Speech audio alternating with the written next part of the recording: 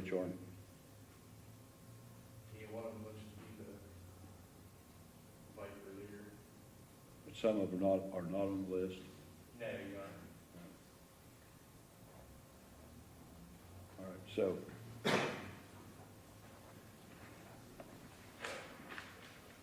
the court is going to sustain defense objections to 423 and 439. The court will overrule the defense objection to 440. And what did we do with 456 and 457 again? Are you withdrawing those? No, Your Honor, that's the Okay. 1987 Windmaster. Okay. The court will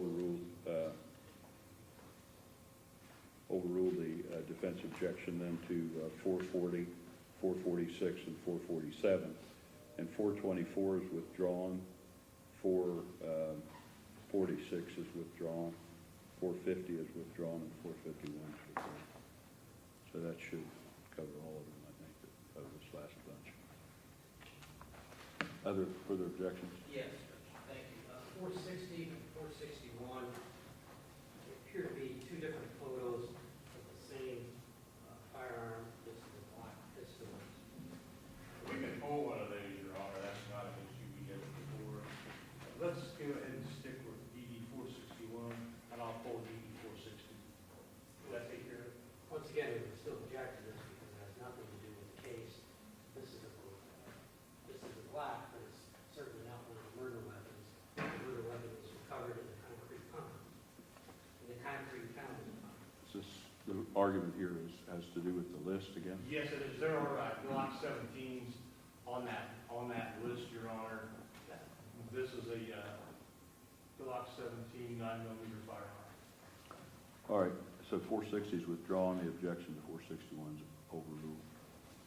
Judge, the next series of photographs appear to involve the same firearm, which is, I believe, a Beretta 9mm with distinctive grips on them.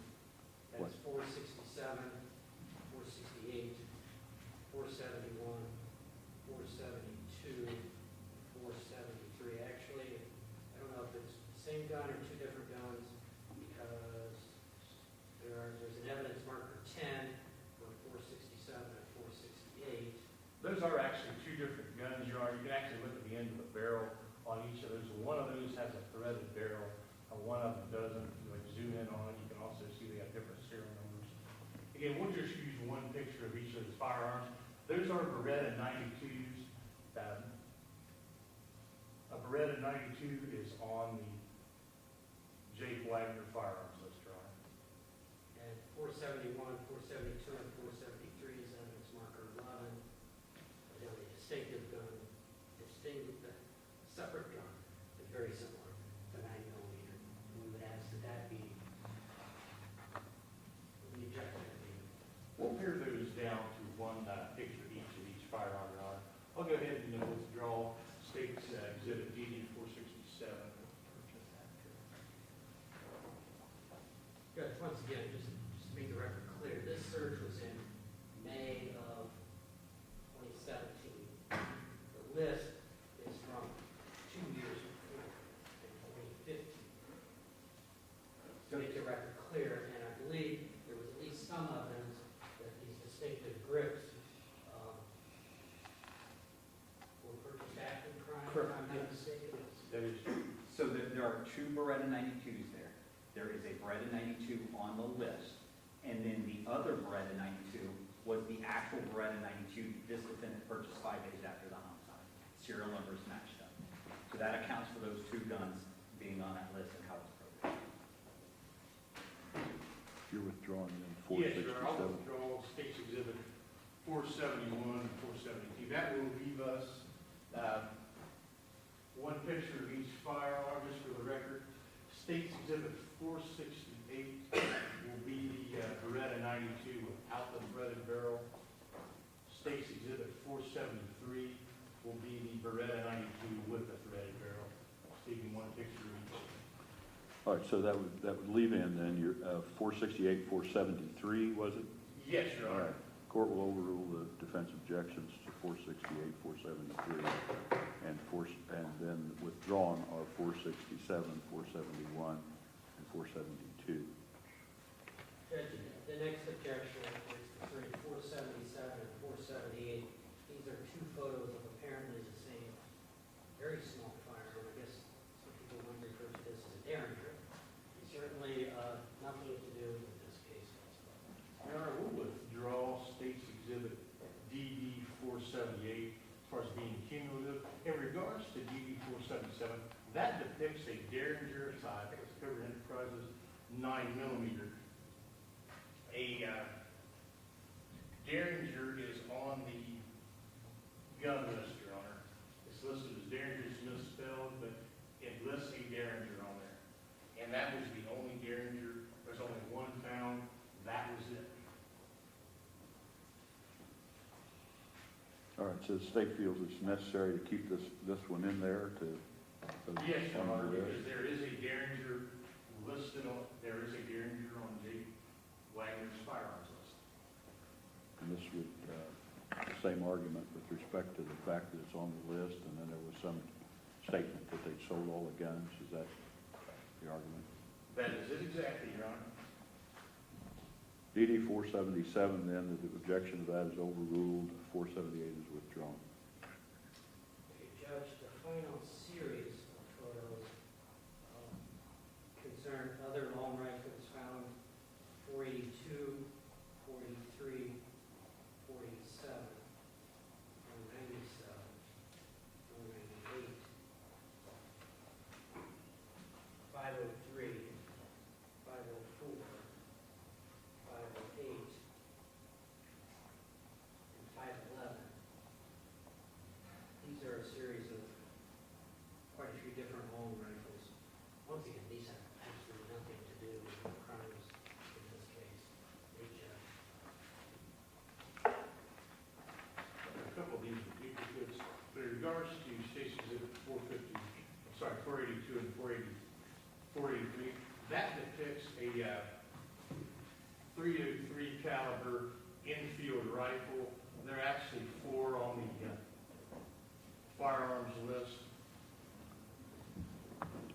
I'll go ahead and withdraw State's Exhibit 483, so it's not cumulative. So I was just looking here to see, you had 482, Yes, Your Honor.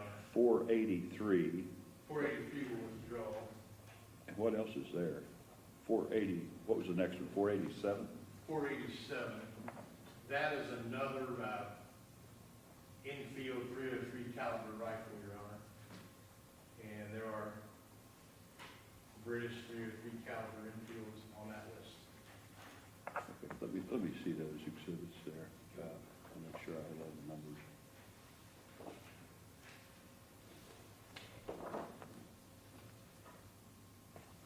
So 482, 483, 487, and then what was the next number sequential, or that you have there?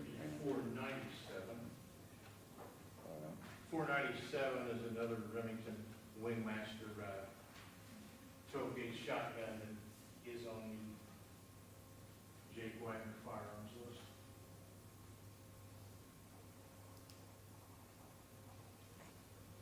The next number after 497 was, That would be 498.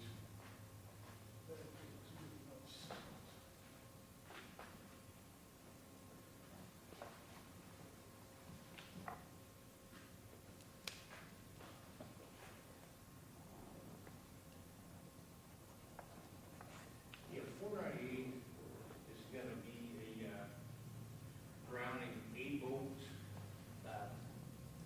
270 bolt action rifle.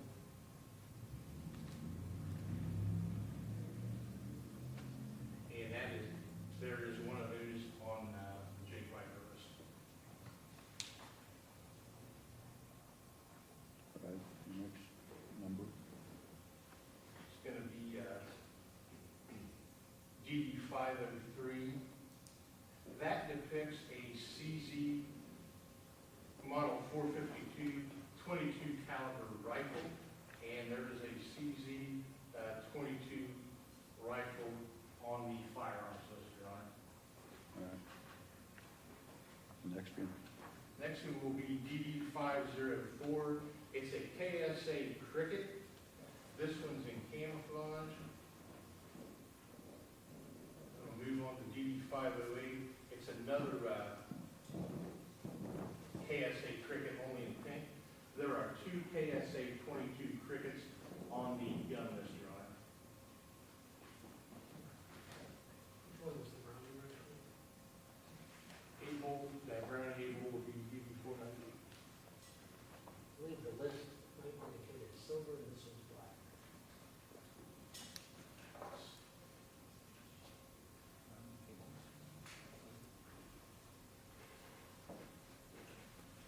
We can go forward if we need to, but that's, Hey, Ron. yep. If there's any dispute, we'll just withdraw. Which is it? Which is it? DD 498. 498, you're withdrawing? Do we want to draw it? Sure. Yeah, we're not really giving up anything, so just be on the safe side, we'll get it in there.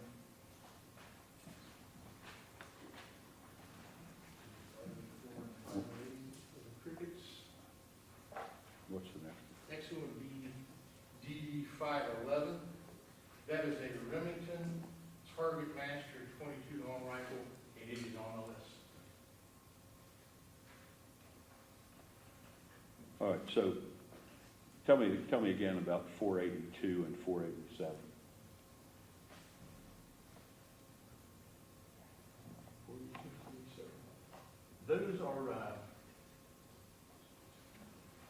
Those are 303 caliber infield rifles. There are 303 caliber infield rifles on the Jake Wagner gun list. Okay. So you're withdrawing 483, Yes. 498, those two, Yes, Your Honor. and then offering the other ones? We are.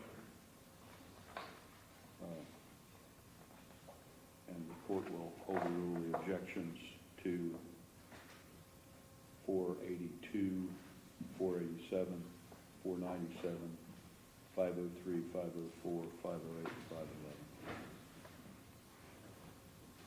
Judge, our final objection is to 516. This is a photograph. Looks like the, Actually, I was going to pull that. oh, okay, great. Withdrawn, then? Yes. 516 is withdrawn.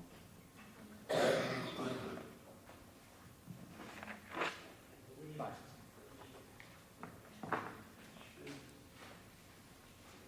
That's the.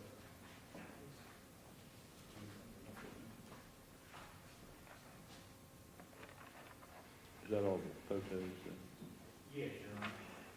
All right, so, There are additional photographs I pulled. They were already the subject of the court's ruling when we did the flying W testimony, such as their pictures of the holsters, picture of a bullet too.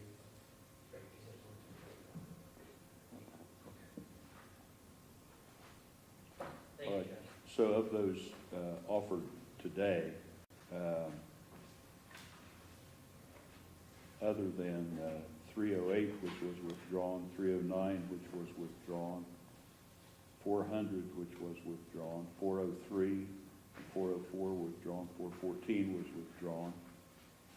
The court sustained objection to 423, 424 was withdrawn. The court sustained objection to 439, 446 was withdrawn, 450 was withdrawn, 451 was withdrawn, 460 was withdrawn, 467 withdrawn, 471 withdrawn, 472 withdrawn, 478 withdrawn, 483 withdrawn, 498 withdrawn, and 516 withdrawn. And other than those that were withdrawn, or the objections to which were sustained, the court will admit the other DD photographs submitted today, or offered today into evidence. Now, we had other DD exhibits. We do, Your Honor. If I may, we've got GD 595. That that is the 22 Magnum shell casing that we already previously discussed in the picture on the outside of the flying W. Again, they put the same caliber as at least one of the firearms on the list, that Kel-Tec PMR 30. All right. Is there an objection to 595? Yes. Court will overrule that objection. 596 and 597 together. Those are the 9mm shell casings found on the outside. There in the one lot of the Flying W. Again, several of the firearms on the list, the Beretta 92s, the Glock 17s, and the Cobra Enterprises, a 9mm Derringer are all chambered for 9mm 9.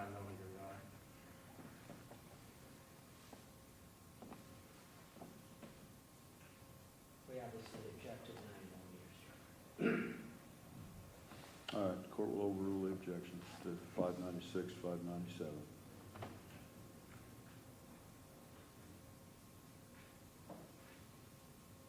Let me know when you're. 598 is a Kel-Tec PMR 30. That's a 22 Magnum. That is on the list. Same objection. Court will overrule the objection to 598. Exhibit DD 600 is a Glock 17 9mm. It is on the list. Same objection. Objection will be overruled as to that one. The next one would be, the offering would be Exhibit 606. That's a CZ 223 caliber carbine. That is on the list. Same objection. Court will overrule the objection. Exhibit 612 is the Remington 870 Wingmaster. It is on the list. 12-gauge shotgun. Same objection. Objection overruled.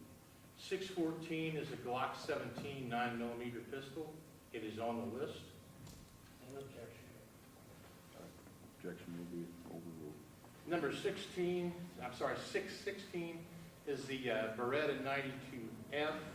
It's the one without the threaded barrel, and it's on the list of Beretta 92. Same objection. Objection overruled. Number 618, the Beretta 92 with the threaded barrel. Beretta 92 is on the list. Same objection. Objection is overruled as to 618. Exhibit DD 620 is a Cobra Enterprises CV9 9mm Derringer. There is a Derringer on the Jake Wagner list. Same objection. Objection will be overruled. Number 622 is a infield rifle with scope caliber .303. It's on the list. Same objection. Which one of these was the argument was if it was black or silver and it was withdrawn? Which one was? That was Browning A-Bolt, Your Honor. So you're not offering that? No, we'll be calling, that actually is Exhibit 632. I've already got a note to withdraw that. Okay. We actually haven't got there yet. All right. Tell me about 622 again, what it is. Okay, 622 is an infield .303 rifle with a scope on it. It's on the list. Objection will be overruled as to 622. Number 624 is a Thompson Center muzzleloader 50 caliber. It is on the list. Same objection. Objection overruled. Number 626 is another infield rifle chambered in .303 caliber. It's on the list. Same objection. Objection overruled. The next one is Exhibit 630. That's a Remington 870 Wingmaster 12-gauge shotgun. It's on the gun list. Same objection. And the court inquired about the Browning A-Bolt rifle. We're withdrawing that, but for the record, that would be State's Exhibit 632. All right, objections overruled as to 630. 632 will be withdrawn then. Exhibit DD 634 is a CZ model 452 22 caliber rifle. It is on the list. Same objection. Objection overruled. And I'll do 636 and 638 at the same time. 636 is a KSA Cricket rifle, chambered in .22 long rifle. It's a camouflage stock. 638 is another KSA Cricket, chambered in .22 long rifle, and it's the pink one. There are two KSA Crickets on that gun list. Same objection. Overruled as to objection overruled as to 636 and 638. And finally, State's Exhibit 640 is the Remington Target Master rifle, chambered in .22. It is on the list. Same objection. Objection overruled as to 640. That concludes our exhibits, Your Honor. So the court has overruled objections as to 595, 596, 597, 598, 600, 606, 612, 614, 616, 618, 620, 622, 624, 626, 630, 634, 636, 638, 640, and then 632 is withdrawn. Is that all of the DDs then? That should conclude the All right. So, does council wish to discuss our day-to-day, how we wish to proceed with the exhibits, or whether council wishes to call defense witnesses? How does defense proceed? I'm assuming we have jurors here. Well, they were coming at 9. We'll check that out, of course, but I don't want to put defense in a position of calling witnesses that you're not ready to call, because we haven't gone through all of the exhibits, so I want you to weigh in on what you want to do today. Judge, I think we could proceed as long as we're able to use various states' exhibits. I assume if they're state's exhibits, you don't have any objections to them using them, do you? No, Your Honor. no, especially since we're the ones who brought them in. Does that work then? Yeah, I think we'd be ready for the jury. All right. And then we can deal with these issues when there's... Is the state ready to proceed in that manner? And then we can pick up If we could just have a brief break. yeah, we'll take a break, take about a 10-minute break while we count noses downstairs to make sure our jurors are all here. And then we'll decide when we are in recess for 10 minutes. Mr. Junk here, so.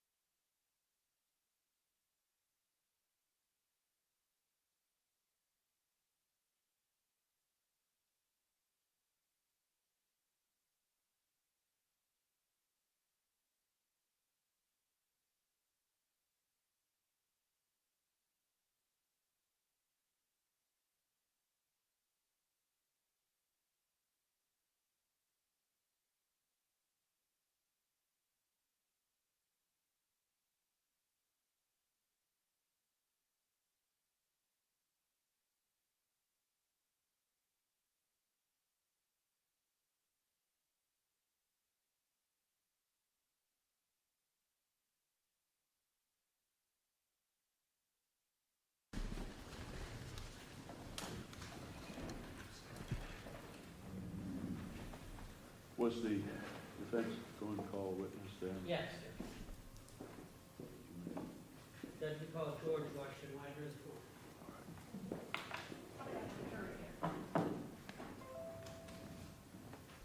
As soon as the jury gets up. Yeah, we need the jury up then if we're, I had misunderstood. I thought there was no witness here. All right. All right. Yes.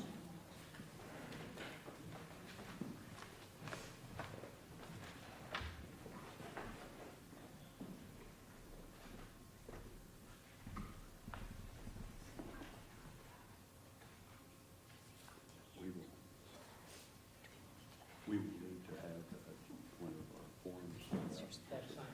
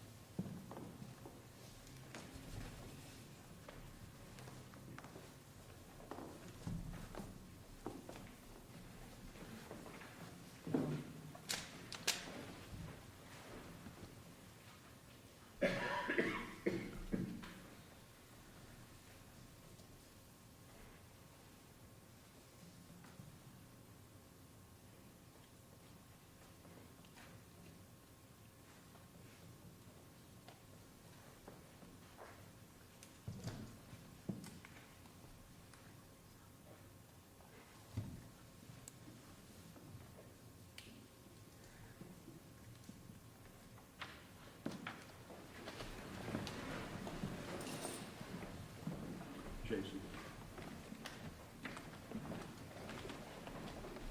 We'll meet up.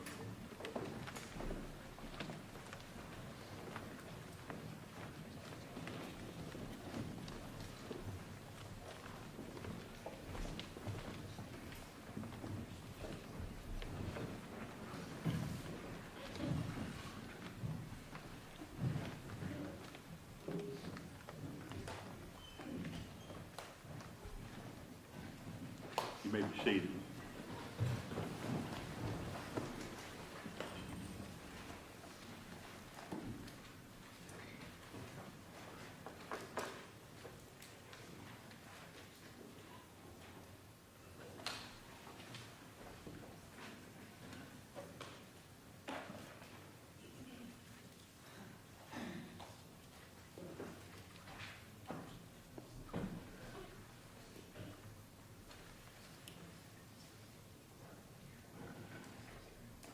Good morning, ladies and gentlemen. Good to see you all here.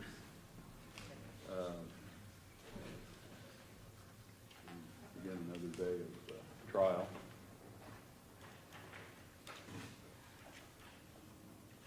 I will state for the record that the defendant is present with his attorneys, John Parker and Richard Nash. The state of Ohio is represented by the prosecuting attorney, Rob Junk, and by special prosecuting attorneys, Angela Canepa and Andrew Wilson, and also Ryan Scheiders, special agent of Ohio BCI and I, is present today.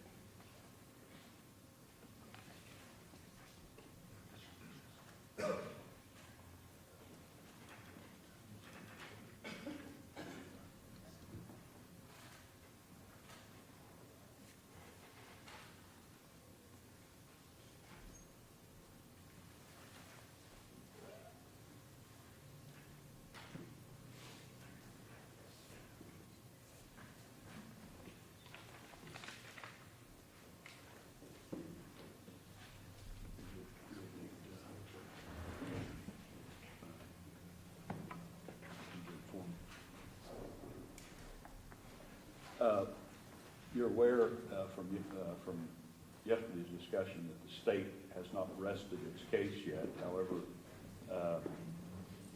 the defense is given an opportunity to call witnesses, we may say out of order in the sense that the state hasn't rested yet, with the state being given the opportunity to cross-examine witnesses called by the defense, just as the defense has the opportunity to cross-examine the state's witnesses. Is the state ready to proceed today? Yes, Your Honor. Is the defense ready? Yes. Do you wish to call a witness at this time then? Yes, Your Honor. We call George Wagner IV.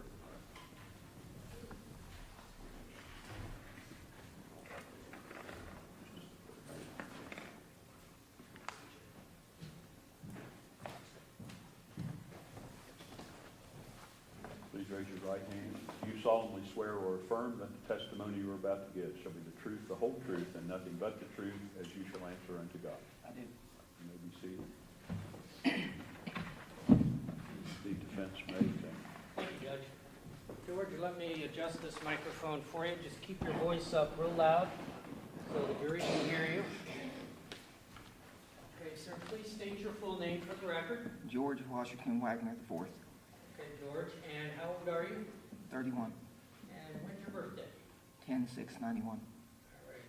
And George, you are the defendant in this case, is that right? Yes, You've been sitting in this trial for many weeks now, right? yes, I'm going to ask you some questions, George. I want you to keep your voice up. If you do not understand a question, please say so. I'll try to rephrase it. Do you understand? yes. Let's start with some very easy ones, George. Showing you what's previously been marked as Wagner Exhibit 29. Do you recognize this person? Yes, Who is that? me. Okay, do you remember when this photograph was taken? Approximately. Sometime in 18. All right. Do you remember the circumstances? Yes, What were the circumstances? they were doing feet measurements. Okay. And that was regarding the investigation in this case, right? Yes, All right. Now, George, how tall are you? 6 foot. Do you know how much you weigh right now? No, Okay. Do you remember about how much you weighed at the time this picture was taken? somewhere around 280. All right.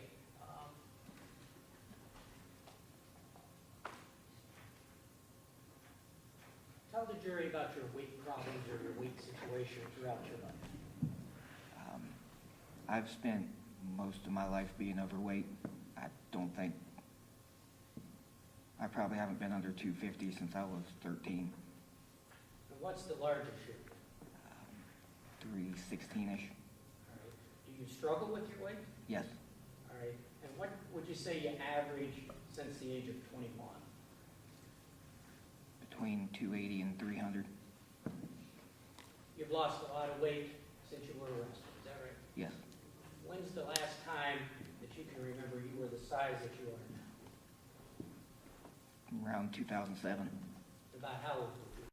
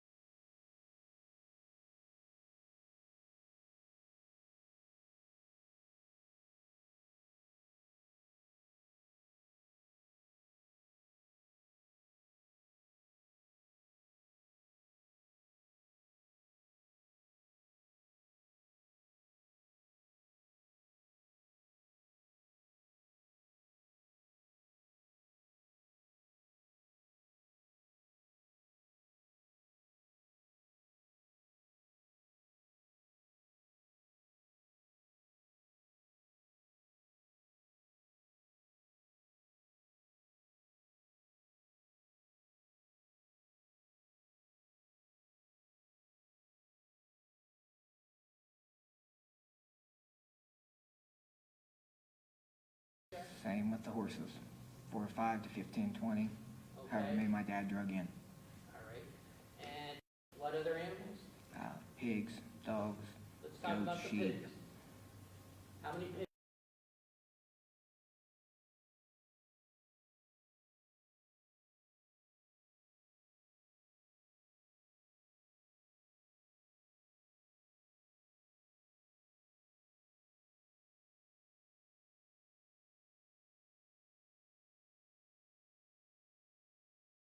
And how did you acquire those animals? My father used to run around and buy them and stock them up and then wait till the prices went up and then resell them. All right. And so one of your jobs as a youngster was to take care of these animals? Yes.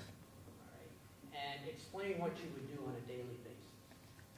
Daily basis, usually we'd start out with feeding and water them, then we'd clean the stalls, move them around from pen to pen, or for sake of cows or horses, we put them in different pastures depending on if they've ate this one down or not. Okay. And what time would your morning start usually? Usually after I was done with my homework, it's around noon. So around noon This is is when you would when I often, was a child, yes. when you were a child, but we know the doctor. When you were a child, your chores would start after your school lessons. Yes. And approximately how long would it take you to do your chores? Usually 5, 6 hours. And did your brother have a similar situation? Yes. All right. Did you ever have to help him with his? Yes. Explain that. He was a lot slower than I was, and by the time my half was done, he would still have half of his left, and I'd have to help him finish his. Now, let's go back and talk about your schooling just for a minute. How far did you progress with this homeschooling? I quit when I was about 14. And why did you quit? I felt that I didn't need it anymore, and I just wanted to do my own thing. My father quit in the 6th grade, and Did you know other people that had quit early? not really. And so what did you want to do when you quit school? What did you want to do with your life?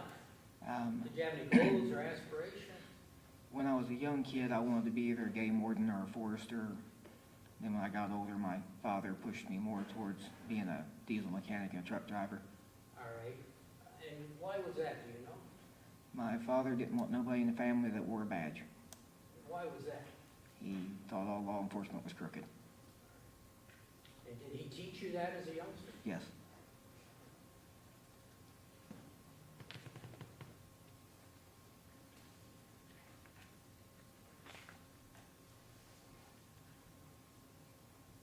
What else did your father teach you when you were a youngster? How far back do you want me to Well, go? let's start at the beginning, all right? Well, let me rephrase that. When you were young, did you have a pretty good relationship with your father? Yes. Explain that relationship when you were young. When I was a young kid, my dad used to take me fishing every Saturday and Sunday. He taught me how to ride a horse, he taught me how to hunt, taught me how to do almost anything with a vehicle, All right, and would you hunt and fish with him on a regular basis? almost daily. And where would you do that? My grandparents' farm, All right, let's talk about your grandparents' farm. What is that called? the Flying W. All right, do you know how many acres approximately the Flying W is? I know what I've been told my whole life, but it's been up and down from different people. Approximately. Somewhere around 3,000, 3,000 close to it. acres? Yes. All right. And Bethel Hill, is that on the Flying W large property? It's technically part of it, it's just got a road that separates it. Right. Separates it from the main house, right? Yes. And is that where you grew up? Yes. All right. And who founded or who started the main house, the Flying W Farm? My grandfather, What was his name? Bob Wagner, or George Washington Wagner, Jr. All right. He's your grandfather, right? Yes. But he went by Bob. Yes. All right. And your dad's name is George Washington Wagner III, correct? Yes. But he goes by Bill. Yes. All right. So you're George Washington Wagner IV, and you go by George. Yes. All right. How did you feel about having the same name as your dad and your grandfather and others? Very complicated. Very complicated. Explain that. My mail would go to my dad. They'd mix up our social security numbers. Stuff that he owed on would be sent to debt collectors on my name, and vice versa. His would go to my grandfather's, and my grandfather's would go to me. It was complicated. And eventually you had your own son, right? Yes.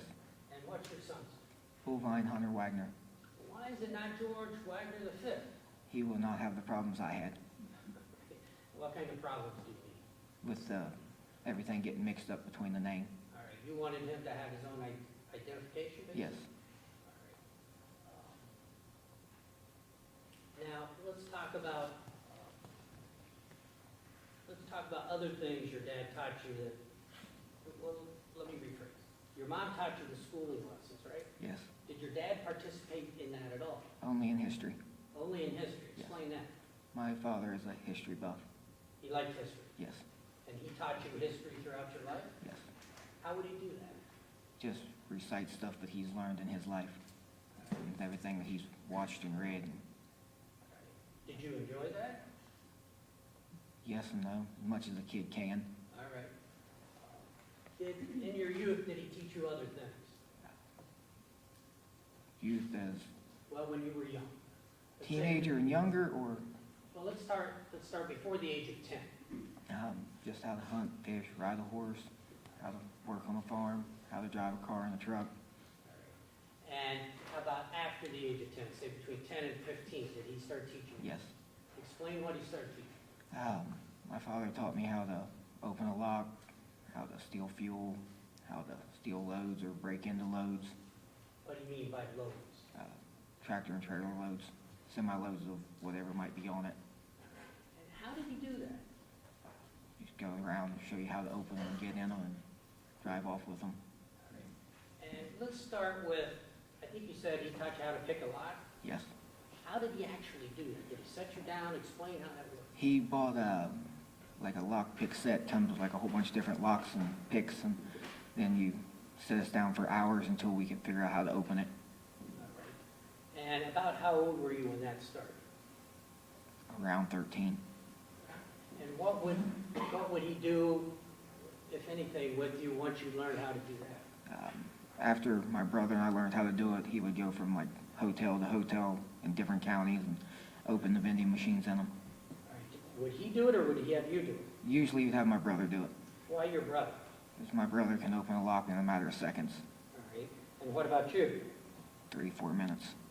So your brother was a little better at picking locks than you, Yes, but your dad took both of you around to pick locks. yes. What kind of locks would he have you pick? Padlocks, vending machine locks was the most common, door locks on trucks, ignition switches. All right. And what would be the purpose of that? The vending machines, Yeah. he would take the coin box and the cash box out of them. All right. And would he do this during the daytime or nighttime? How would that work? With the hotels, usually in the middle of the day. All right. Would that be after your lessons and after your tours, or how would that work? Yes. Like in between, really. I'm sorry? In between it, really. Okay. He'd usually go like once or twice a week. All right. And did he teach you anything else around that age? Just how to break into trailers and drive off with loads and All right. Explain how that worked.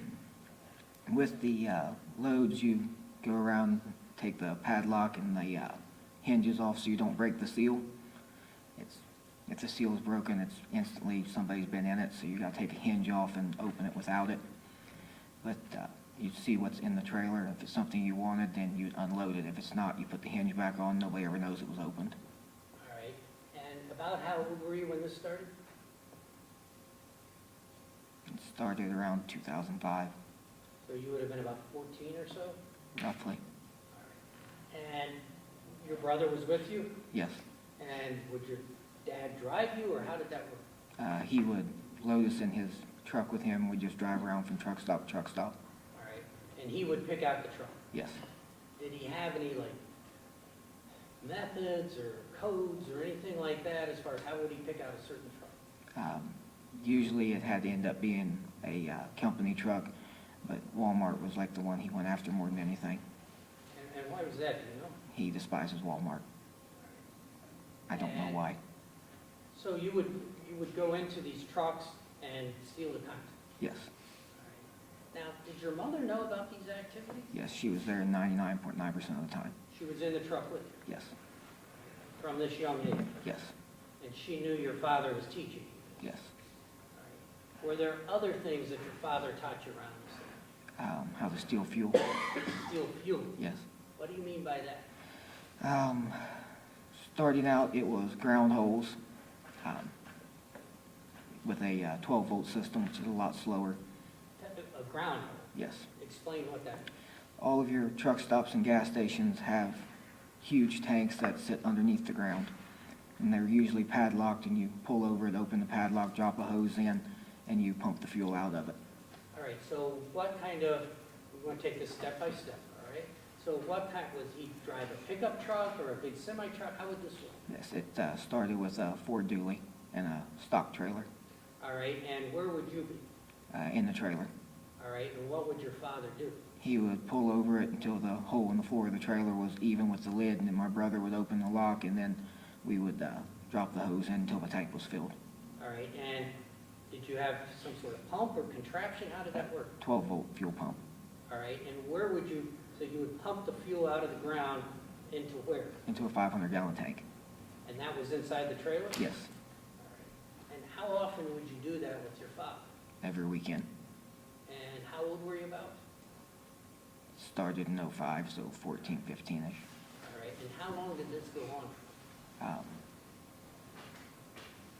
With the stock trailer and the Ford, Yes. a year and a half or so. Was your mother aware of this? Yes, she was in the truck with my father. She knew what was going on? Yes. So what would you do with the fuel once you stole it? My father sold it for half price. Where would he sell it? Anybody he found that wanted fuel that ran a diesel truck, usually he'd go from trucking company to trucking company and sell it. All right, so this was mainly or only diesel fuel? Yes, only. Only diesel. Gas explodes, diesel don't. Okay. So where would he store this 500-gallon tank? Would it just stay in the trailer? Usually it would stay in the trailer, unless he didn't have somebody to buy it at that time. Then it would go into a 2,000-gallon tank at the house. At the house? Yes, So we're talking up on Bethel Hill. yes. Did you have gas tanks or containers there? Many of them. Many of them. Explain that. Probably 20,000 gallons worth at one time. So you had enough storage capacity to hold 20,000 Yes. gallons of fuel. There's never been that much stored there, but we had the capacity for it, What would be the typical amount stored there? around 1,000 gallon. And would that be for your personal use? Would it be for, Mostly personal, okay, because your dad would sell the remainder. yes. And what kind of trucks did you and your family drive at that time? Always a diesel. Always a diesel, It's free fuel. Free fuel, free fuel. So you always had diesel trucks and free fuel. yes. What kind of trucks did you like As growing up? as a kid, Yeah, Dodge. Dodge. Why did you like Dodge? I like the Cummins engine, Did there come a point in time when you got a tattoo of a Cummins? yes. Explain that. I had the Cummins C put on my arm, Which arm? my right arm, All right, where on your right arm? on my shoulder. Okay. And why did you do that? I was a Cummins fan. All right. Is that common among young people here? It is until they get older and grow some common sense. Okay. So, your dad taught you to steal fuel and pick locks, Yes. steal loads out of semi-trailers? Yes. Did he teach you anything else around the city? My father, Yes. as far as illegal stuff, no. All right. Was, when you would go out with your father, would he ever teach you to look out for things or not look out for things? Was there anything like that? That went into the theft of loads and stuff. Okay, explain that. So, the job was you were always supposed to make sure you could see a cop before they seen you, or to know where every camera was. All right, so explain how he taught you. It really goes back to when I was a kid and he was still around in Pennsylvania a lot. For every cop me or my brother would see, we'd get $1 when we were a kid. All right, And that goes back to like 8 years old, even before he started the theft, all right. And how long did that last? till we were 10, 11. All right, and did that ever change at any time? It changed where when he started doing the theft, he started teaching us how to find cameras and actually put an effort into it. And what would he do? I mean, how would he teach? He would go around and start out with we go down one street or something, and if we missed one that he missed, then we'd lose the four-wheeler for a week. Like if he pointed one out that we didn't see, we'd get four-wheeler taken for a week. All right, so you had four-wheelers up on the farm. Yes, Explain what a four-wheeler is. it's just an ATV. All right. At How that many- time, it was a Honda. Pardon me? At that time, it was a Honda. All right. Did you have more than one four-wheeler at that time? Five or six of them, Five, it was common to use on the farm? yes. What would you use the four-wheeler for? Hunting, fishing, four-wheeler tag. Most people won't understand what that is. What is that? It's kind of like bumper cars with a four-wheeler. If you get hit, you're it. Then it's your turn to run everybody else down. So did you have, where would you take the four-wheeler? All over my grandparents' farm and all the neighboring farms. Would you ever take it on the surrounding roads too? Yes, many a times. And were there certain paths that you made on the farm? Yes, Did your brother do the same thing? not very often. If he did, it was like 2 mile an hour, and me and my uncle always ran off and left him. And who was your uncle? Chris Newcomb, All right, Chris testified earlier, right? yes. All right, let's talk about Chris for a moment. Explain your relationship with Chris. Chris is more like a brother to me than an uncle. Why do you say that? We're almost identical in everything that we like and do. I'm sorry? We're almost identical in everything we like and do. All right. And how old is Chris compared to you? A year and a half older than me. So what did you consider him? More like a brother and a role model. Was he your best friend, or how would you describe that? Best friend wouldn't cut it. More than a best friend. More than a best friend? Yes. Did you spend a lot of time with him? Yes. Explain.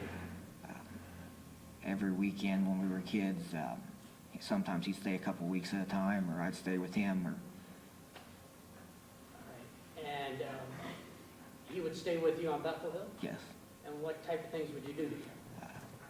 go mudding, hunting, fishing, just see how far we could go on a four-wheeler in a day. And would Jake be part of this? In his own way, sometimes yes. All right. He was always left behind. And why was he left behind? He didn't want to get his four-wheeler or his dirt bike, whatever he had, dirty, and he'd run like 2 mile an hour. And how were you and Chris doing? Kind of like a bat out of hell. All right. And let's talk about when you were growing up with your brother Jake. You like to hunt and fish and do the four-wheelers, right? Yes. What did he like?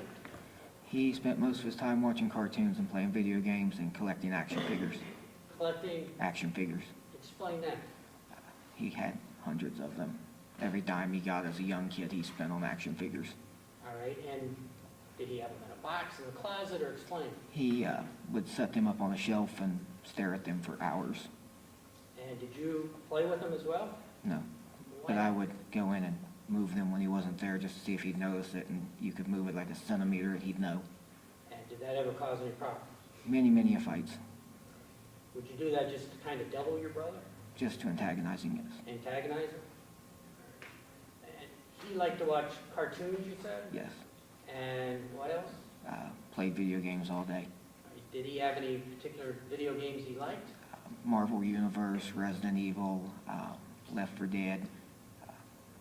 There's another one, I can't remember what it was. All right, what is the Resident Evil? They've got like movies of it now, but they don't really follow what the comic books were. The games follow the comic books. All right, It's more of a zombie game. more of a zombie game. Okay. Did he like zombies? Yes. And so, if I understand it, he would stay at home and do that type of activity while you and Chris were out doing outdoor activity. Yes. That was common. Yes. And so, what other type of things would you and Chris do as you got older? Drink, party, run girls. All right. Say drink and party. Let's Yes. talk about that for a minute. You mean drinking alcohol? Yes. When did you start drinking alcohol? Like daily or Well, the first time, if you're about at the 12, age- 13 years old. I'm sorry? 12 or 13 years old All right. And when did you start partying, so to say? when I got my driver's license. And when was that? When you were what age? October of '07. So when you turned 16? Yes. All right. And who would you drink with, or what were those circumstances? my uncle, a couple friends of mine from Nipshin. When I got a little bit older, I used to drink and party with Frankie a lot. Okay, Frankie, Rhoden, all right, were you friends with Frankie? yes. How did you meet Frankie? Complicated situation. Okay, take your time. He texted me one morning at like 5 a.m. in the morning, cussing me out particularly. All right, but you must have known him or somebody in his family before then? I knew Hannah before him, You knew Hannah Rhoden yes, before but I Frankie? didn't know they were brother and sister at that time. Okay, and at what age approximately did you meet Frankie?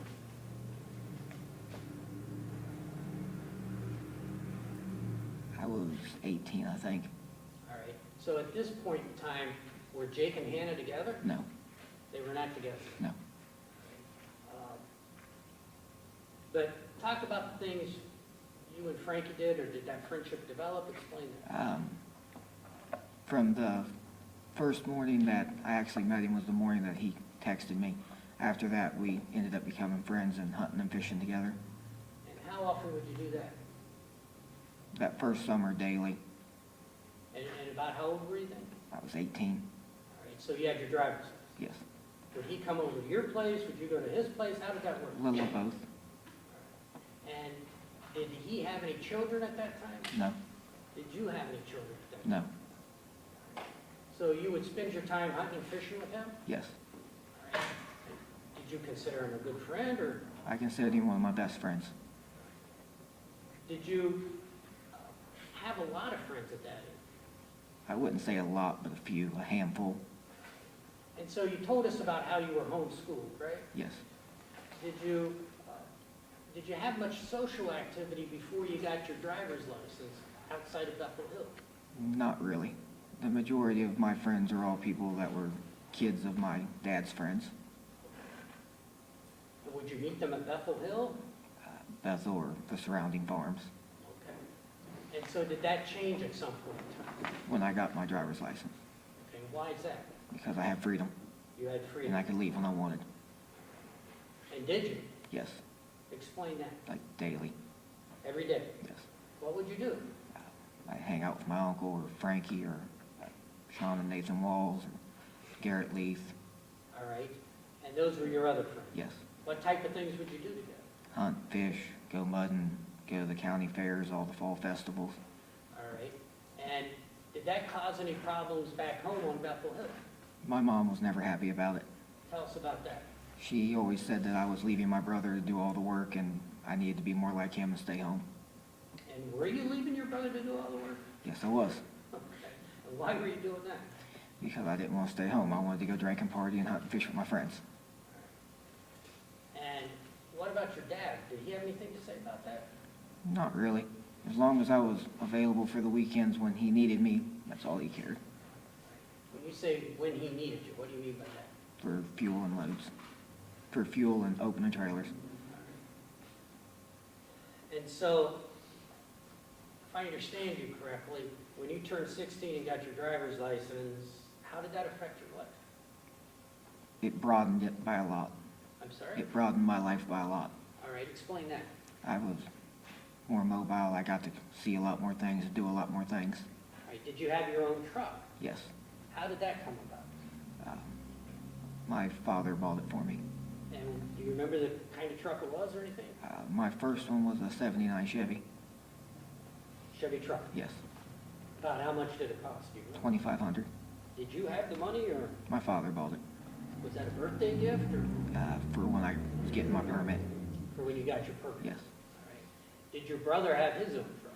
Yes. Explain that. He got his 3 or 4 months before mine. All right, what were the circumstances there? He always wanted a particular truck, and it really didn't exist. And back then, seeing a truck with a Cummins in it was out of the ordinary. Now it's, don't matter what you see it in, it's normal. Okay. But back then, it was unheard of. All right, And- what kind of truck did he want? 71 Chevy with a Cummins and 5-speed. All right, and there's a story about how he found one? Yes. Can you tell that? We were going down the road in Kentucky, and he said the truck he wanted, he seen over the bank. Nobody believed him. All right, go ahead, And explain that. ended up, my dad turned around, and the truck was there. All right, and explain that. Explain what happened there. My mother made my father buy it for him. All right, was it a cheap truck, an expensive truck? It was $16,000. All right. And so, about how old were you when that happened? I was a month or so away from getting my permit. Okay, and did you have your truck already? No. So he got this $16,000 truck before you got any truck? Yes, All right. Did you get a truck soon after, or how did that work? 2 or 3 months after. All right. And do you know how much your truck cost? $2,500. And how did that make you feel? Considering the one I wanted I was told no for, and then a couple weeks later, they bought my brother's truck that was the same price. Not a good feeling for a 15-year-old. Right. And did you express your feelings? I brought it up many a times my entire life. A little bit bitter about that. Yes, still am. And so, with respect to your brother's truck, did he drive it around? Explain what he did with the truck. He left it parked under a portable carport and washed it and waxed it every day, and nobody was allowed to touch it. Nobody is allowed to touch it? No. All right. Was it clean? Spotless. All right. Did he have any rules about people? Did he drive the truck around? I'm gonna object to this. I fail to see any relevance to the issues that we're here for. I'm gonna overrule the objection. Did your brother drive the truck? When it did get driven, you had to sit on plastic bags or wear Walmart bags on your seat. You couldn't move. There was no eating, no drinking in it, no wiggling, no nothing. And what about your truck? Mine looked like all my friends' trucks, a Southern Ohio Country Boys truck covered in mud and filled with trash and beer cans.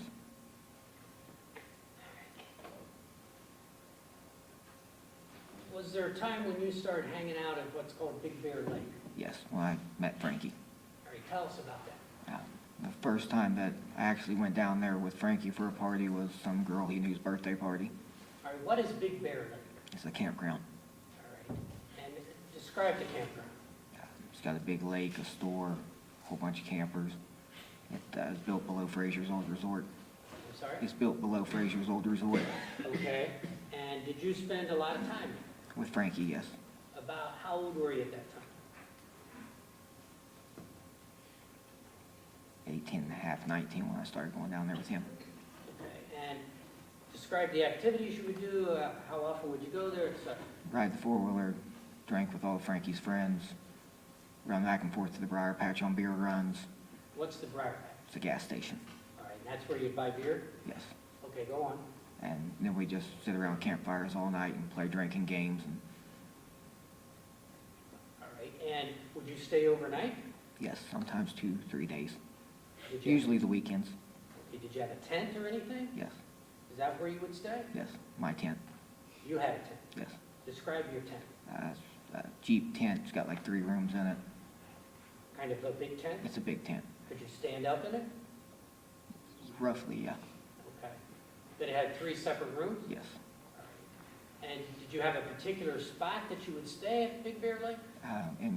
Well, Frankie called him his uncle, but Robin Waddell's yard And who is Robin Waddell? owns the lake, So you would set up the tent in the same spot every time? yes. And describe the drinking parties or whatever that you did there.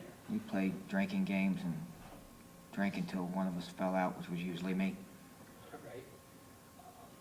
And how many people would be there at this? Between 6 and 15, it varied. Did you make any friends? A couple. Who? I started hanging out with Brett Hatfield there, Chelsea Robertson. That's the ones that's really major, the ones I would call a friend. The rest were just people that was there. Did you enjoy that? Yes. Did that cause any problems back at the home on Bethel Hill? Yeah, my mother didn't like me being down there. Why not? She said it was a bad environment and bad influences, and I was basically going to end up sending myself to hell from it And how would she tell you that, or when would she tell you that? almost daily. Was Jake with you? Yes, but not at the drinking party things. He stayed at the tent. All right. Describe what he would do while you're at the drink. He would sit in the tent or around the campfire back in the yard where the tent was with Hannah all night. With Hannah. He was with Hannah at this point. Yes. But he wouldn't join in with the drinking. No, and he wouldn't let Hannah either. Did Hannah try to join sometimes? Yes, And what would Jake do? Jake wouldn't let her go. Do you know why? He didn't want Hannah having bad influences or drinking or I'm gonna partying. object to this. Did you, were there times I'm that, sorry, what's the basis of it? The foundation, Well, what Jake was thinking or feeling, he's not in a position to testify to that. And Mr. Parker's also leading him. Say it again. Mr. Parker is also leading him.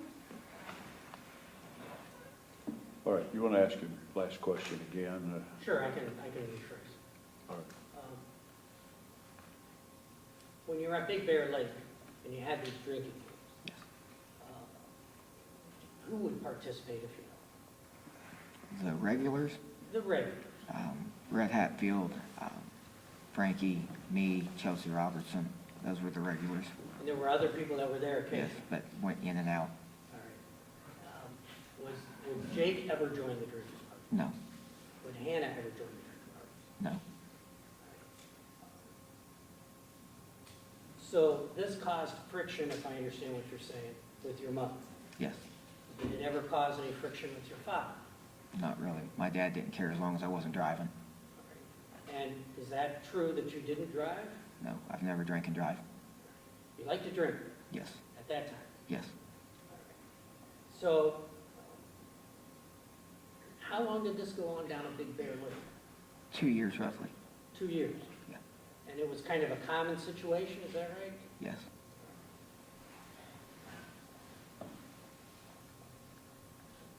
Now, let's go back up to Bethlehem for a moment.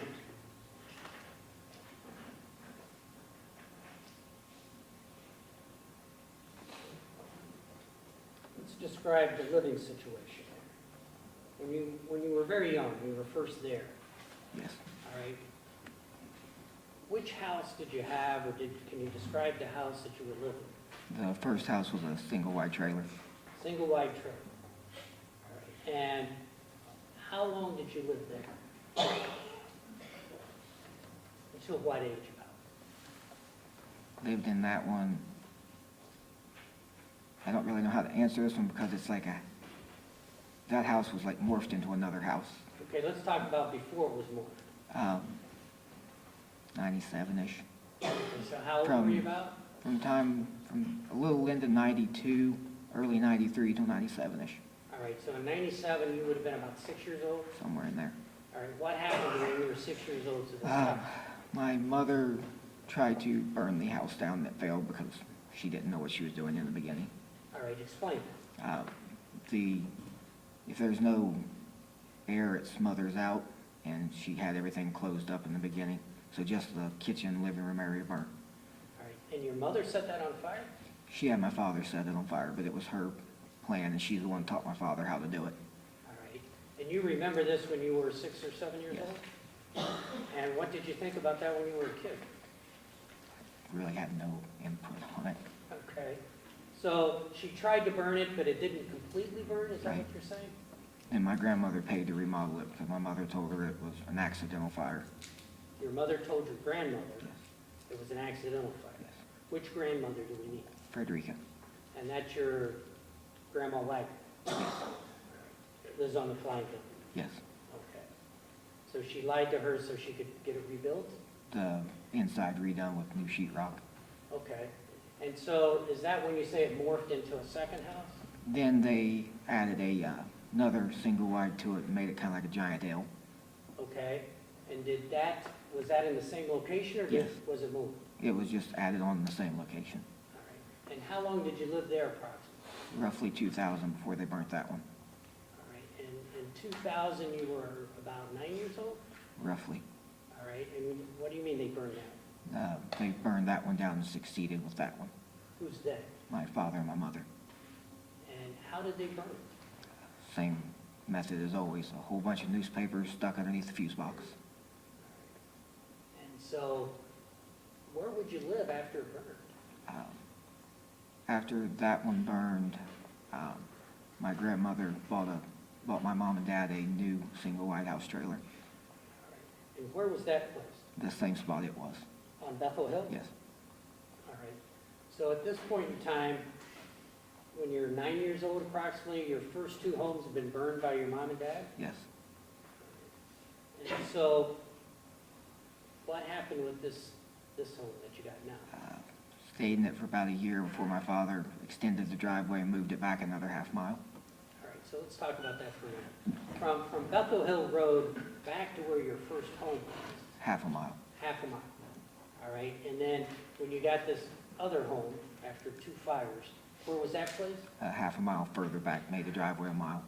All right, so he extended the driveway back up Bethel Hill, Yes, up the hill, I should say? yes, And so that was the location for your third home? yes. Well, it started with the trailer, and then that trailer got morphed, It got you. What do you mean by that? added on to. All right, explain that. My father and mother eventually added sides down each side of it and more rooms and turned it into one giant wonder mansion. I called it a Kentucky Wonder Mansion.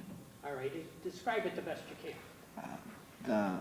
If you're looking at what would have been referred to as the front of it, there's a 12-foot wide by 80-foot long add-on room down one side, and then a 10-foot wide by 80-foot down the other side. All right, so this was a very large home. Yes, All right. And did you have your own bedroom there? yes. And describe that if you could. It sat on, would be the left side of the house looking at the front of it, and it was 10 by 80, or sorry, 10 by 30. 10 by 30. Yes, And did you have your own exit door, or how did that work? yes. I had my own exit door, my own mudroom, my own everything. Okay, so it was almost like an apartment? Kind of excluding the bathroom and kitchen thing. Okay. And did you like living? I liked having my own exit door. I could leave any time of day or night that I wanted without anybody knowing I left, And did you do that? many a times. Explain that. I'd leave in the middle of the night and go hunting, fishing, and then when I got older, I'd leave in the middle of the night in my truck. So how old were you when you moved into the Kentucky Wonder Mansion? About? When it was finished, Yeah, when it was finished. it was finished around early '05, I believe it was finished. 05? Late '04, '05, Okay, so you're about 14 years old or so when it was finished. when it was finished? It was a work in progress. Okay. And describe the inside of your bedroom. Mainly all of my hunting and fishing stuff. What do you mean by that? All my deer heads, all my guns, ammunition, all my fishing poles. I stored it all in there. And what were your fishing habits or hunting habits at that time? Almost all day, every day. What do you mean by that? I would leave at that point in time, my mother ran a dog breeding business, Okay. and she expected me and my brother to put in 8 and 10-hour days and basically not get paid for it. Okay. So every time she'd turn her back, I'd be gone. Where would you go? Four-wheeler all over me, paperwood, my grandparents, or hunting fish, and And how long would you be gone? sometimes all day, sometimes till the next morning, So what would you do while you hunting fish and four-wheel. Did Basically, you do that with anybody else? Sometimes with my Uncle Chris, sometimes with my friend Garrett. Just depend on who was available. Or would you ever do it alone? A lot of times. And what would you do when you were alone? Describe a typical hunting day. Go sit in the woods somewhere. Right there on Bethel Hill? Bethel Hill, the other side of the road, which is the Flying W, Mead Paperwood, What's meat paper? like a logging company that regrows trees. All right, is that nearby? It connects to my grandparents. It connects to the Flying W? Yes, So you spent time there too? yes. And all the neighboring farms, I had access to all of them. And so, what did your mom think of that? She'd always throw a fit for me leaving my brother, What do you mean throw a fit? that I was letting him do all the work and not staying home and do it. And describe the work that you were doing that she wanted you to do at that time. At that time, it was take care of the garden and take care of all the dogs, How many dogs did she have? somewhere between 80 and 100. So what would be your responsibility? Feed and water them, clean the pens, help her take pictures of them, move them from pen to pen. When you're breeding dogs, you got to move this male to that female back and forth, and it's a royal pain. So you didn't really like that? No. Do I understand correctly that you were gone as much as you could be at that time? As much as I was possibly able to. And And was your brother the same way?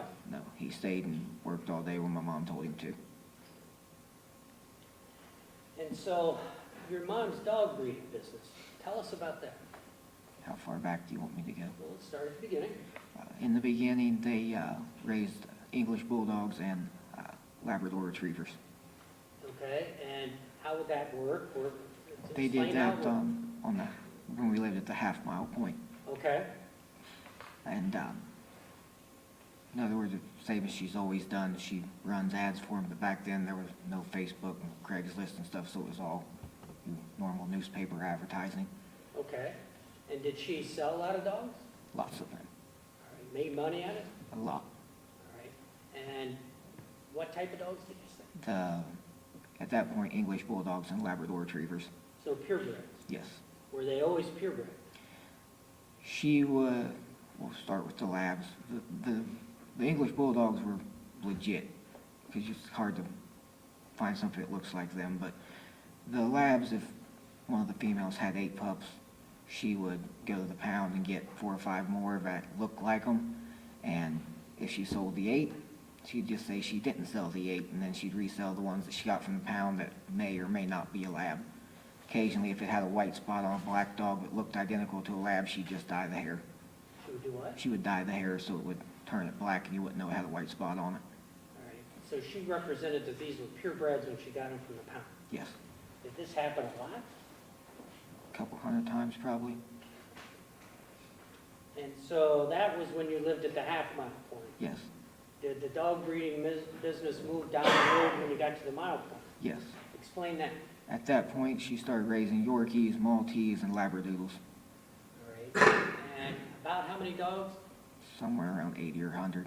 A lot of work. Yes, she had 4 buildings stuffed full of them. And so, was that a legitimate business as far as the purebred dogs go?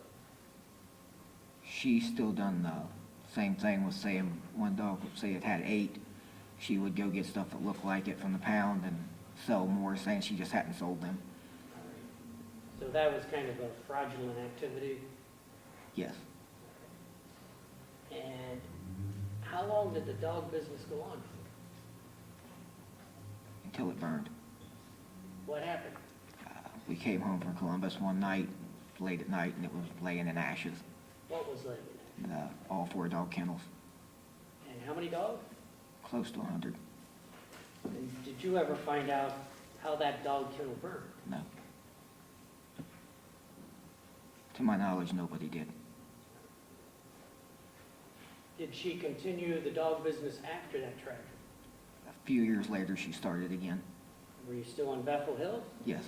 Explain that. I had a female beagle, and one day she drug a male in, and she started, I just saved one pup after another just because I like my rabbit dogs, Okay. and my mother started selling the pups out of them. Did she represent they were purebreds? She said they were purebred pocket beagles, which is really no such thing. But you had your own pet beagle. Yes, Did it have a name? Rover. Rover, Okay. How did you come about Rhoden? my female drug him in. I'm sorry? He followed my female home one day. All right, so he was kind of a stray? Yes, an ill-tempered stray. Ill-tempered stray. Yes. Tell us about Rhoden, just briefly. It took me like 3 days to catch him. I ended up catching him in a coon trap. Okay, And then I put him on a dog box and couldn't find his owner, and one day he dug up a yellow jacket's nest and about killed himself. what happened? They stung him into a coma. Okay, and what happened then? I nursed him back to health, and after that he was stuck to my side everywhere I went. All right, what do you mean everywhere you went? If I went deer hunting, he'd lay at the bottom of the deer stand until I was ready to leave. If I went fishing, he'd sit right beside me. So he was your companion, He basically. followed me everywhere. And about what age did you get Rhoden? I was 15, I think. All right, and how long did he live? He lived until he got eaten. Till he got eaten? Yes. What happened? He was ill-tempered, and when all my other rabbit dogs would run out of the fields when the coyotes would let loose, he'd run into the field. All right, and so, I ended up taking him to the vet 4 times to get him stitched, and the 5th time he didn't come back. so what do you think happened to him? I think he got eaten By, by the coyotes. all right, Do you have coyotes on the farm? I never seen him again after that. All right. Did you have coyotes on the farm? Many. Explain that. My grandmother won't let nobody shoot him. Your grandmother won't? Won't let nobody shoot him. All right, so there are quite a few? So they've multiplied. Okay.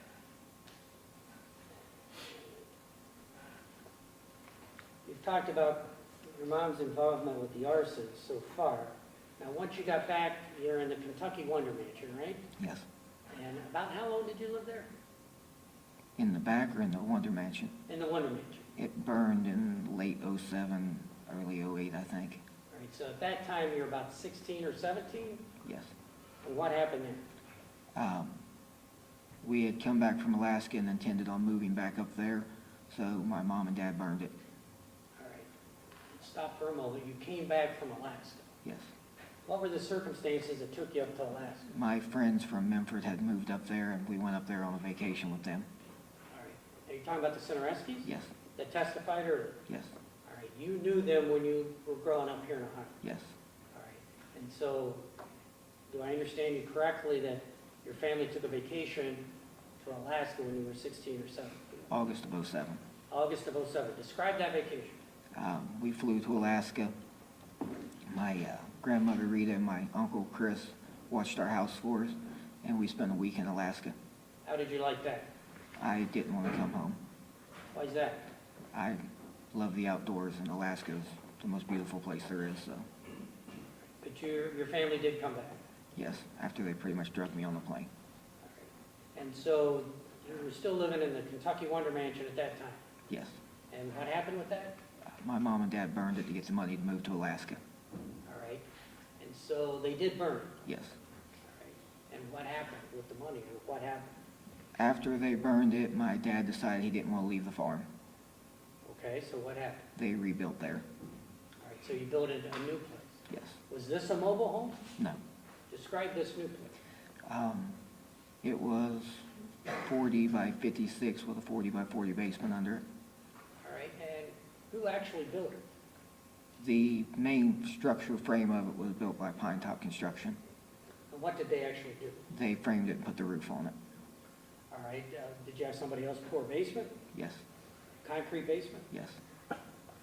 Did you have any involvement in building the interior of the house? The rest of the structure we finished. Who's we? My brother, my mom, and I. Explain how that works. My mother sat around playing foreman, and me and my brother did all the work on it. What type of work did you actually do? Put the wiring in, put the insulation in, all the flooring, the walls, the trim. All right, and what was the basement like? It wasn't finished, it was just concrete. All right, how many rooms did you have in the house? Could you just describe it for us if you could? My brother's bedroom, my bedroom, the mudroom, the living room, the kitchen, 2 bathrooms, and then the master bedroom, and then the basement. Was this a 2-story or 1-story? 1 story above ground, 1 story above ground in the 1 basement? under. What was the basement like? The main section of the basement was used for storage, basically. All right, And then the extra room on the side of it, my father and Chris Sr. had added in the beginning of the plans. all right, and what was that room used for? It was used for growing marijuana. Explain that. It was 10 foot wide by 40 foot long. All right, and were you ever in that room? No, Why not? I don't agree with drugs. All right. Would you help with the growing of that marijuana? No. Did your father ever grow marijuana elsewhere, or was this his first adventure into it, or To my knowledge, once in the field, once in the field? yes. Explain that. When I was hanging out with Sean and Nathan, Walls, in case you need that for the record, my father had planted like a whole field full of it Where did he plant? in the pine trees.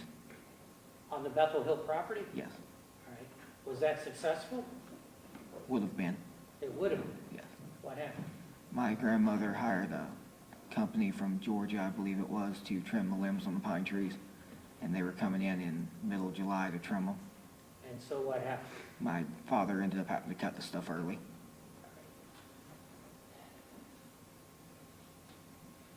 Now, was there ever a time when you became aware of some rocky boots? Yes. Explain what happened there. From the beginning, or how they From came the about? beginning. From the beginning. From the beginning, my father and other people that he drove with had two choices, basically. They were either going to take a load of diapers or a load of Rocky boots. Who actually hooked the trailer, I can't say. I was not there, I don't know who hooked it. But the plan was either the diapers or the boots. My mother was pushing for the diapers, and my father and his friends all wanted the boots. So my mother sided with them, and they went with the boots. Okay, so what happened? Then the boots showed up, and my dad's friends and their family, my dad, my brother and I, and my mom unloaded the trailer. What do you mean the trailer showed up? 53102 semi-trailer, Where did it show up? Bethel Hill. All right, so someone brought a huge trailer? Yeah.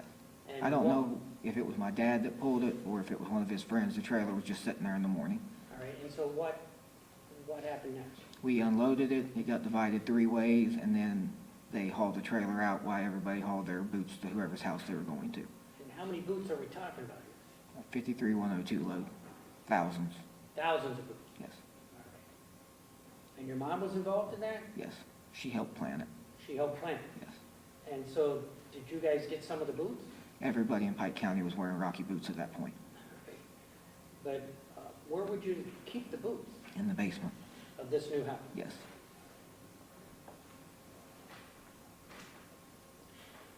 Are you aware of any other thefts, like between 2005, 2014, that your mom or your dad or family was involved in? How many do you want me to go into? Because I can go for days. You know anything about hot tub? Yes. Tell us about that. My father, and I don't know who hooked it, but him and his friend stole a load of hot tubs. Stole hot tub? Yes. A trailer full of hot Yes. tubs? Is that what you mean? A trailer load of hot tubs. All right, and where did that come about? And where did you know about that? It came from right outside of Waverly here at the old Plateau truck stop. All right, and where did the trailer go? Did that end up on Bethel Hill? It was unloaded outside of Waverly. Where outside of that? I don't remember the name of the road. It's down by Ricer's Equipment. All right, were you there? No. All right, did you get a hot tub out of it? We got a hot tub out of it, and then the remainder after they were split between whoever was with my dad that got them. My dad's share, my mom, my dad, my brother, and me went around selling hot tubs to everybody. Were there other types of thefts that your family was involved in? Many. Pick one and tell us about it. A load of Dell laptops. Tell us about that.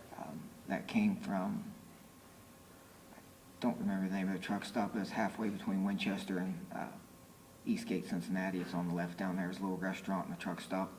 All right, what happened there? It was not really a whole load. We just opened it and emptied it. It was me, my mom, my dad, and brother. About how old were you at that point? This would have been around 06.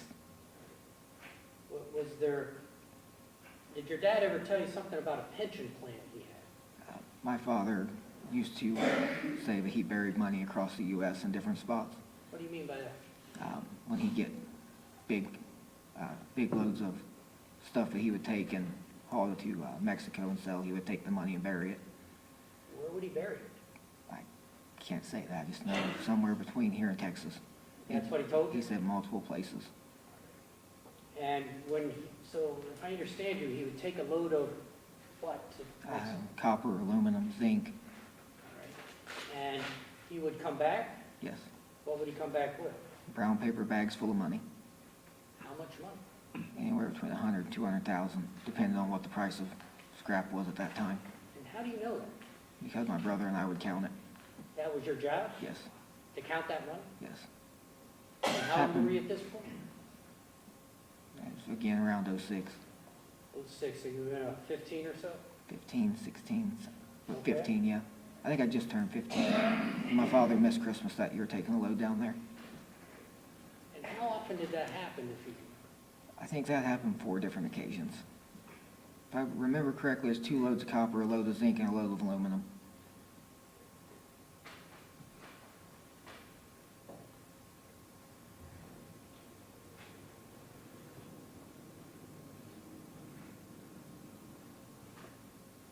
I don't know, if you want to take a morning break at this time, it might be a good time, or if you want me to go on. Well, if it's a good time to break, we do usually take about a 15-minute break at this time, so, and the jury's been here a while. We will break for 15 minutes, ladies and gentlemen of the jury. at about 20 minutes till 11, if you'll assemble in the jury room, you'll be brought back up by court personnel. You're not to discuss this case among yourselves or with anyone else while you're at break. You're not to permit this case to be discussed with you or in your presence. You're not to form or express an opinion concerning this case. You are not to do any research concerning the case as to the facts or as to the law from any source at all. You're not to read, view, or listen to any reports or accounts of the case from any source at all, and have no contact with anyone who is participating in the case, including parties, counsel, and witnesses. Does counsel for either side have anything you wish to put on the record before we take our morning break? No, no. We are in recess then until 20 before 11.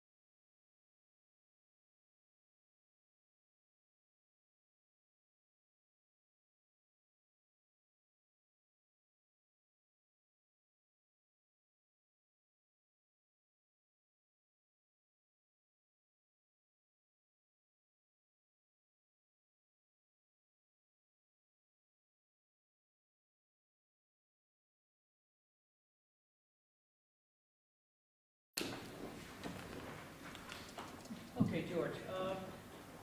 Still some questions about when you were growing up on Bethel Hill, okay? Okay. You're familiar with the large lake on the Flying W Farm, right? Yes, That's where the goose box was? yes, All right, we'll talk about that later, but that lake, all right? Are you familiar with something called Crystal Springs? yes, Are you familiar with something called the Mission? yes. What are those two things and where are they located? Crystal Springs is the group home of my grandmother's. It's located on the hill just above the lake. And the Mission is the church that she used to run. It started out in Lucasville. When her and my grandfather got too old to run it, they moved it to the farm. Okay, and so that's actually on the Flying W Farm? Now it is. Now it is, both of them? Technically, it's deeded on a separate deed, but it belongs to them. Okay. And that's kind of at the top of the hill where the lake is? Yes. It's just beside the group home. And what is the group home as far as you know? My grandmother runs a home for MRDD.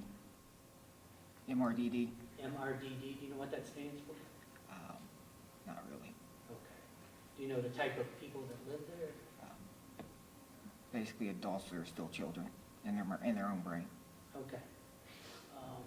Now, I think you told us that you quit your schooling that your mom was giving you around the age of 14. Around there. Okay, did you get a diploma? Yes. You don't need to keep your voice up a little bit. Sorry, pull the camera. Thank you. So you stopped your schooling around the age of 14? Yes. All right, but you got a diploma, is that right? Yes. How did that work? My mother didn't want me getting a GED like my father or her brother, so I ended up, she finished the schooling. Your mother finished? She done the test for it. Okay, but you got the diploma. Yes. Now, around this age, was your father, did he have like a real job outside the home? Early teens or Yeah. before teens? Or Okay, let's start when you were very young. when I was young, he worked for my grandparents and went around buying horses, junk, cattle, whatever kind of livestock he could get. Okay, and as you got older, did he do something else? After the dog kennels burned, the last one, my father started driving the truck. All right, and what do you mean he started driving a truck? He went and got his CDL, and a friend of his hired him to drive one of his trucks. All right, and what type of truck driving did he do? He hauled containers for BT&T out of Columbus. And did you notice any changes in your father after he started driving the truck? Yes. Explain that. My father has a habit of wanting to be identical to whoever he takes as a father figure at the time. What do you mean by that? He has daddy issues. Okay, and so when he started driving truck, did you notice a change? Yes. What did you notice? The guy he was driving with took multiple different things to stay awake, and my father couldn't keep up with him, so he started doing the same thing. What do you mean he started doing the same thing? He would take what the guy he was driving with was taking.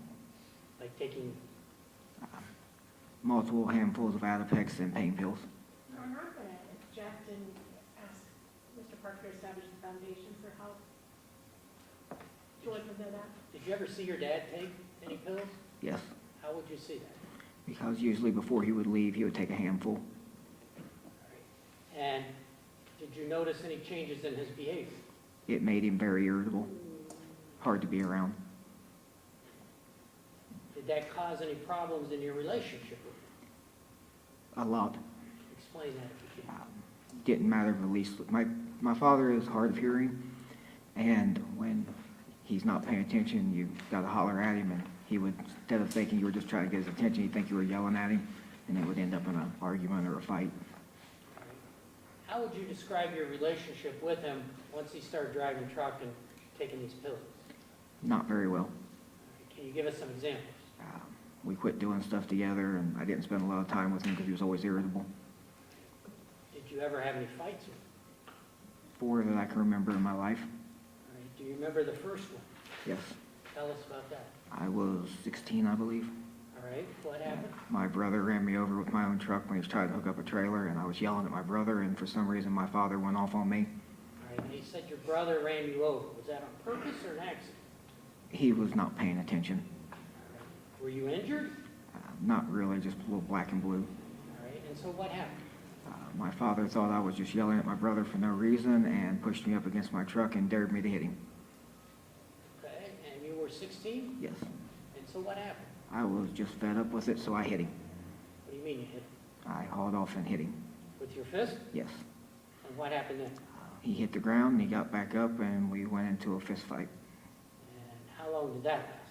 A few minutes till my mother broke it up. How did she break it? I don't remember exactly. I just remember her screaming and yelling at both of us. And so, did that first fist fight affect your relationship with your dad? We didn't speak for a few weeks after that. And so, were there other instances or other times when you got into a fight with your dad? Yes, three more I remember.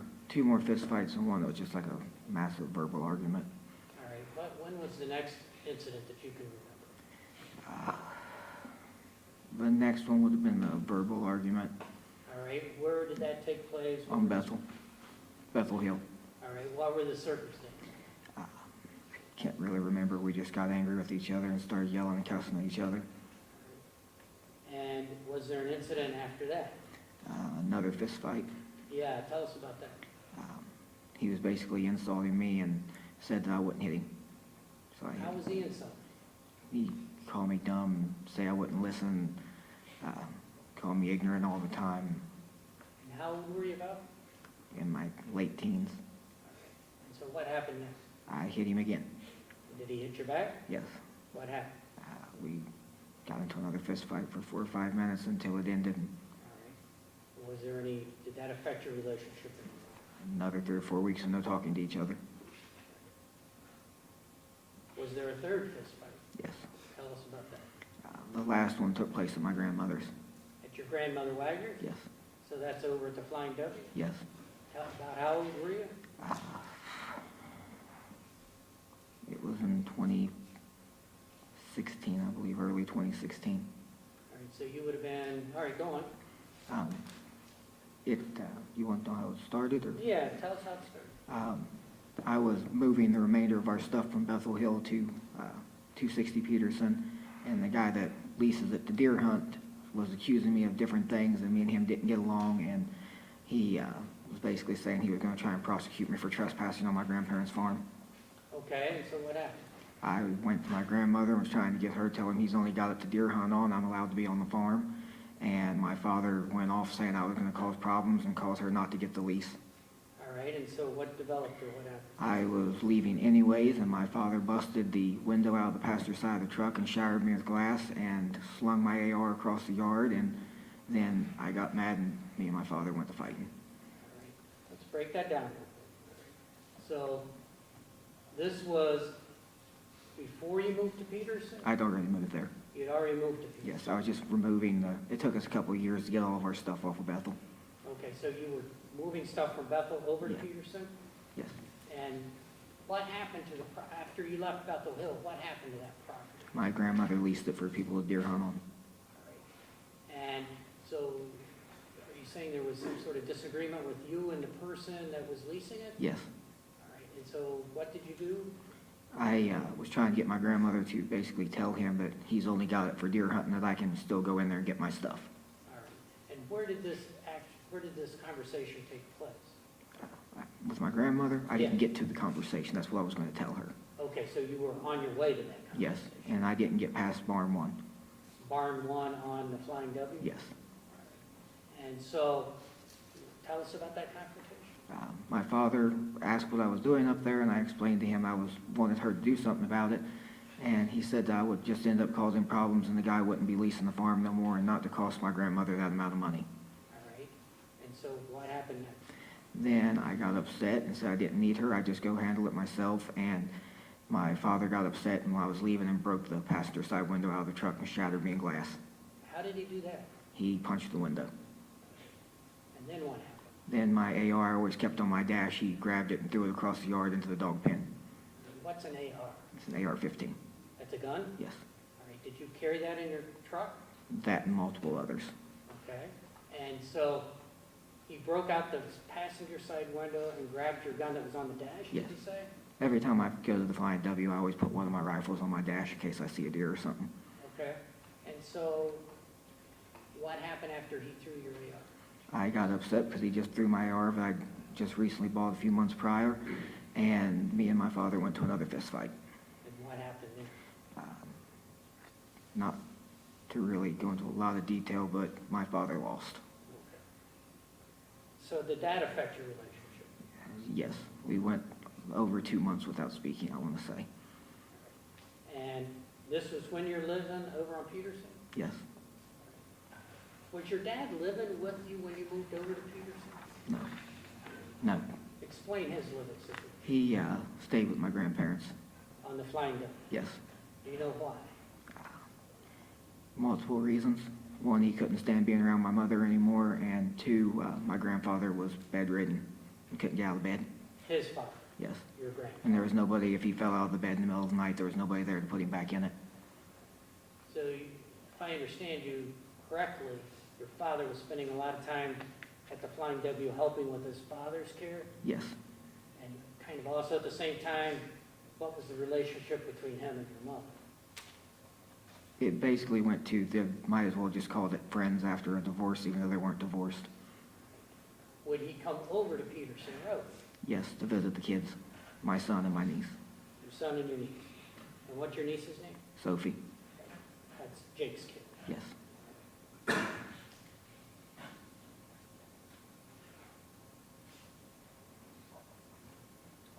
Was there ever a time in one of these fights where a rope was used? The last one. Explain what happened. For some reason, my father thought he was going to rope me and tie me up, and it backfired on him. Well, what happened? I jerked him off his feet and commenced to hit my father. Did he throw a rope at you? More like a lariat. A lariat? Explain what happened. He tried to, I'm assuming, that's all I can say is assume, is he just tried to rope me and tie me up with it. And it backfired, and it just ended up tightening around my neck. And what'd you do? I jerked him off his feet with it. All right, and that's when the fight took place? Yes.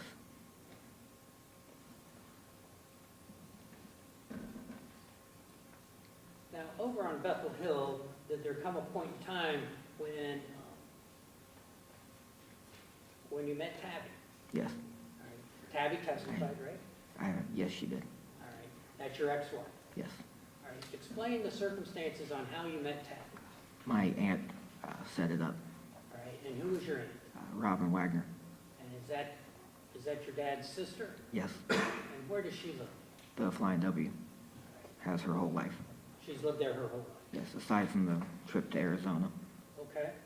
So explain how you met Tabby. My aunt thought that her and her sisters were saints and thought it would be good to hook me and my brother up with them. And how old were you at the time? I was 12 And how old was Tabby? and just turned 11. And did Tabby have a sister? Yes. What's her sister? She actually has four sisters, I believe. Okay, but there was a sister that Robin wanted Jake to meet?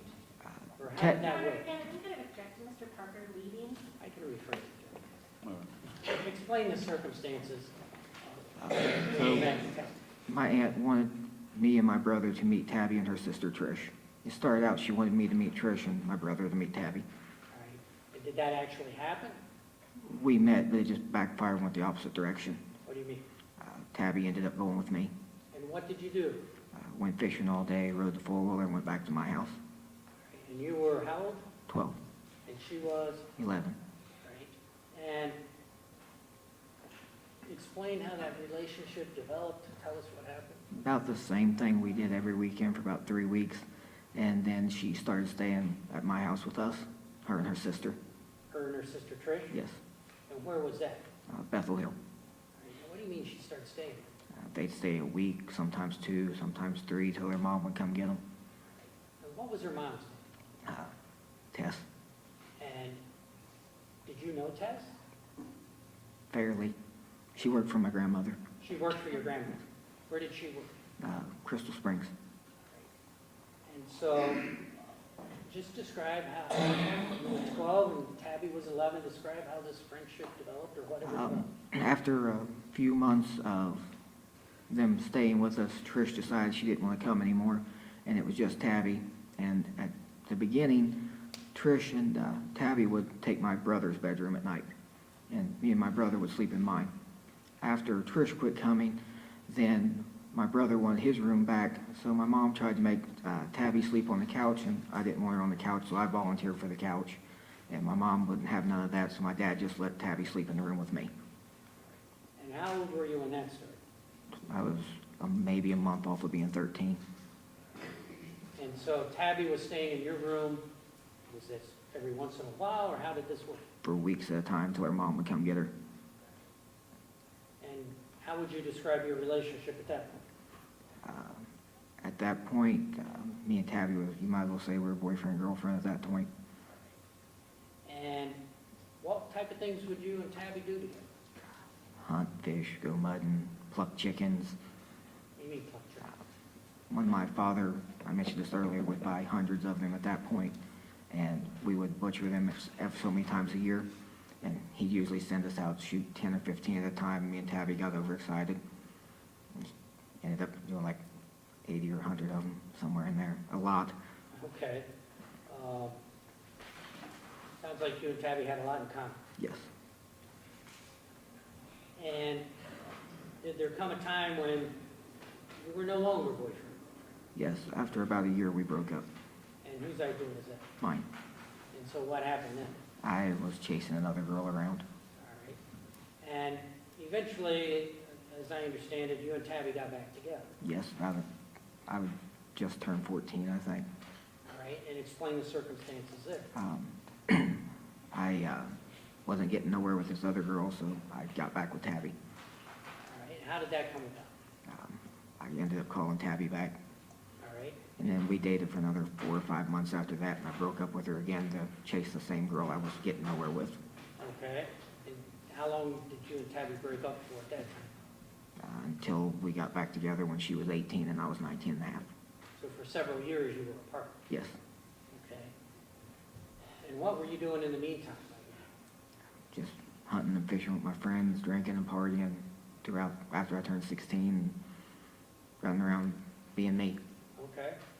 And how was it that you and Tabby got back together? I really, how much detail you want into this? Well, was there an event that started it, or how did this work? I was hanging out at Big Bear Lake with Frankie, and for some reason, Hannah likes to play matchmaker and got her talking to me again. Okay, now at this point in time, were Hannah and Jake together? Yes. Describe that. How did they get together? Just describe how that went. So it was like the first time Jake ever met Hannah, or Yeah, when's the first time you know her? the Pike County Fair. What happened there? Hannah chased him around with a rabbit, wanting him to pet the rabbit. All right. And describe their relationship. How old was Jake about how old was he at that time? 17 and a half. All right. And Hannah was how old, if you know? How much 13. younger? She was 13. She was 13. So there's about 4.5 years difference between them? 4 3/4, I believe. Okay. And so, did Hannah move in? Just describe the relationship. Not between really. Hannah and After we left the fair that night, Jake went home. Me and Frankie went somewhere. I don't remember exactly where we went. And then when I came home later that night, Hannah was prank texting my brother. Okay. And did Hannah know Tabby? At that point, not Yeah. that I know of. How did they meet? Through Facebook, I believe. I can't be 100% on that. So you were telling us how you and Tabby got back together. Yes. So what happened? Hannah had got Tabby sending me messages again, and we talked for a little while, and I was at Big Bear Lake with Frankie, and we were all going to the Briar Patch after beer, and I stopped on the way back and picked Tabby up. What do you mean you picked her up? I picked her up at her house on my four-wheeler and took her back to the lake with us. Had you seen her or been in touch with her in a while? Or? Other than a few Facebook messages, no.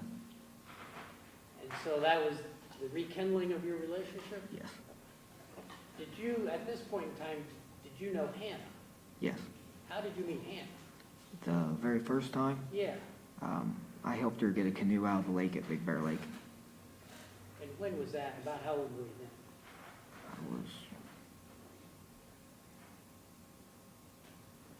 I think I was 18. Okay.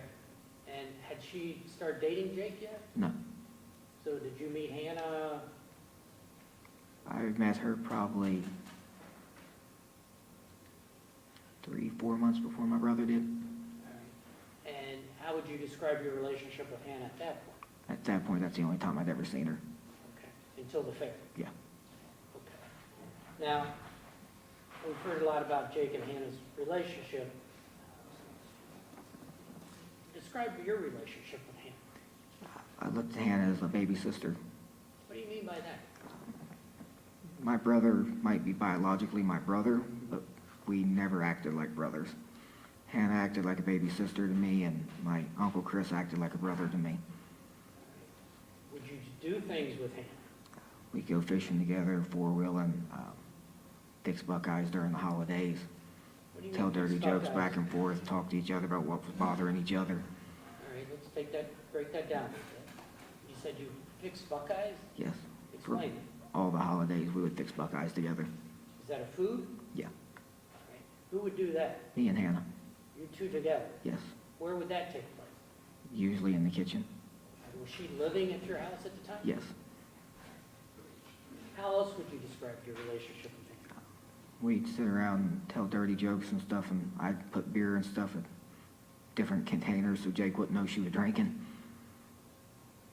Okay, and what did Jake think of your relationship with Hannah? He, I don't think he really liked it. He always said I was too close to her. And were you anything ever more than big brother, little sister? No, There's quite a bit, any age difference, is that right? thinking 5.5 years, maybe 6. And would you do other activities together? We'd sit around and tell dirty jokes with each other, and if Hannah was having an emotional day, she'd talk to me about it, or if I was having an emotional day, I'd talk to her about it. All right. And at this time, you're kind of a big fella, right? Yes, Is that something you would ever talk to Hannah about? that's kind of like a two-way street with us. What do you mean by that? She worried about her weight, and I worried about mine. And so what would you do? Sit there and talk to each other about what possible ability to lose weight. Right.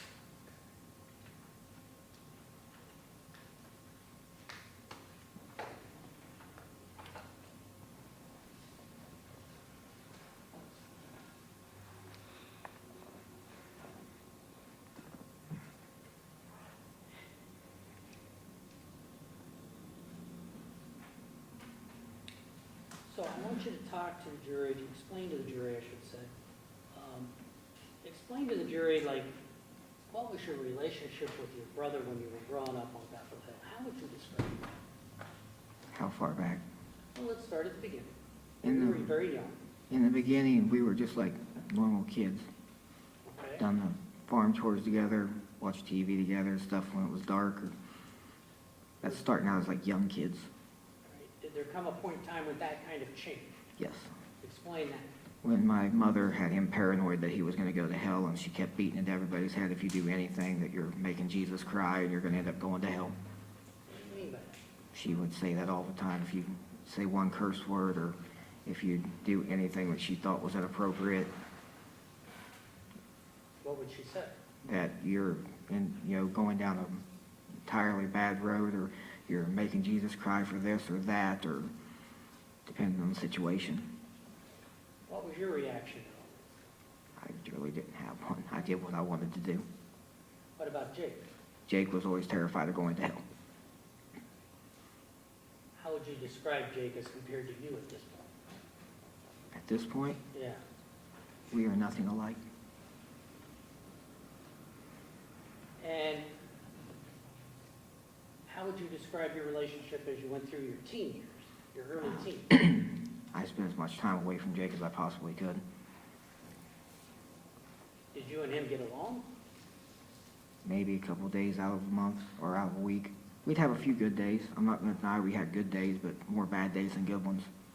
And what caused the bad days? My brother is extremely rude and has no filter, What do you mean by that? and he thinks he's better than everybody. What do you mean by that? He goes to somebody's house and he thinks it's dirty, he's going to tell him your house is filthy. If he thinks you stink, he'll tell you to go take a shower. He has no filter. And did that cause a problem? Yes, he insults people, and a lot of my friends and stuff didn't like him being around. Did that cause you problems? Yes, because then they didn't want to hang out with me. And how would you deal with Jake in these situations? I would leave my brother behind 90% of the time. Did you ever have arguments with him about this? Many. Explain that. My brother thinks that he's a saint and can do no wrong and he's better than everybody, and he thinks that him being honest with people is what people wants to hear about his opinion of theirself. All right. And did that cause a problem with your relationship with your mom? Yes, my mother thinks that I should be like him. She's always said that. What do you mean? She thinks that he's a saint and does no wrong, and she thinks that I'm basically going to hell. Would Jake have you said your mom would tell you that? Yes, because I'm like her brother. You're like Chris? Yes. Did she like you hanging around Chris? No. Why not? She tried her best to keep Chris away from me.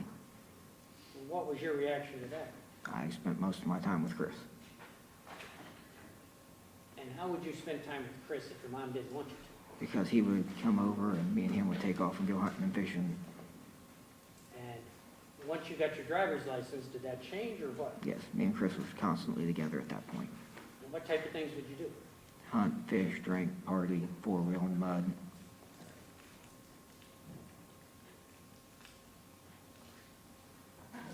As you got through your later years, when you met Tabby, let's go back to Tabby for a minute. You were how old when you finally, the last time you connected with her? 19 and a half, And how old was she? 18. There came a point in time where you got married. Was there an engagement? Yes. Explain that. We were in Cedar Key, Florida at the time. Who was we? Me, Tabby, Jake, Hannah, my mom and dad.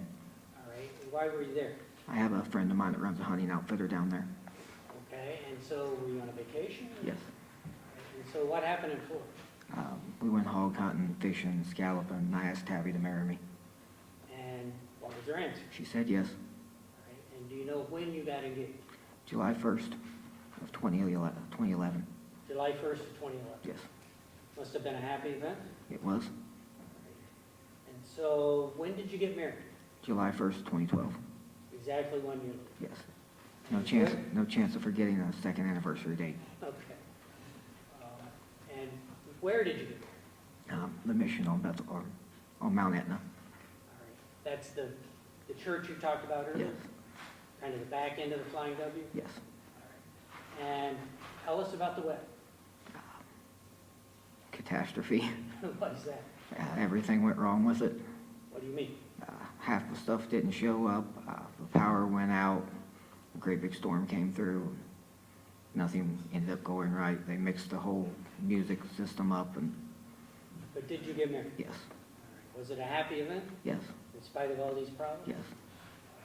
And who was the minister or the preacher that married you? Kelly Sonareski. And why him? I preferred him over my grandmother's preacher. How did you know Kelly? I met him in Medford, Ohio. He was a preacher there. Explain how that worked. I started going to the church over there when my dad stopped at a yard sale when I was a kid, and the founder of the church invited my father to church. Okay, and where was this church? Memphis. In Minford, okay. And so explain, how old were you about then? 11 or 12. All right, and so your father met this minister from this church in Minford. Yes. Was that Kelly or somebody else? The founder of the church. Okay. I don't know his first name, but I called him Brother King. And so what happened after your dad met this? We started going to church there, And you were how old again, I'm sorry? 11 or 12. And how often would you go to church? Usually every Sunday, sometimes on Wednesday, but usually every Sunday. Was it the whole family? Yes. Right. And how long did that go on? Till 07, till 2007. All right, so you and Tabby decided to get married. Yes, You actually got married. yes. Explain you and Tabby after that. After that, it was really no different. I got her a job with my grandmother. She refused to get a driver's license, so it was the only place I could get her a job that she could go without a driver's license. And what did she do? She worked at the group home where her mother used to work, Okay. And where were you guys living? on Bethel Hill. So she moved in with you up at Yes. Bethel Hill? And had she lived with you periodically up there? Yes. Technically, she's been living with me since 2011. And did Tabby have any medical or other issues? She had really bad fits. What do you mean? She would freak out and yell and scream. And it started when she was a kid, when I first noticed them. But And so describe the situation. as a child, she would just rock back and forth and cry on average 2 or 3 times a week. And so what would you do? At that point in time, Yeah, just try and calm her down. how would you do that? Usually if I'd just give her a hug, she'd calm down, but that was as a child. Okay, and how about as you got older? It didn't work when we got back together. Why not? She progressed to yelling, screaming, throwing things. And do you know if she ever had a diagnosis? I don't know what it really was. Do you know if she was ever on any medication? or She's supposed to be. Did she take her medication? No. How did that affect your relationship? We had a lot of really good days until she had her fits. And what would happen then? She would yell and scream and throw stuff and bit me many a times. And so you continued on with your relationship? Yes, And when you married her, you knew about this, right? yes. So why did you marry her? Because it's not technically her fault. She's had a rough life. She told you about what had happened when she was younger? Yes. Not just her, but her sisters and her mother came out of her mouth, so But you decided to marry her anyway? yes. And so why did you marry her if you knew all this? I felt bad for her, and we've known each other our whole life, and I thought that I could help her. And so you decided to have a family, is that right? Yes. Explain that. We tried for over a year to have our son, Okay. and finally she got pregnant with him. How did that make you feel? Best moment of my life. And so you had a son, right? Yes. Between the time that you found out Tabby was pregnant and you had your son, how was your relationship with Tabby? It was up and down. What do you mean by that? A few months in, from the time that she got pregnant, we were in Michigan. Or no, sorry. The first time I was cutting firewood when she called and said the doctor diagnosed her with chlamydia. All right, and what was that about? The doctor tried explaining it can lay dormant for years, and like an idiot, I believed this. All right. And so did you talk to Tabby about this? She went with the doctor's statement. Okay. You stayed with her? Yes, they prescribed her some kind of antibiotics, and ended up, she got rid of it. Okay. And this is while she was pregnant? Yes. All right. And then did anything else happen before your son was born? A couple months before he was born, we were in Dundee, Michigan, and she ended up getting another call from the doctor saying she had it again. And so what was your reaction to that? I might have been dumb for the first time, but not the second. What do you mean by that? It's not going to lay dormant after his son been gone, so she ended up telling me that she was screwing her best friend's dad. And so what was your reaction of it? I mean, it's kind of heartbreaking in a way, but she swore that the baby was mine, and we went on with it. All right. And do you remember when your son was born? Yes. Tell us about that. When he was born, I ended up getting a DNA test to make sure he was mine. But while we were in the hospital, it was driving me nuts with everything that she had done, and I tried to leave her at that point. What do you mean you tried to? She begged and cried and pleaded for me not to leave her, saying she couldn't raise a kid on her own. So what did you do? I ended up caving and stayed with her. And your son was born, right? Yes. What did you think of that? It was nice to have my son, but it's not nice to not know if he's yours or not, so Did that cause any problems in your relationship? it's always in the back of your head. It doesn't leave. But you had a DNA test, Yes, and your son is yours. yes.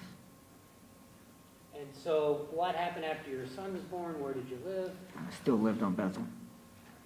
With your parents? Yes, And Tabby moved in, yes, or was living there at the time? yes. And so around this time, were you working? For myself, yes, at that point. All right. Now, you talked earlier about your education, you stopped when you were about 14, right? Yes, And then your mom did some tests and you got a diploma, right? yes. Did you get any education after that, or training? I went to school to be a diesel mechanic. Okay, explain that to us. It's just like a year program. Afterwards, they give you your CDL with it, so you can be a truck driver if you want. All right. And where did you do that? The program's at Scioto County's Technical Career Center, but they actually do the training at Glockner's. All right. And did your brother do that with you? Yes, You guys go at the same time? yes. All right. And how did you like that training? I enjoyed it. And so once you got that, did you complete the coursework? Yes, All right. And how long did it take you? took a year. And were you working while you were in school? No, Okay. Did you get a job after you got your training? yes. And what did you do? I went to Bennett's Collision. Bennett's Collision? Yes. And what did you do there? Sachs Trucking, it's the same company. Okay. What did you do there? I was a mechanic there, And for how long were you a mechanic there?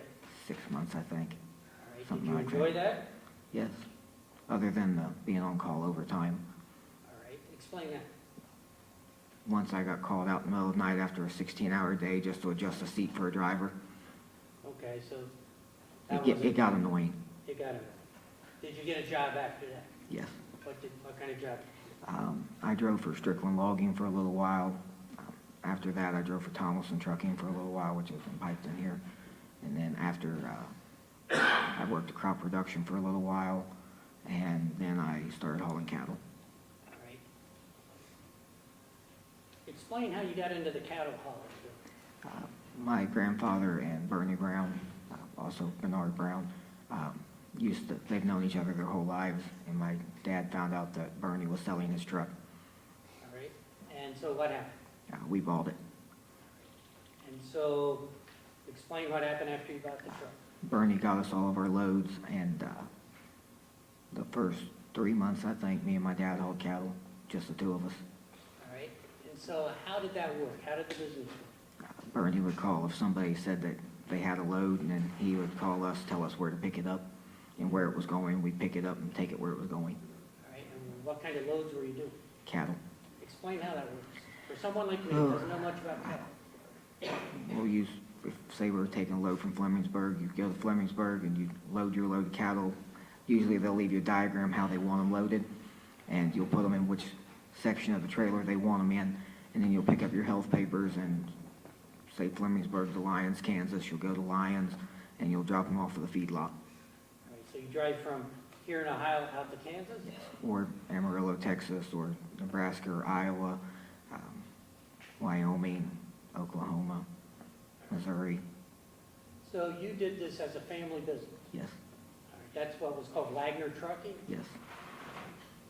And the business was it in your name, your dad's name? How did that work? My father's. And so, would you drive by yourself? Would you drive with somebody? Explain how that worked. The first 3 months, me and my dad ran straight with no brakes. Was your brother involved? He was part of it, but he didn't leave. He didn't leave, what do you mean? Hannah was pregnant with Sophie, and he didn't want to leave until Sophie was born. Okay, so it was you and your dad for the first 3 months? Yes, And was that a daily work? How often? all did you day, do this? every day, I'm sorry? all day, every day. It's pretty nonstop from August till December with hauling cattle. It's feeder season. Feeder season. What's that mean? Your feeder calves, That's a particularly busy time of year. yes. And so, explain what you and your dad would actually do. Go to the stockyards, load the cattle, take them out west to the feedlot, drop them off, go to another stockyard, get another load, and take them back out west. It was nonstop. Did you enjoy that? Yes. Why did you enjoy that? Anything that involves livestock and farms is what I grew up on. And so, you described earlier that you had some problems with your dad. Yes. How was it the two of you were able to do this for 3 months? Because I wanted the money from it. Was it good money? Yes. $3.50 to $5 a mile, and it's minimum of a 1,000-mile trip. And how would the money be divided up?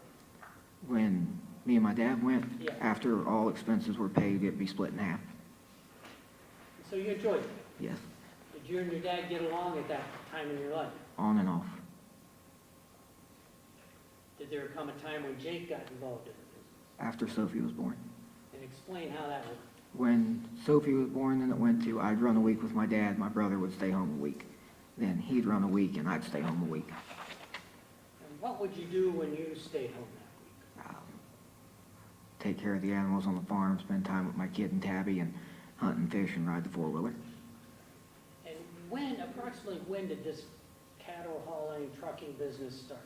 September-ish of 2013, So were you on Bethel Hill this time? leaving Bethel Hill. We were still living there, but we we're getting ready to move. And you're moving over to Peters? Yes. And what were the circumstances when your family decided to leave Bethel Hill and move somewhere else? I've heard multiple stories for the reason of moving. Okay, was it your choice? No. All right, what do you think it was? What do you think happened? My father said my grandmother was selling the place, and my grandmother said that she never said that she was just leasing it. All right, but your family had to find a new place. Yes, Is that when the last home was burned? yes. And why did that happen? My mother didn't want to leave her house for my grandmother to let somebody else live in. So your mother decided or your father decided? My mother decided to burn it. And how old were you at that point?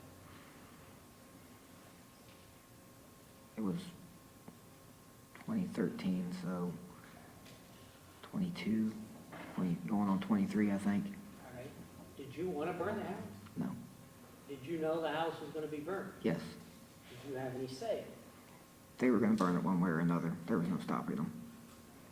So what did you do once you learned they were going to burn the house? I got my wife and we took all of our stuff out, so I didn't lose any of my stuff. What do you mean you took it out? I moved it to what we call the apartment. It's the second house Second house where? on Bethel. And was that a full-size house, a mobile home? What was it? It's a full-size house. And so there was a second house. Yeah, we built it. So before that last house burned on Bethel, you and Tabby did what? We moved all of our stuff out. Why did you do that? I didn't want to lose any of it. And so do you remember when it burned? August of 2013. Do you remember what you were doing or where you were? I was working on my truck when it actually caught fire. What do you remember about that? Chris Sr. was there and my brother was in the house, and Chris was on the phone screaming that he was acting like he was trying to pull Jake out of the house, but he was under the carport. Okay. So how did the fire start? My brother burnt the house with a chicken. What were your thoughts when this was happening? I just figured they were burning it. You knew it was going to happen. Yes, I didn't know it was going to happen that day, but I know that it was going to be burned eventually. And were you on the property, near the house, away from the house? In front of the apartment. In front of the apartment. Where I How was- far was that from the house? 70 feet maybe. What thoughts went through your head at that point? They're burning the house. Just another burning of the house? Yeah.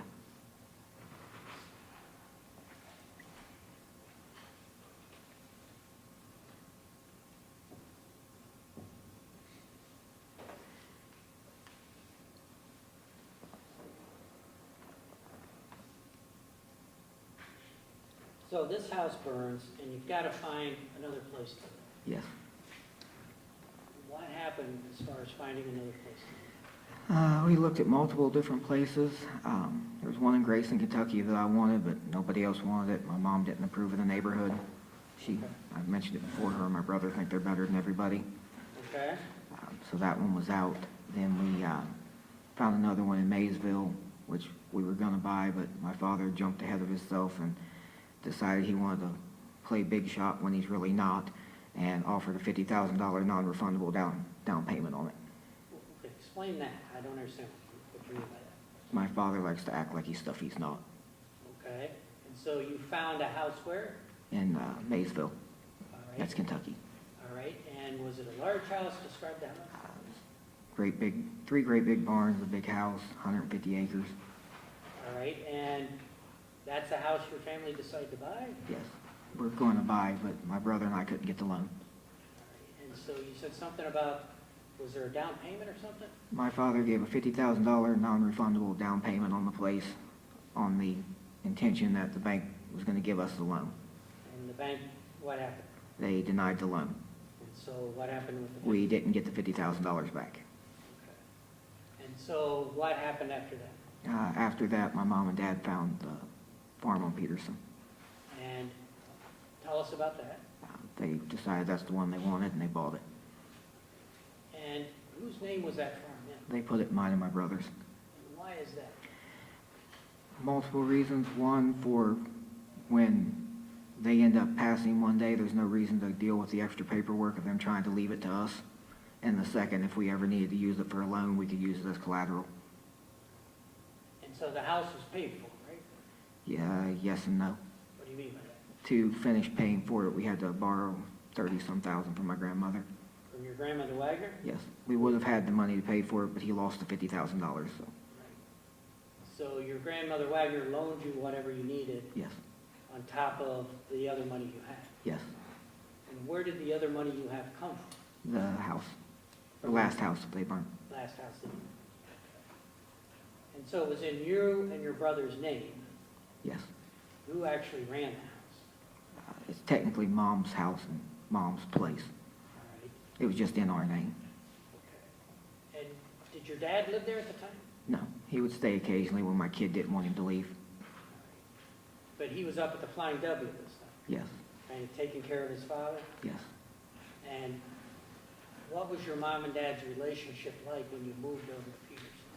They might as well be divorced. I mean, they fought and argued and never got along. Now, what was your, when you moved over to Peterson, who moved into that house? Jake, Hannah, myself, Tabby, Vine, Sophie, and my mother. Now, Vine, you call your, well, Vine's your son, right? Yes, You call I call him Vine. Okay. And Sophie's Jake's and Hannah's daughter. Yes, So it was you and Tabby and Vine, yes, Jake, Hannah, and Sophie, and my mother. and your mother. Yes, All right, and your dad would stay at the Flying W. yes. Was he over at Peterson Road? Yeah, he come down a couple of times a week to see the kids. See the kids meeting? He always brought them donuts against everybody's wishes. Okay. Was your father fond of the grain?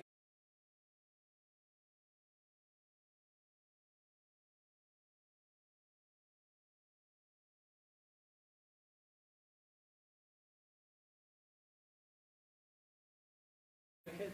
Yes. Now, how would you describe the living situation of Peterson when you first moved over there with the people you just talked about? We all lived in the same house. Right? Did you get along? No. Explain that. Mom always wanted things done her way, and I just do what I want to do, and she didn't like it. Were you doing the trucking business at this time? Yes, The cattle hauling business? yes, So you would be gone for a week with your father, yes, and Jake would stay home, yes, and then he would go and you would stay home. yes.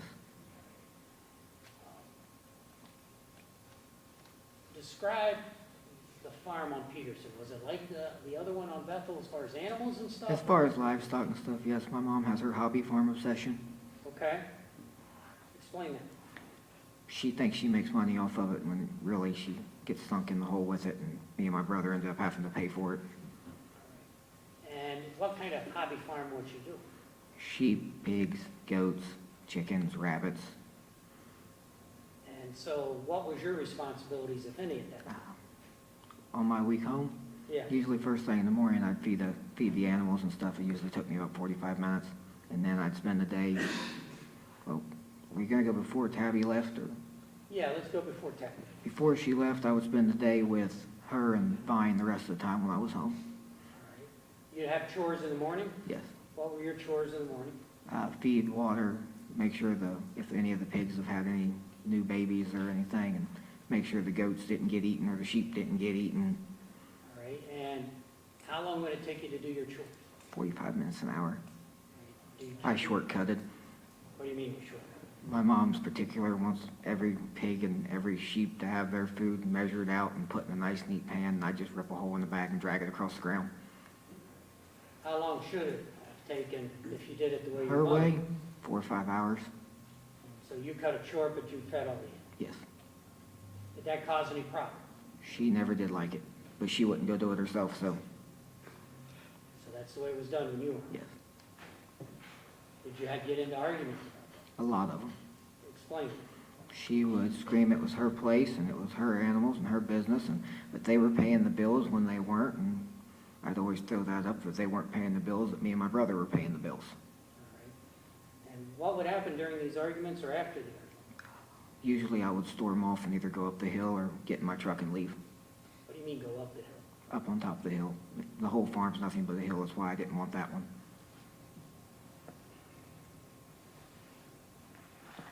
So, you described who was living there. Your father was not living there, right? Right. Did he have a job? He drove with us, Yeah, that's right. He drove with you. Did he have any other job? not that I'm aware of. So how were the bills paid at the house there at Peterson? Whatever water, electric, whatever bills was rounded up, groceries for the month, cell phone bills, whatever. I don't remember the exact amount it was, but we'll use a figure of say like $3,000. My brother would take $3,000, or he would take $1,500 and I'd take $1,500, and we'd just give it to my mom and she'd do the money orders and stuff and send all the bill money in. All right, so break that down a little bit. Just explain what you would do with your portion. So, one month I might be paying the electric bill and the water bill, and my brother would be paying the grocery bill. And then I'd send my credit card payment in, or my truck payment when I ended up getting a truck payment. And my brother would do similar. When it comes to the actual household bills, one month he might pay this one, and I pay this one. It just came down to where he paid half and I paid half. All right. Did your mother actually pay the bills, or did you pay the bills, or how did that work? We paid the bills, but it was looked at as she didn't do much else, so she can do the paperwork of sending them in. Would you give her cash? Would you give her your credit Cash. card? How did that work? Usually it was cash. If she was ordering stuff for the kids, she had the credit card to use. Okay, she had your credit card. Yes. All right, and she had permission to use it. Yes, anything my kid needed, she had permission to use it. She had my debit card number too. If I was on the road, my kid wanted something, it was there. Would you actually review the bills that were sent as far as the credit card or anything? No. So how would that get paid? She'd mail them in. You'd give her the cash? Yeah. And she'd take care of the payment? Yes. The payments? And how long did this go on? Pretty much all the time we lived together. Did you find this to be unusual in any way? Not really. It's how I've always done it.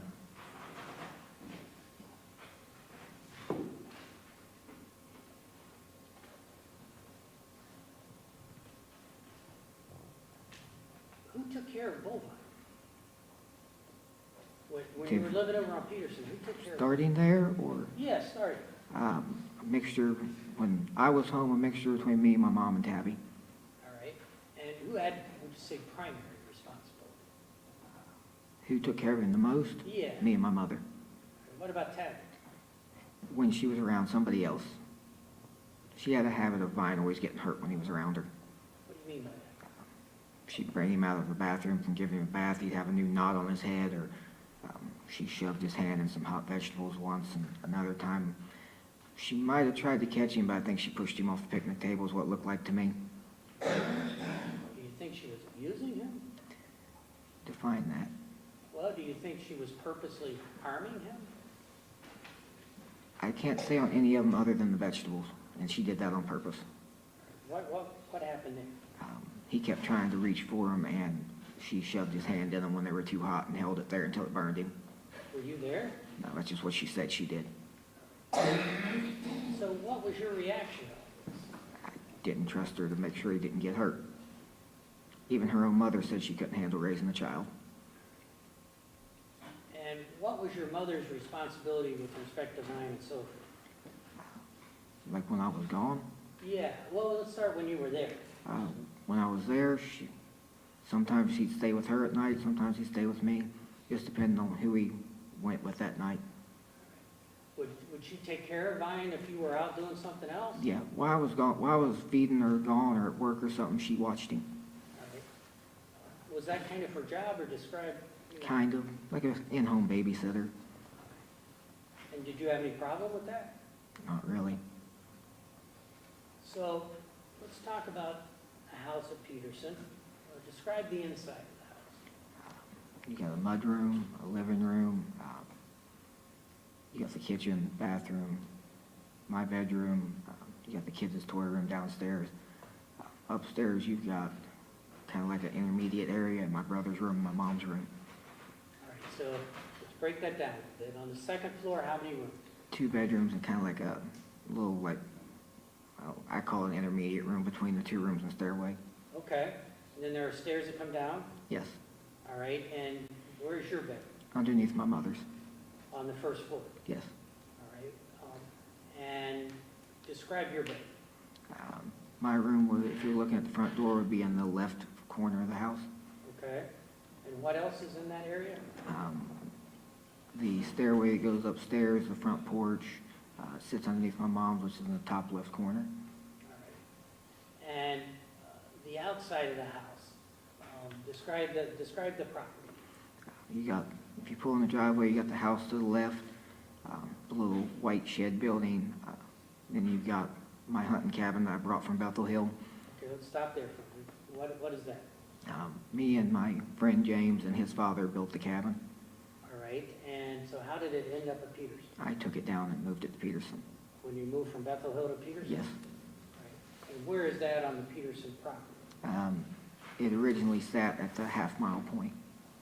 Or, Okay. I'm sorry, I thought you said Bethel. On Peterson property, it sits behind the white shed. All right, and so you moved that from Bethel to Peterson? Yeah. All right, and so go ahead, describe the rest of Peterson. On the right in the driveway, you got the old barn. And then if you go up a dirt path, you got the new barn on the hill and all the hog pastures and the hog pens. And so is part of the Peterson Road property across Peterson Road on the other side? Yes, I think it's like 14 acres on that side. Did you have any buildings over there? Just what was going to be our garage on Bethel. All right, describe that.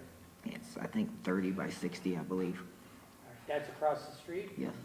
Did you build that? No. How did that get there? It originally was built by Pine Top Construction on Bethel, and then we paid them to tear it down and move it down there and put it back up. So you moved that from Bethel as well? Yes. Was that finished or not? It wasn't when we sold the farm. What part wasn't finished?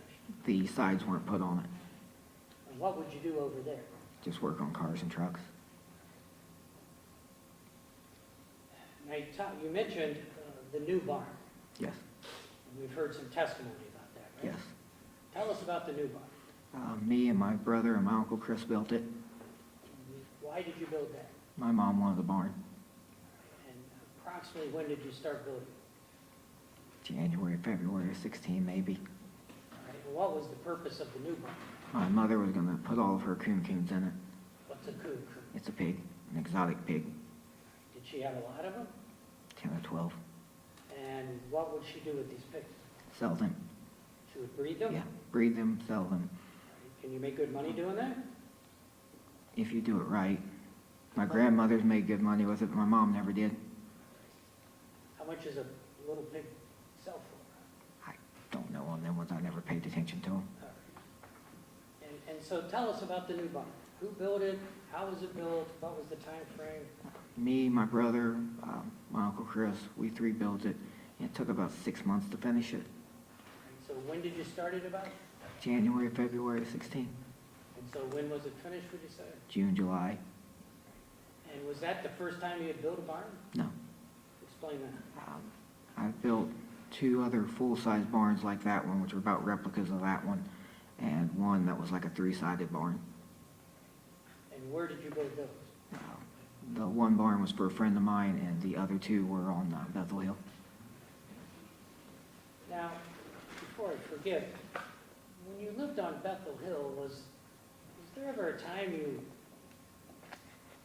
left the home? Once, Explain that. when I first got my driver's license, So you were then how old? 16. Explain that. My dad and I got in an argument, and I got in my truck and left. What do you mean you got your truck? I filled my truck up at the fuel tank, and I left. Where did you go? I made it down into Kentucky, How far away did you get to Kentucky? 250 miles roughly. And what happened? I had a choice of running out of fuel and continue going or turn back. And so what happened? I turned back. And why did you turn back? I had no money and no fuel and nowhere to go. Or what were you thinking when you left? I was just tired of putting up with my mom and dad. Was that the last time you attempted to leave? No. Tell us about the other. The second time, I had come in from working and my kid was sitting on the counter. He was a couple months old maybe, before the house, right after the house burnt. And I couldn't find Tabby anywhere and she was locked in the bathroom. Okay, what happened? After I got the door open, she was sitting in the bathroom in a pool of her own blood. And what? She was trying to kill herself. How was she doing that? She had a pair of scissors hacking away at herself. So what did you do? I took the scissors from her and bandaged her wrist up and tried to get her to go to the hospital, and she refused, saying they put her in a psych ward. And I tried to get her to just let me and her move to Alaska at that point. So what'd you actually do? I put her in the truck and was going out the driveway, trying to get her to go to the hospital. All right. Did you have any intentions of moving at that point? Yes, I was going to move her to Alaska because she said she couldn't deal with my mother anymore. And why didn't you go to Alaska at that point? She said we had no money and didn't have no way to get there, and we'd be better off to stay there where we had a roof over our head. And so you agreed with that? Yes. Was there any other time you attempted to move? Once on Peterson. Tell me about that. Mom and Hannah were arguing, and they drugged Tabby into it, and I didn't feel it was right. They dragged her name into it, and me and my mom got in an argument over it, and I started packing my bags to leave again. So what'd you do? I went in the house, and Tabby spent an hour calming me down, talking me out of it. Where were you going to go? I do not know at that point. You were leaving. I was just leaving. I had no specific place in mind. Why were you leaving? I was fed up with my mom. What do you mean?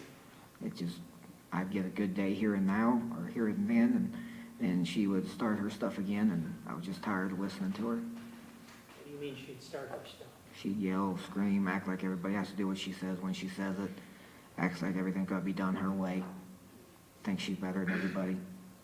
About how old were you, or when was it? It was early 2014. So those were 3 or so attempts, or thoughts, serious thoughts you had about leaving. Yes. Why didn't you ever leave? I didn't want to take the chance of being broke with no roof over my head. And I didn't ever have the financial backing to do what I wanted to do. You have any regrets over that? Yes, I do. What do you mean? I just wish I hadn't turned around in Kentucky, or any of them really.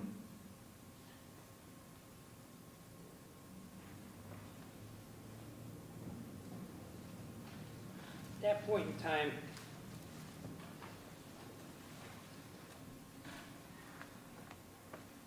what was your relationship with Jake like? At that point in time, we really didn't. Well, when Tabby left, or Yeah, let's talk about it. before Tabby left. Let's talk about before Tabby. So on Peterson, in the beginning, when we first moved down there, Yeah, the only things we really did together was we built one fence together, worked on a couple trucks together. The rest of the time, he was gone or I was gone. did you really consider him a brother at that point? Not really. He was more of an associate, Why do you say that? because we had nothing in common with each other. And every time that I try and do something that I like to do, he'd insult me for it, or say I was going to hell for it. Or nobody likes to be told their flaws on a daily basis. Is that what happened? Every day. By who? Jake. Anybody else? My mother too, but she wasn't as bad as Jake. And it wasn't just me who did it too. He done it to my Uncle Chris and everybody he come in contact with. Now, there came a time when you and Tabby broke up, is that right? Yes. Tell us about that. One day she had another one of her fits, and she ended up leaving after it.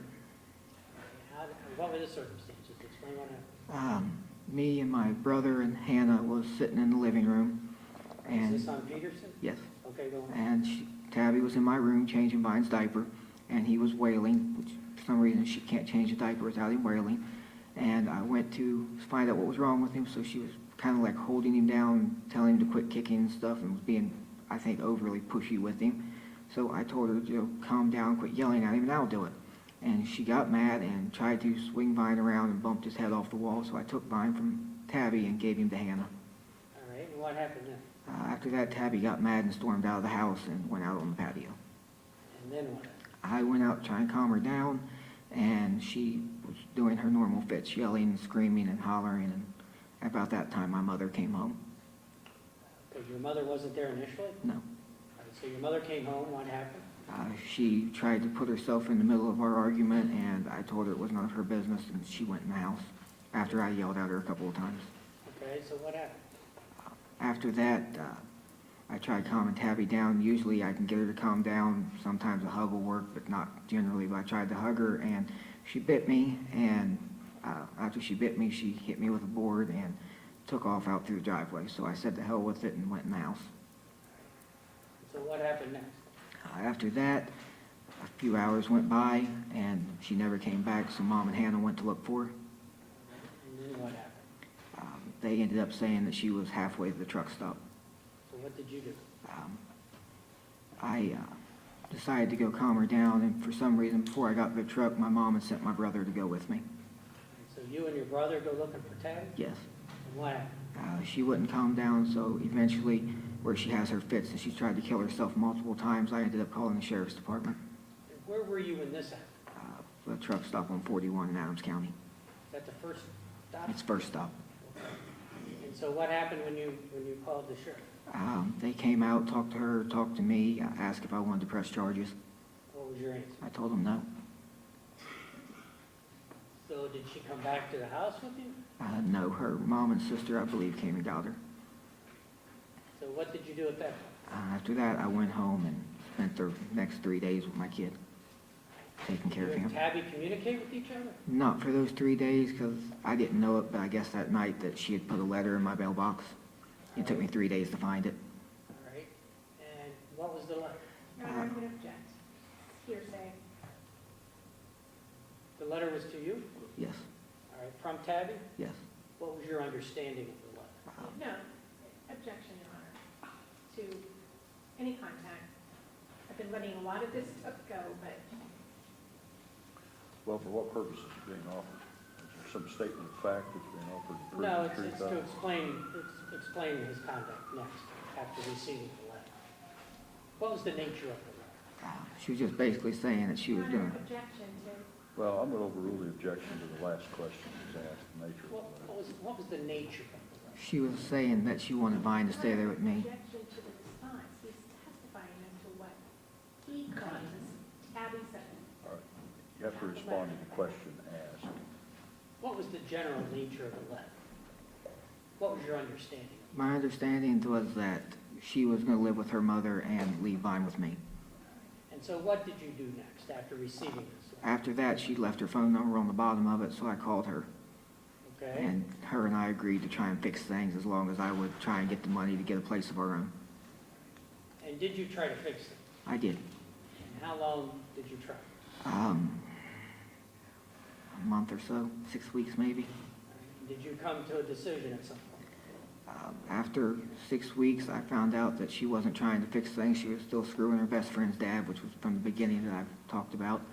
And I went to her house in the middle of the night to tell her, you know, I'm done with it. Right. And then what did you do as a result of her after that? After that, we got divorced.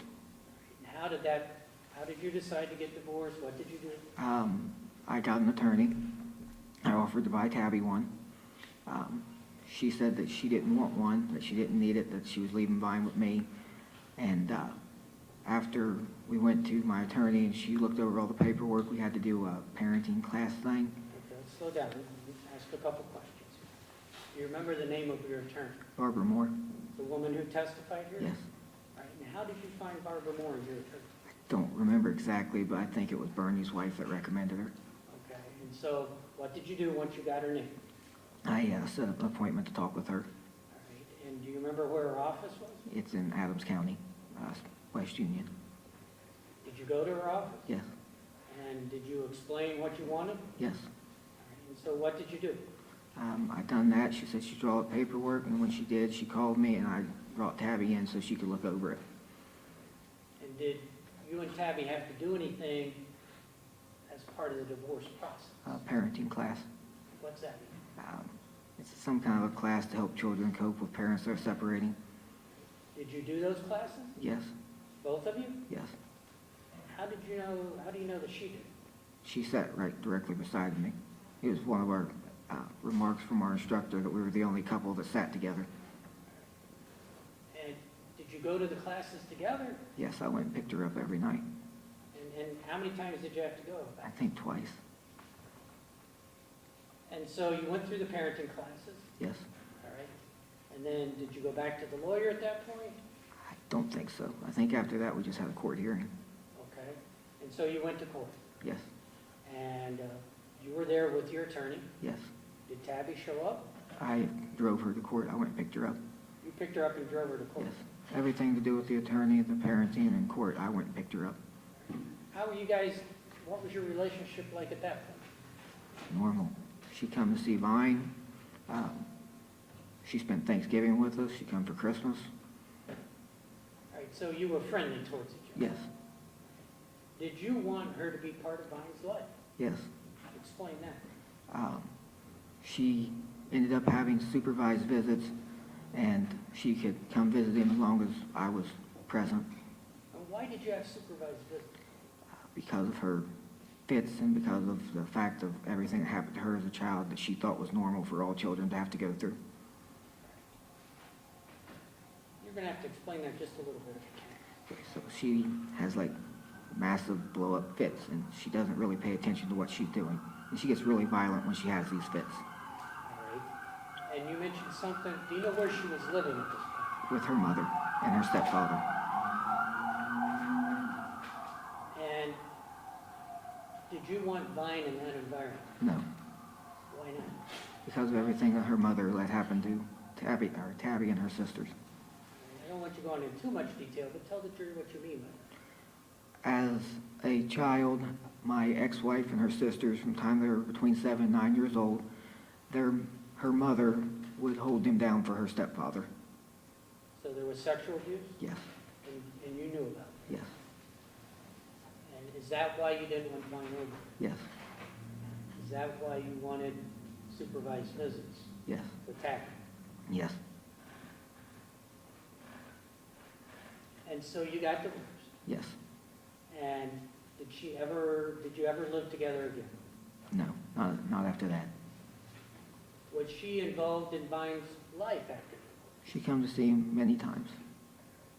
at your house? Yes, And where was that? Peterson, Would she come by herself? mostly. A couple of times she tried to bring her sisters. I think once her boyfriend. Were you okay with that? No, Why not? I didn't want her boyfriend, who she'd been cheating with this whole time around my kid, and I didn't want her sisters because her sisters were the same opinion as everybody else that it's life, the kid will get over it. Were you concerned about Vine's safety? Yes, Did Tabby ever take you back to court to change your arraignment? right before I got arrested. Explain that. I got a letter saying that she was taking me back to court. Now, you got arrested in November, right? Yes, And of so- 2018. I'm sorry? Of 2018. Of 2018. When did you get that letter? A couple months prior, I think. Were you able to go to court? No, I was my hearing with her was 3 weeks after I got arrested. So once you got arrested, that was it? Yeah.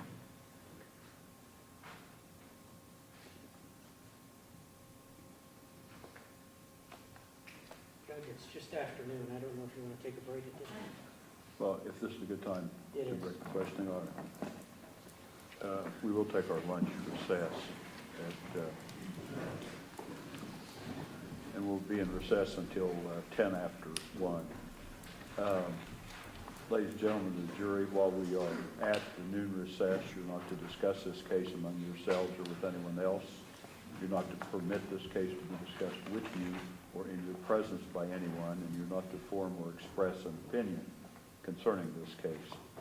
You're not to do any research at all concerning this case, either as to the facts or as to the law, from any source at all.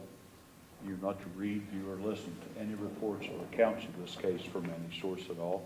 And you are to have no contact with any participants in the case, including parties, counsel, or witnesses. Does counsel for either side have anything you wish to put on the record before we take our noon recess? No, thank you. No, Your Honor, thank you. Then we are in recess until 10 after 1. At that time, jurors are to assemble at the jury room.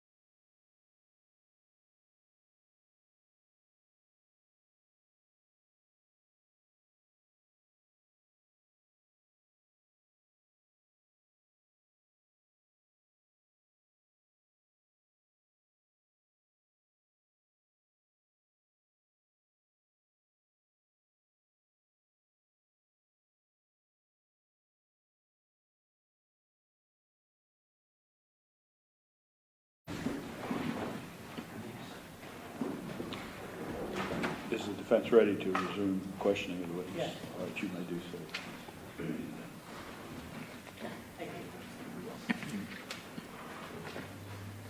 Okay, George, I need you to keep your voice up so everybody can hear you. I think where we left off before lunch was you and Tabby had just gotten divorced, is that Yes. right? Yes. All right. When you were going through that process with the attorney, did you ever trick or force Tabby to do anything? No. Explain how the process went. In the beginning, when she left, she wanted Vine to stay with me because she said she wasn't mentally, physically, or financially able to take care of him. And so, that's when you decided to get the lawyer. Yes. I want to show you some exhibits, George. Wagner Exhibit 53, I'll mark it. Do you recognize this? Yes. What is that, when did that take place? That is July 1st of 2012, my wedding day. All right, and so you're in this picture, right? Yes. I want you to describe everybody that's in this picture and where you are. From left to right, Well, why don't we start on the right over here? from right to left then is my wife Tabby, ex-wife Tabby, me, Frankie, little Chris, Chris Sr., Hannah, my dad, my mom, my brother. And showing you what's been marked as Wagner Exhibit 21. You recognize that? Yes. What is that? Me and my son. All right, and do you know about when that was taken? Easterish. All right, do you know which year?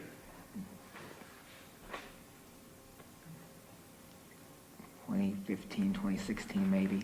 All right, and do you know where that was taken? The house on Peterson.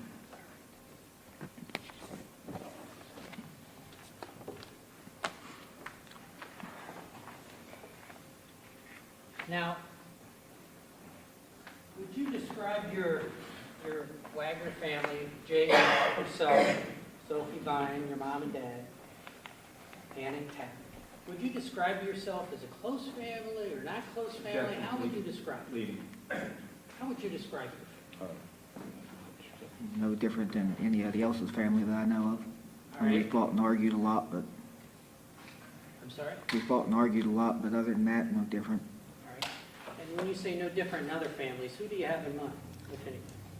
You have other members of my family, distant family. Like who? My Uncle Chris, my cousin Katie.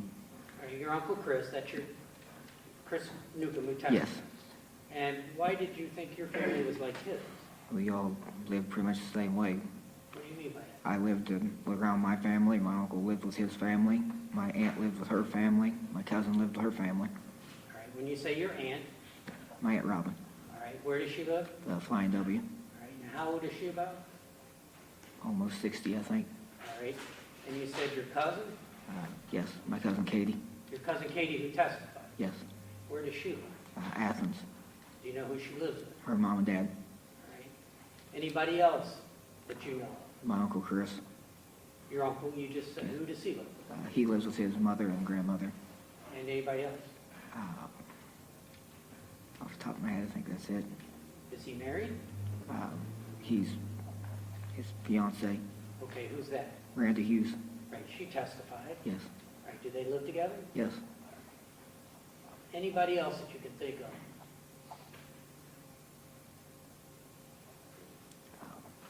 I had a friend of mine in Virginia that lived with his family for a while until he was in his early 20s. All right, and what was his name? James Do you know his last name? Rhoden. And that's spelled with a T? Yes. All right, let's talk about the Rhoden. Who are the Rhodens? Friends of mine. And how did you become friends with them? Started out, they leased our farm to deer hunt on. All right, and who is that? James Rhoden and his father, Rick Rhoden. All right, and was there another family member? Later on, And who was that? James's mother, Edie. All right. And so describe how you got to know them and what they did. They started hunting up there in '05, I believe. And we just started hunting together and eventually became friends. All right. And was James your age, older, younger? I think he's 2 years older than me. All right. And do you know his father's name? Yes, Rick Rhoden. Rick Rhoden, Rick. And did you develop a relationship with Rick and James? yes. Tell us about that. James became a really close friend of mine, and I kind of looked at Rick as a second father figure. Why do you say Rick was a second father? He always gave me a lot of advice growing up. And was that advice different than what you'd received earlier? Yes. Explain that. He basically told me not to continue down the road I was going, doing the stuff that my father did. And did you take that advice to heart? It took a long time to get it completely out of my system, but yes. And when did you start taking his advice to heart? Around the time that me and Tabby got married. And you talked earlier about when you and Tabby got married, and you like to drink and have a good time down at Big Bear Lake, right? Yes. Once your son was born, did that change? I gave all my partying days up.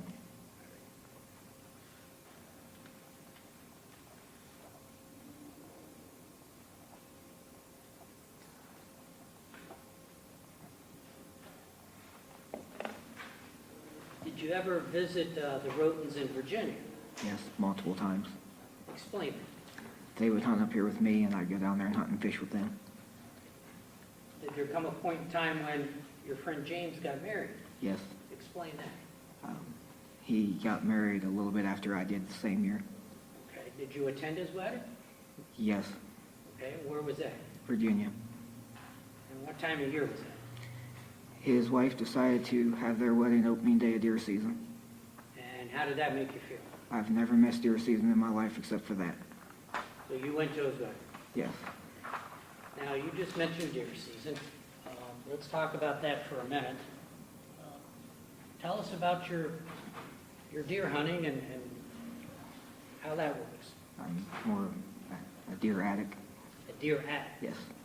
Tell the jury what that means to you. I live, eat, breathe, and sleep deer. Now, when you lived on Bethel Hill, was that a good deer hunting area? One of the best that I've ever been on, yes.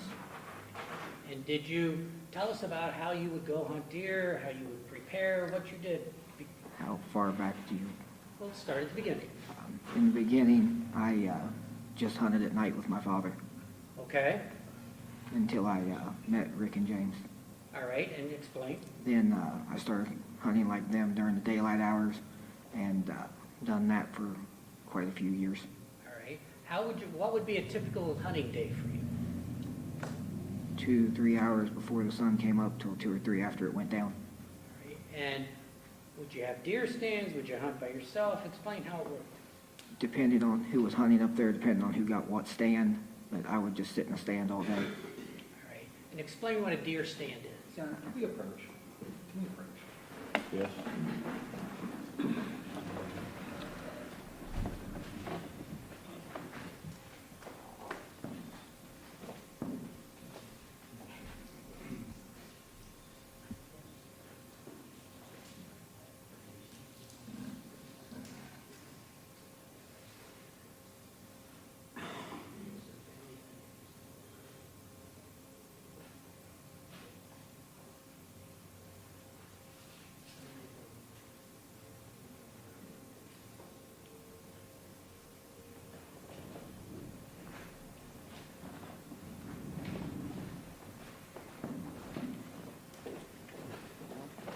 Okay, George. Explain just very briefly what a deer stand is. It's just a steel ladder with a seat on top of it you strap to a tree, usually between 15 and 18 feet. All right. And is that what you would use to deer hunt most of the Yes. time? Okay. And I'm sorry, how much time would you spend on a typical day deer hunting during the season? A couple hours before the sun came up till a couple hours after it went down. All right. And what is deer season here? When does deer It season usually starts the last Saturday in September and runs till the first week of February.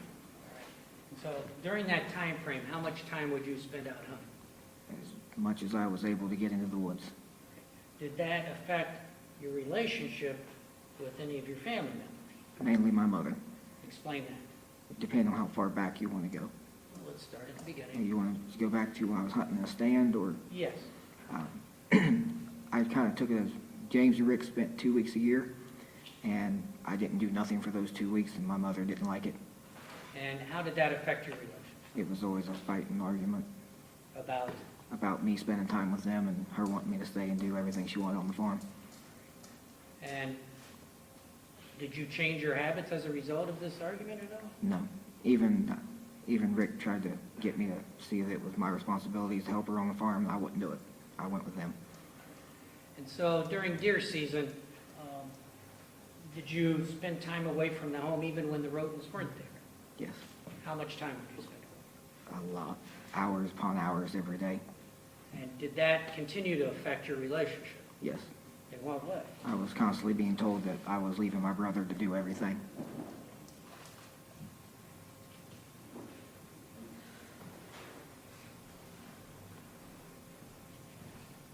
So you talked earlier about how Mr. Rhoden was giving you advice.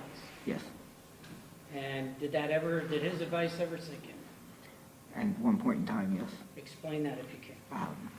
He basically tried to steer me away from where my father was leading me. Explain what you mean by that. That it was going to end up badly one day with the theft and the fuel and the loads, and I'd always have to look over my shoulder, and All right, so what did you do? eventually I quit Quit what? everything my dad taught me.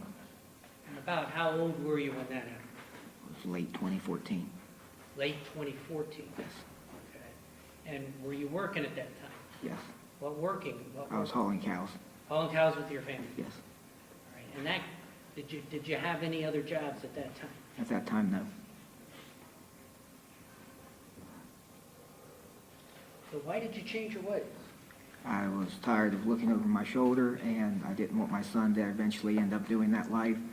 And my father's initial advice was stealing fuel and loads didn't hurt the driver. That just hurt the companies. And I found out later in life that that's a wrong statement.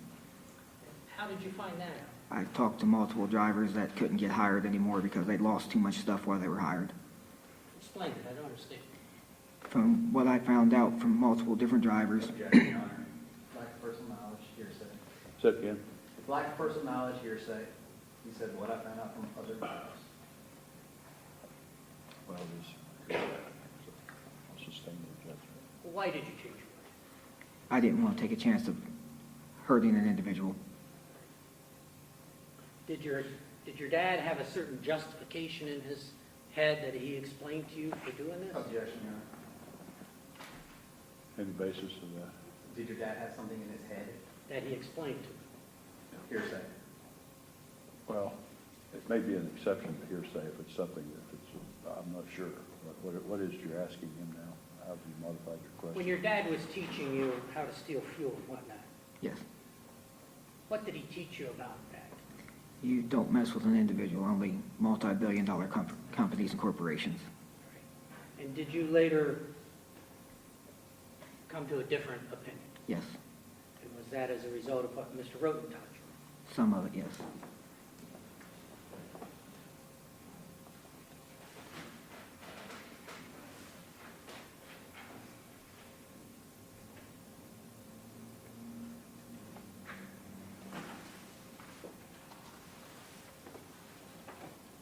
All right, I want to show you some more photographs here, George.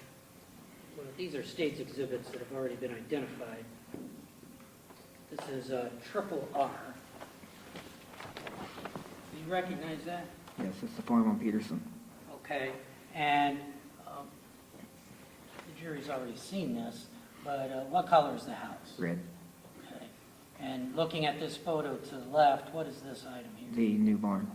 Okay, and directly over here on the other side of the house? The old barn. All right, and on the other side of the road here, what's that? Eventually would have been the garage. All right, is this what you moved? From Bethel, yes. Okay, and there's an item right here near the house, what's that? That is the hunting cabin that I moved. Moved from? Bethel. All right, why did you move that? It was sentimental to me In what way? because Rick and James and me built it. Built it on Bethel Hill? Yes. And then you moved it down here to Peterson? Yes. All right. And pointing out this field area near the house, did that have any significance when you were living over there? It was one of the hog pastures. Okay. And did your property kind of go up the hill? Yes. And then you had property on this side of the road? Yes, I believe 14 acres on that side.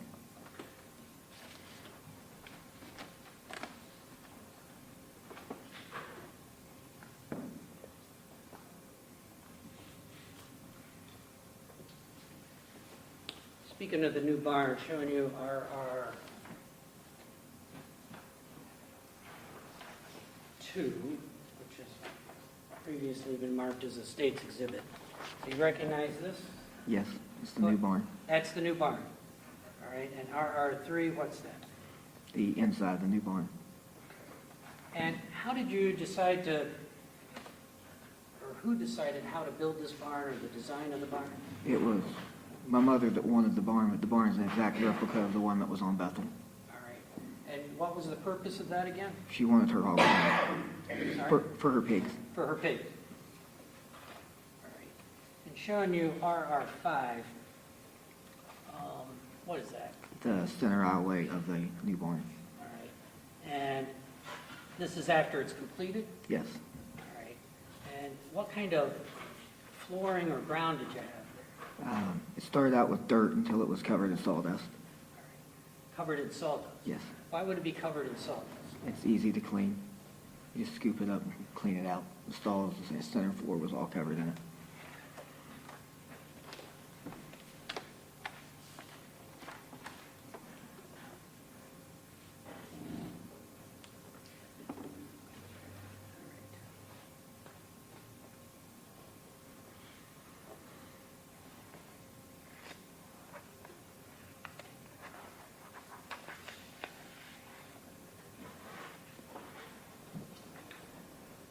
You described earlier the sleeping arrangements when you lived at Peterson, right? Yes.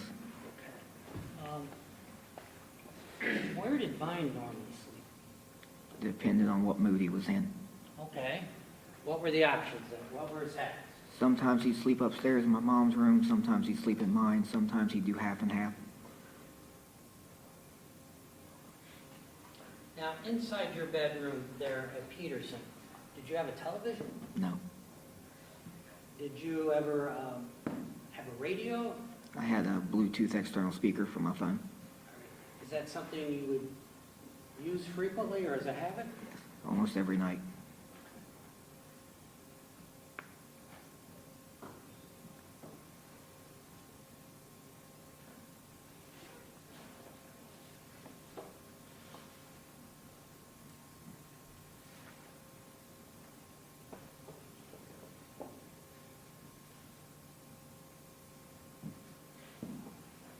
Let's talk about Jake and Hannah just for a minute.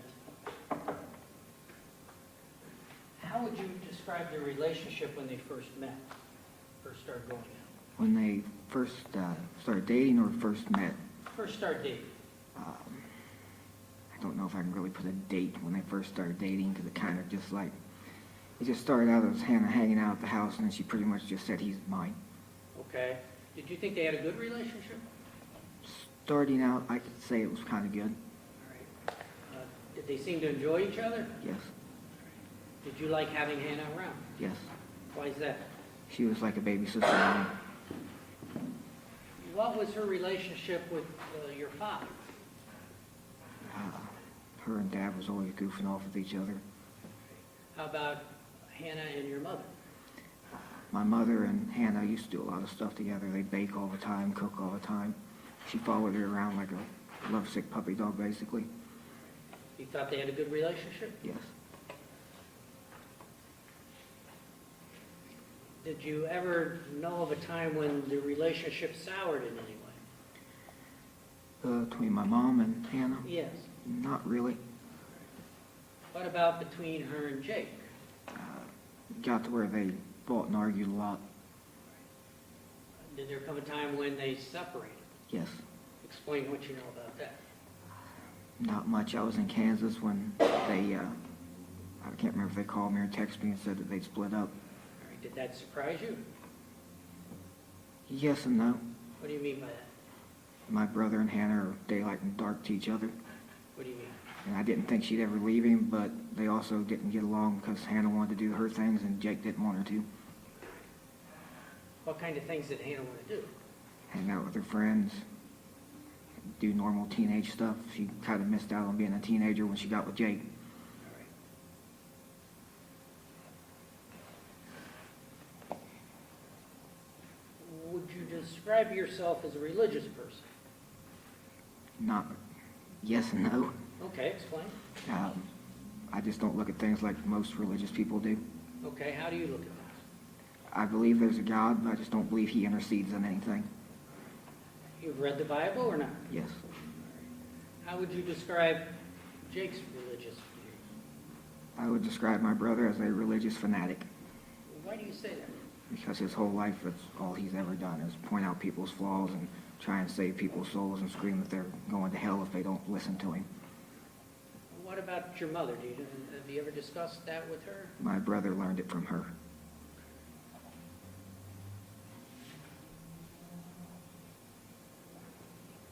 When you were growing up with Jake, did he ever get you in trouble?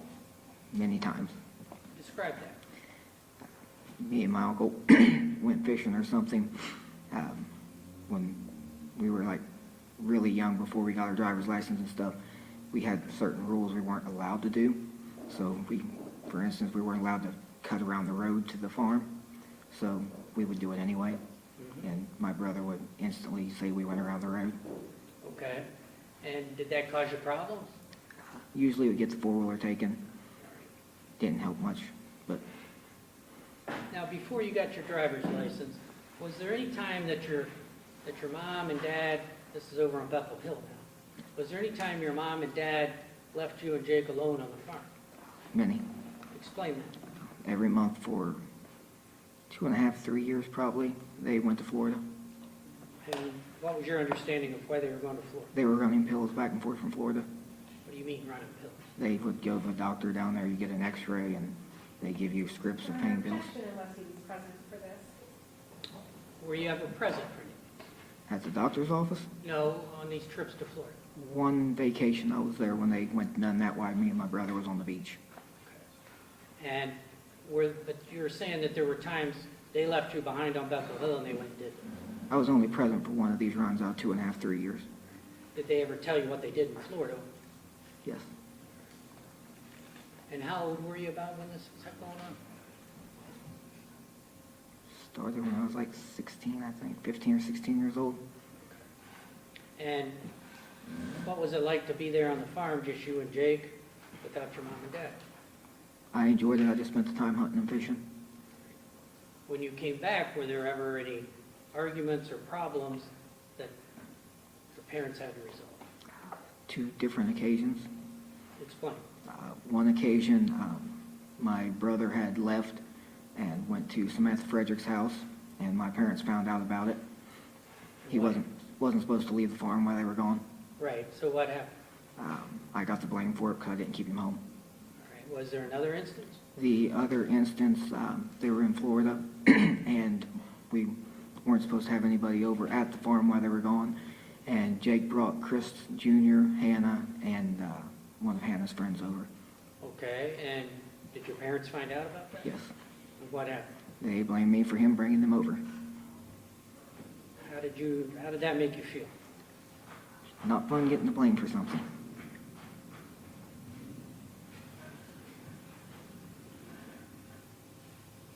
If you had to describe your brother Jake, how would you describe him?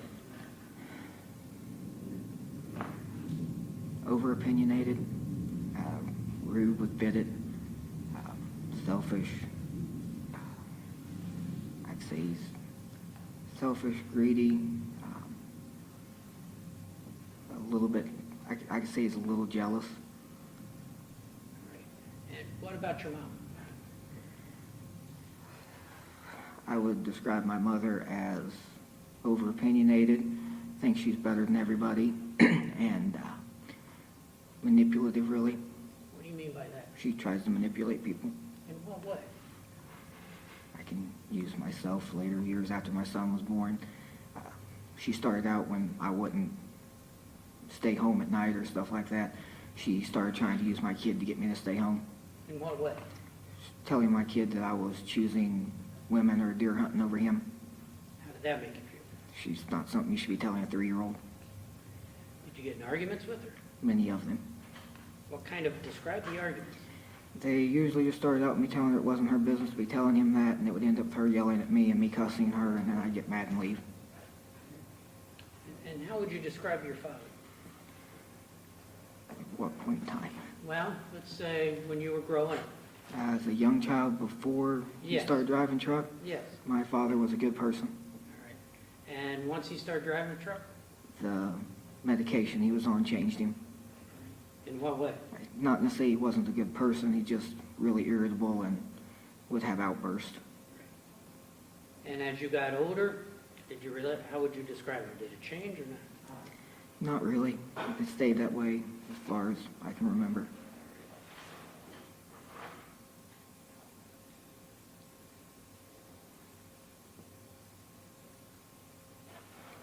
How did your mother treat Vine and Sylvan? I mean, in a way, she treated them good. All right. A lot of ways, I think she was trying to start over with them, but What do you mean by that? I can't really say positive on my brother's side, but on my side, I feel that she was looking at me as a failure and she was trying to start over with my son. What do you mean start over? She constantly tried to get me to just leave the house and leave my son with her. Give me a for instance. When I came back from Alaska, she was trying to get me to sign custody of my kid over, saying I was a bad influence and I was constantly with her brother and I was going to end up ruining my kid's life, that I'd be better off to move out and leave my son with her. How did that make you? I wasn't happy about it. Now, you've heard some testimony over the weeks that your family supposedly had these family meetings. I wouldn't call them that. Why don't you describe it? It's nothing more than discussing who's going to pay what bills for the month. And how would you describe the dynamics in your family when you were all together? On a good day or the majority of the bad days? Well, let's start with the good day. On a good day, we might get 3 or 4 good hours in together, All right? and then the majority of a month is constant yelling and screaming at each other. Why is that? We don't get along.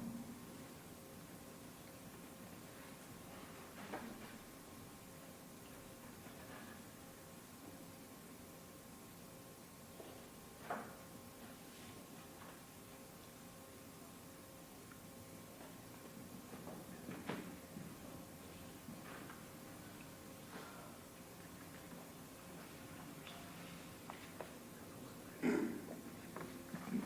to show you a few more exhibits.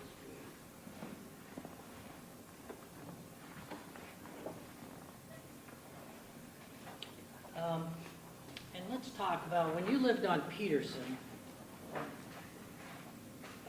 you've heard testimony about a goose box, right? Yes. What do you know about the goose box? It was built for my grandfather's birthday. All right, and who built it? How did that come about? Me and my brother built it. My father wanted it built for his birthday present. All right, and explain how you built it, how much time it took, et cetera. It took 2 hours, 3 at most. All right, and was it you and your brother both working on it? Yes, Do you remember when that was? early February of 2016. Do you know why, what the occasion was? My grandfather's birthday, Do you know when his birthday is? early February, like the first week of it, I think. Okay. And do you know how that goose box got out to the Flying W? Yes, I hauled it out there in my truck. You hauled it out there in your truck? Yes, Which truck did you have? it's a 2007 Chevy 2500. All right, and how did you haul it out there? I put it in the back of it and hauled it to the lake. All right, was there anybody with you? My mom, my son, my niece, and my brother. All right, did you all ride in the truck or? In my truck, yes. All right, and I want to show you what's previously been marked as triple S, 1, 2, and 3, I believe, yes. 1, 2, and 3. This is triple S1. Do you recognize that? Yes, this is the lake. Okay, this is the lake on the Flying W? Yes, All right. And triple S2, it's still the lake. just another view? Just a different view of it. All right, and what about SS3? Just another view of it. All right, so looking at SS3 here, can you describe what you did with the goose box It, that was on your truck? it got slid in by the tree on the lower end of it. All right, point out. It got slid in by the tree here, and then once it was in the water, I took my truck around this side of it and ran a rope across and pulled it across the water. Okay, so there's a tree here in the foreground, or right in the middle, right? Yes, Were you on this side or the other side of the tree? this side of it. All right, and so how did you get it into the water? Me and my dad and brother pushed it out of my truck and down into the water. All right, and then what did you do next? Then I went around and we ran a rope across and pulled it across. All right, so show the path that your truck took. It would have come back down the dam side of it and then down the road, up the hill, around this side of it, and back over here on the other side of the briar patch. All right, and why did you make this trip? Because I needed to run a rope from here to there to get the goose box to here, Okay, and what was the final placement of the goose box? roughly in this area. Okay, you're pointing away from the shore, kind of in the middle of the water, Yes. right there? And when was that? It was early February 16.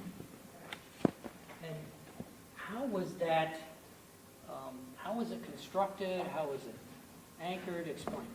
It was built out of pressure-treated plywood, and it had a piece of foam underneath of it, and we anchored it with 2 chunks of steel.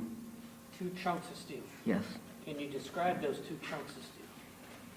roughly steel bars, somewhere between 6 and 8 feet, And where did you get those? out of the semi-trailer on my grandparents' place.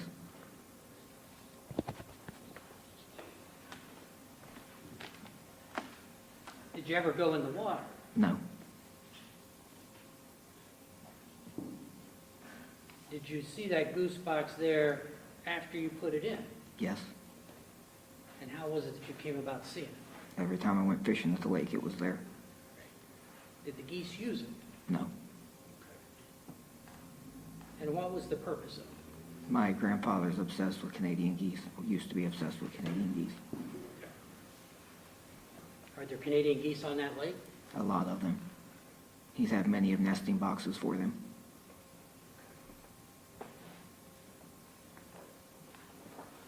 Now, you heard the testimony and saw the exhibits of the concrete buckets that were taken off that goose box. Yes.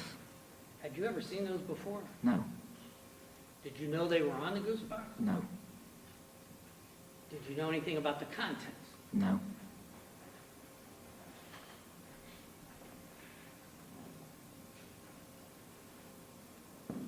Now, when you lived over on Peterson, or even on Bethel Hill, let's start there. When you lived on Bethel Hill, did your family have a gun safe? Yes. Describe that. It was burgundy safe with gold tumbler, gold handles on the front, and a picture of a deer. All right. And approximately how big was it? I think it held 36 guns. So how high was it? It was probably 6 foot in height. All right. Was it heavy? Yes. What was it made of? Steel. And did there come a point in time when you moved that from Bethel Hill to Peters? Yes. How did that happen? We ended up loading it onto a trailer and hauling it to Peterson, then putting it in a mudroom at Peterson. And what was it used for there at Peters? It's where we kept the majority of our firearms. All right, did you keep anything else in there? My bows, any kind of legal documents, titles, money, whatever else was needed, kept in a safe. And who had the combination to the safe? Or was it a combination? Yes. Who had the combination? My father, myself, and my brother. Did your mother have it? She had it at one point. I don't know if she remembered it or not, but All right. And you said you kept money. yes, You mean cash money? yes. Typically, how much cash money would be in the safe? Between 5,000 and 20,000. All right. And what was the purpose of having that money? I just prefer to keep my money in the safe instead of a bank. And so would any of your family members have access to that? To the safe, or To the inside of the safe? they could get in it if they wanted to. And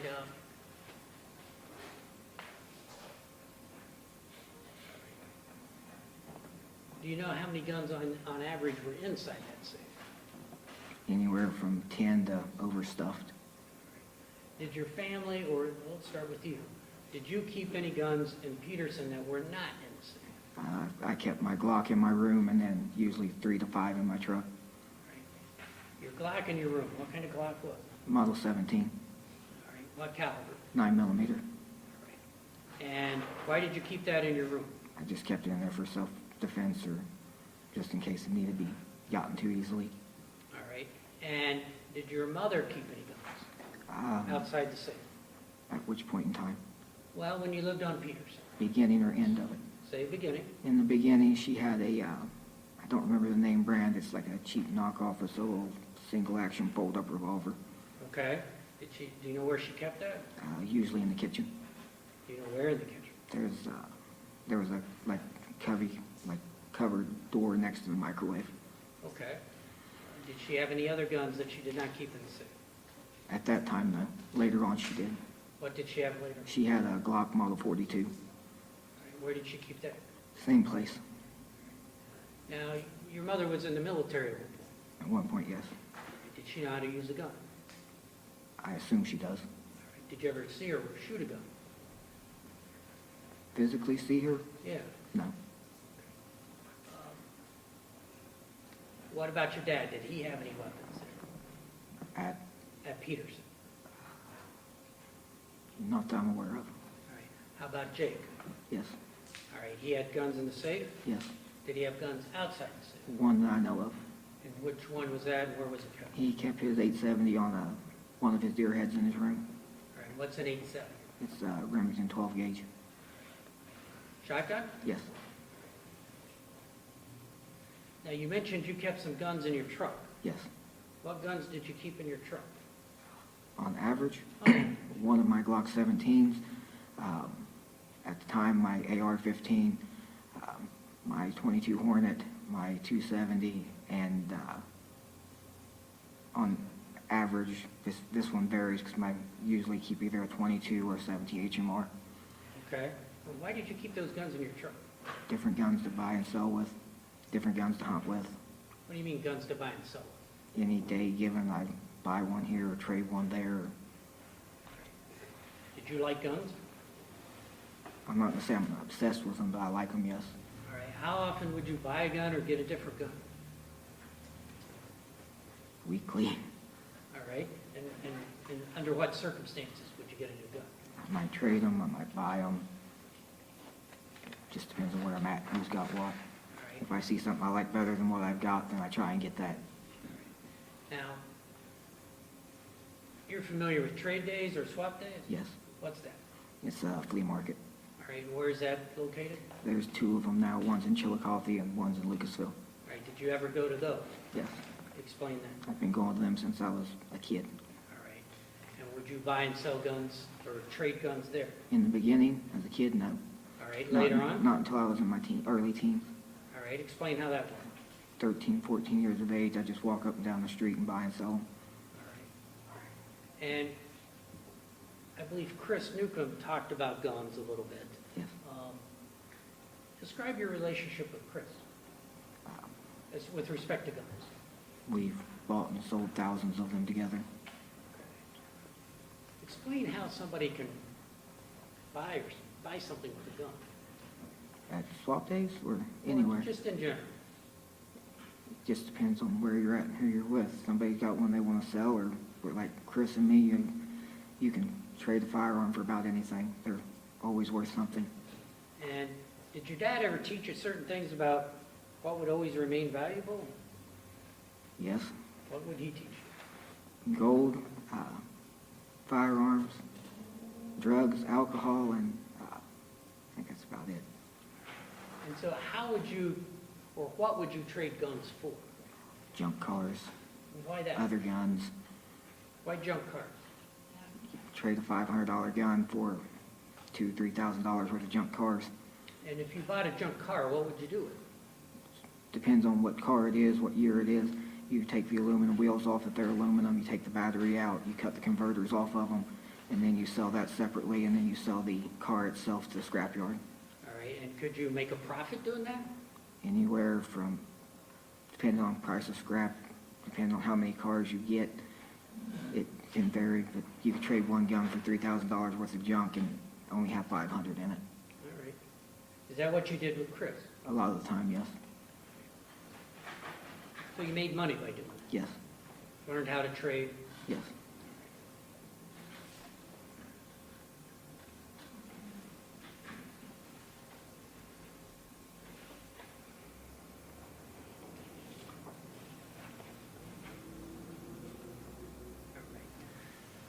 Now, George, in this picture you identified earlier, Wagner Exhibit 21,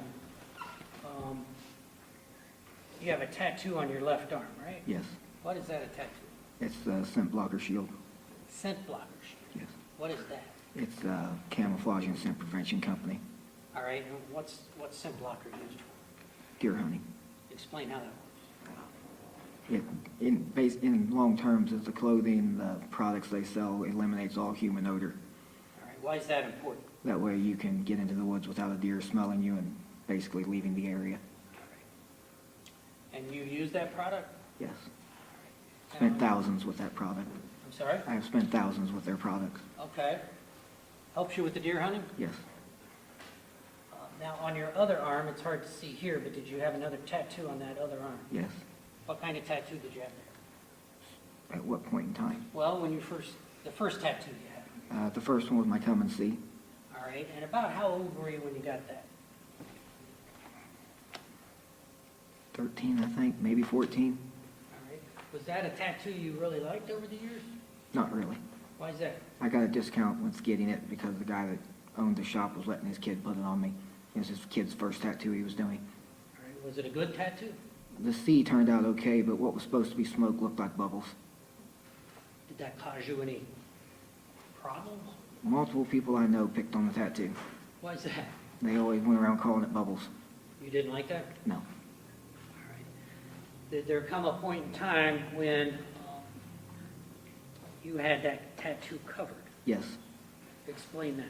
My father come to me one day and asked me if I wanted to get my tattoo covered up because he was getting a new one, and I went and got it covered up. He volunteered to pay for it. You know when that was about? June or July of 2016. Randa and Chris were having their first kid when I was getting it done. Showing you Wagner Exhibit 45, do you recognize that? Yes, that's what I covered up to come and see with. All right. And you saw the gentleman come in here that actually put that tattoo on you, right? Yes. Did you know him before this tattoo? No. All right. Explain how this happened. So when I went to get the tattoo, he said there was very few things we could actually use to cover it. So he started off with putting the hand-drawn 8-ball on my arm, and then he just started drawing stuff around that. All right. And so was it your idea to have the 8-ball? No, it was his. He said that's the only thing he could really cover it with and get rid of the entire come and see. Were you okay with that? Whatever covered it. All right. And what about the other items on here? Describe what this is above the 8-ball. He added the skull to the top of it, and he added the dice and the spider webs and the cards to it.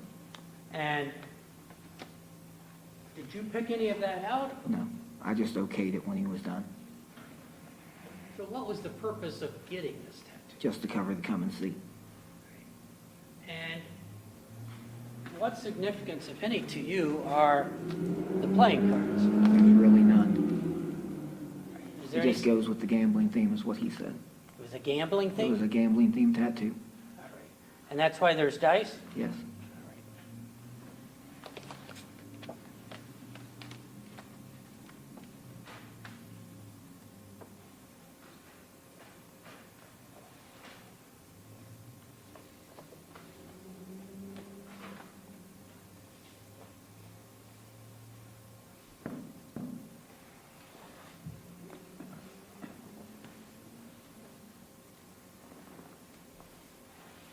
All right, let's talk about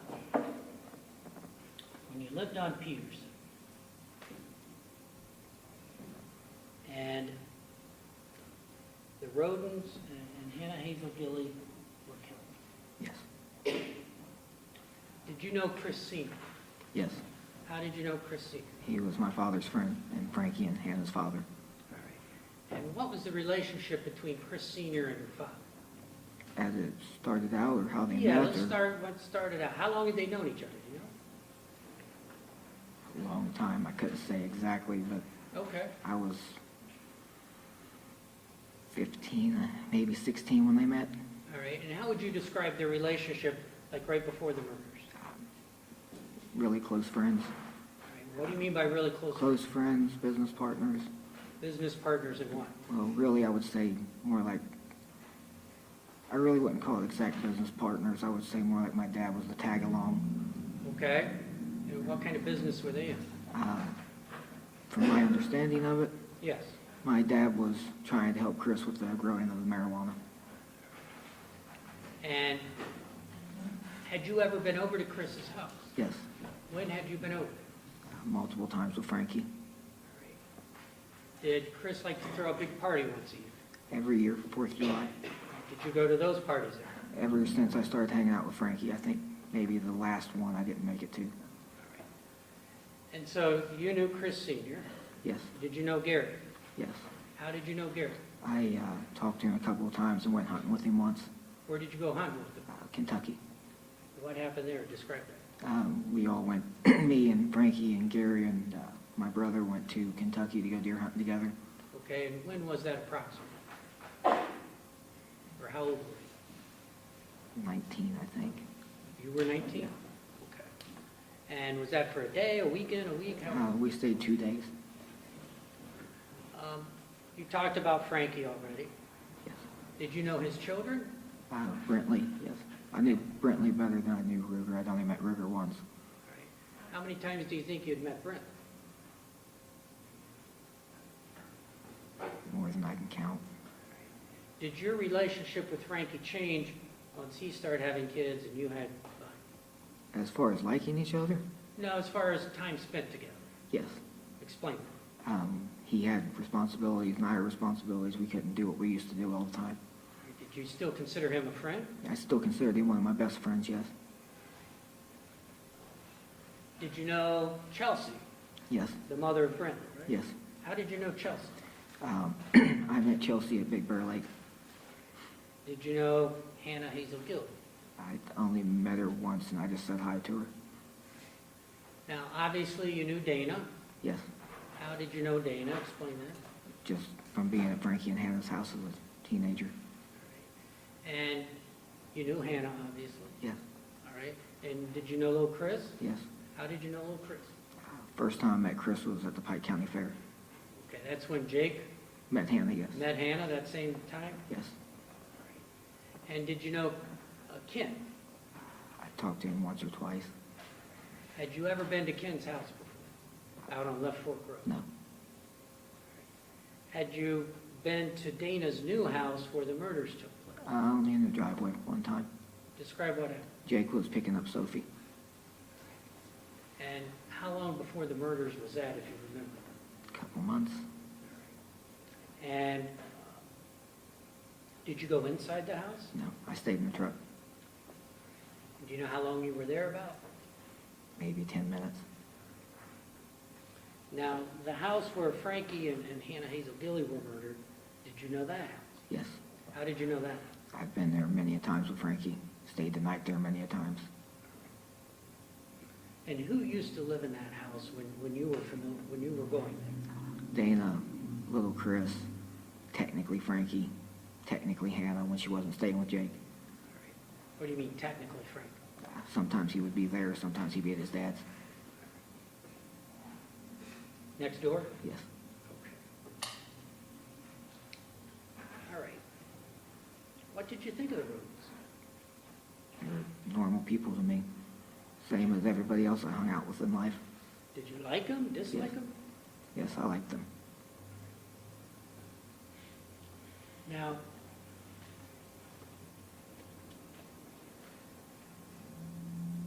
you've heard testimony from Jake, correct? Yes, You heard your mom testify, right? yes. Was in April of 2016, all right, or March of 2016, or going all the way back to January of 2016, were you aware at any time that Jake and your dad and your mom were planning to kill the Rhodens? No, Was that ever discussed with you? no, Did you have any idea that was going to happen? no. Did you know of any reason that your family wanted to kill the Rhodens? No.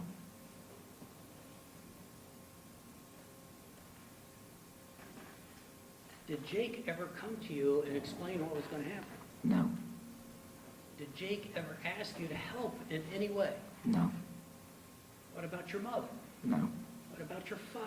No.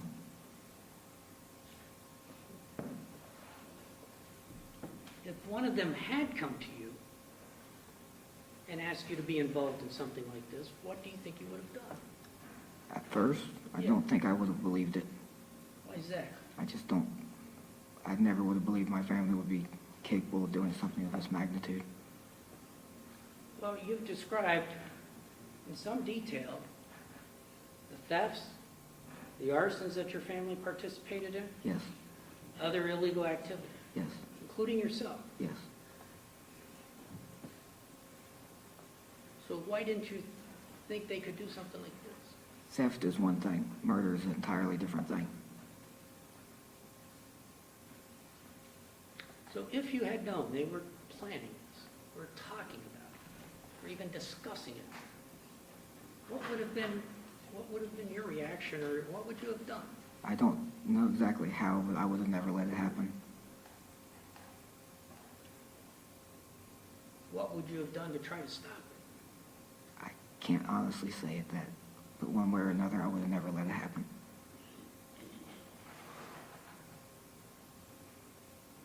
How did you find out about the murders? I was on my way back from tearing a building down, and my mother called and said for us to come home. And then when I got home, it was on the news. And so that was the morning of the murders. Yes. Why were you going out to tear down the building?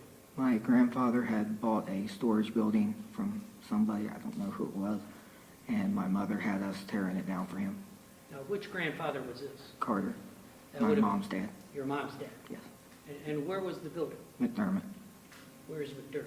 Lucasville area, Okay, how far is that from where you lived on Peterson Road? roughly 45 minutes. All right, so what was the plan for that morning? We were just going to get up early, go tear the building down, and have it ready for Randy Fife to come pick it up. All right, so who went to tear down the building? Me and my brother. And do you know what time you left that morning? Roughly daylight. All right. Do you remember what you did the night before? The night before, Yes. what time? Well, what did you do the day before, the night before?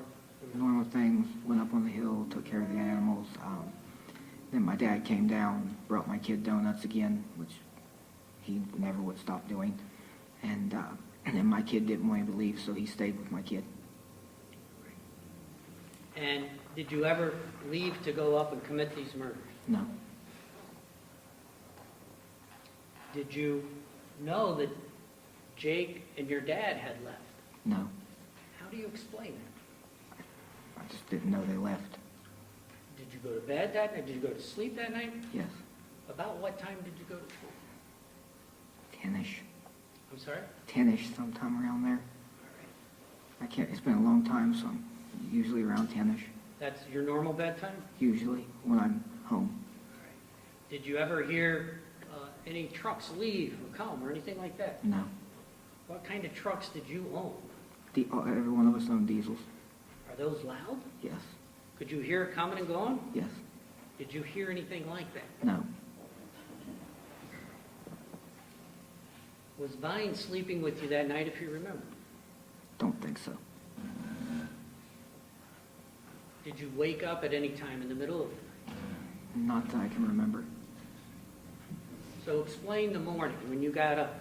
Explain what you did, what happened. When I got up, my brother was in the living room, and I was going to make coffee like I do almost every morning.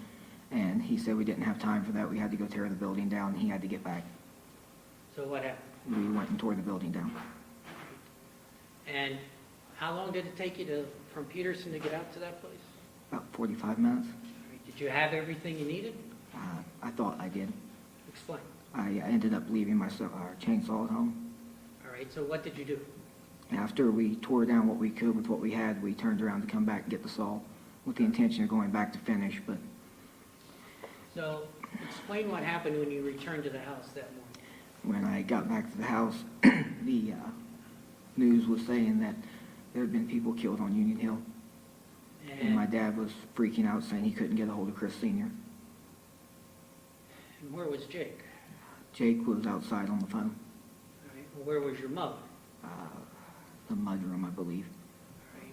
So what was your reaction on this? I was trying to ask my dad what was really on the news and what was going on, and he was still freaking out, saying Chris wouldn't answer the phone. And then Jake come in and said that Andrew Carson had told him that Hannah and Frankie and everybody had been killed. What was your reaction to that? I really don't know how to put it into words. Take a minute. It, Do the best you can. it was more heartbreaking and more of a trauma than I've ever been through in my life. So what did you do? I ended up getting on my four-wheeler and going up the hill. Up the hill behind your farm? Yes, Why did you do that? I always go out in the woods when I need to calm down or need a little bit of therapy. Did anybody go with you? No, just me. And how long did you stay there? A couple hours maybe. What did you do then? I came back down the hill. And what did you find? When I come back down, Samantha Frederick called me a little after her, and my ex-wife Tabby called me. What was Jake doing? He was sitting in the living room in kind of like a daze. What was your dad doing? He was still in the living room and just kind of sitting there talking to Jake, and Jake really wasn't responding. What was your mother doing? If I remember correctly, she was in the kitchen with the kids. Was there a time when Jake left? I was told that he had tried to go to Union Hill and they wouldn't let him through. Did you see him leave, or was he not around the house for some period of I time? did not see him leave.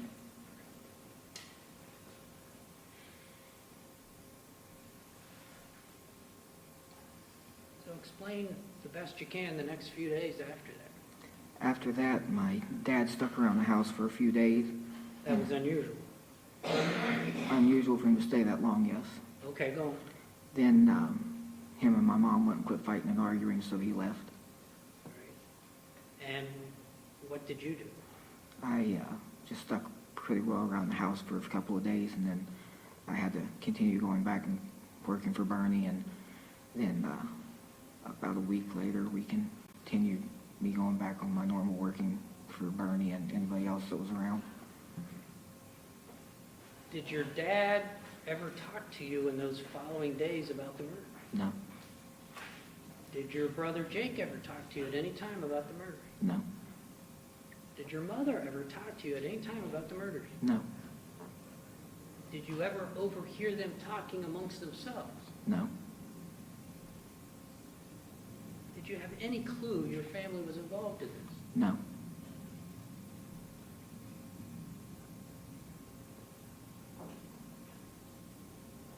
Did you go to the funeral?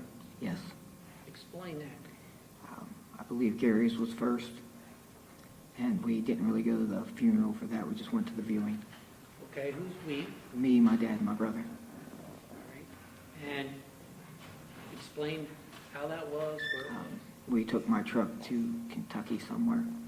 Who and drove? Me, All right. Whose idea was it to go? everybody's. All right. Then we went there, stayed for the viewing, then left. Did you ever talk about the murders on the way? No, How about on the way home? no. What was your dad's demeanor? Acted like my dad. What about Jake? Jake just acted like Jake. He doesn't hardly ever show emotion. Well, you saw him testify here, right? Yes, Did you see him laugh and smile and smirk? yes, Had you ever seen him act like that? no, Never? never in my life. You said he doesn't show emotion. No. What do you mean by that? He won't even let you give him a hug. What about towards Sophie? Sophie's the only person I know of that could hug him. Nobody else. He doesn't like being touched. Did you go to the other funeral? Yes. Explain that. We went to the viewing of Hannah and little Chris, Frankie, and the rest of their family. And after the viewing, we went to the actual funeral of it. All right, and how did you arrive there? We took my truck. You? Yes, me, my dad, and brother. And who drove? Me, until we got to the funeral. Explain that. When I got to the actual service, my dad and brother sat together there, and I waited on Tabby, and me and her sat together. So what did you do after the service? We went to the cemetery. And how did that work? What were the, Dad and Jake took my truck, and I rode with Tabby. all right. And then after the service at the cemetery? I got in my truck and came home. All right. With who? My dad and brother. All right.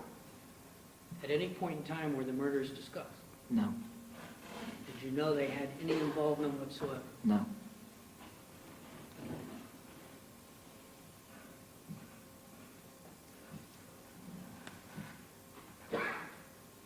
So after the funerals are over,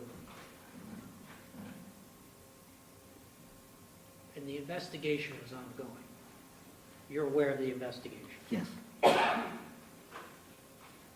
Did BCI or Pike County Sheriff or anybody else come and talk to you or want to talk to you as far as you know about anything you knew about this? No. What about your dad? I believe they talked to him once, maybe twice. Did he discuss that with you? No. How do you know they talked to him? The only thing he ever said was that they talked to him. What about Jake? I think they came twice to talk to Jake. Were you there one time? I think I was there for two. I think I was there for both. All right, where did they come to on the issue? Peterson. All right, did you see them pull in the driveway? Yes. Where were you? One time I was working on my truck, and the other time we were loading a trailer And where were you working on the truck? in the driveway. All right. And what did you do when you saw BCI? Just continue working on my truck. Did they ever come up and say, hey, George, we'd like to talk to you? No.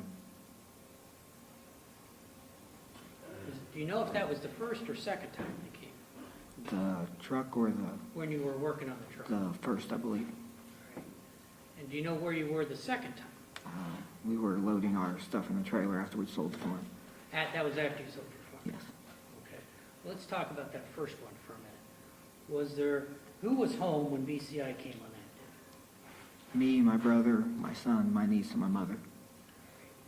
And did you send a text that day? No. On the second visit, did you send a text? I with think it was BCI? the second visit that I sent a text. All right. What text did you send? I told my father not to come Why did you do that? because my father was insulting BCI, saying they were incompetent and they were looking at the wrong people and they wouldn't listen to everything he was telling them who to look at. And so why did you send him that text? I was tired of hearing who he was accusing. Who was he accusing? Skid Montgomery, And who's that? a guy, landowner in Pike County. So I still don't understand why you sent that text message to your father. Because I didn't want him to spend hours with his conspiracy theories. Did your dad have conspiracy theories normally? Yes. Explain that.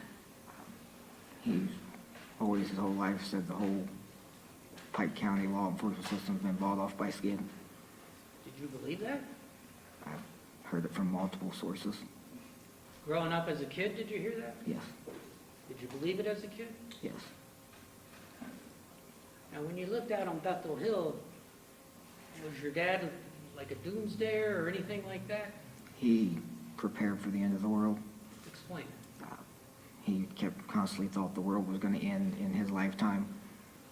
Once he buried a bread truck, and then he buried a container. He buried a bread truck. Yes. Explain that. He dug a hole with a backhoe and put a bread truck in it and covered it back up. What was the purpose of that? Storing food, water, whatever else he wanted to put down in it. Okay, and did he do something else, did you just say? He buried a container for similar A container. thing. Like a dry box? C-box container like you see on trains or on container ships. Okay, and what did he do with that? Buried it Where? on Bethel. And what was the purpose of that? To store food, water, and whatever else he wanted to store in it. What was your thoughts about that? I seen it really as pointless. Did your dad ever appear to be paranoid at any time? Yes, Explain that. he was always paranoid. Like what? Always thought people were listening to him, watching him through the TV, through the phone. He kept tape over his phone's camera and everything. What about your mother? My mother was more paranoid in other ways. Explain. Growing up, my mother thought that everybody out there was trying to, in other words, she just thought everybody was going to try and kidnap me or my brother. How do you know that? She used to say it all the time when we were young kids.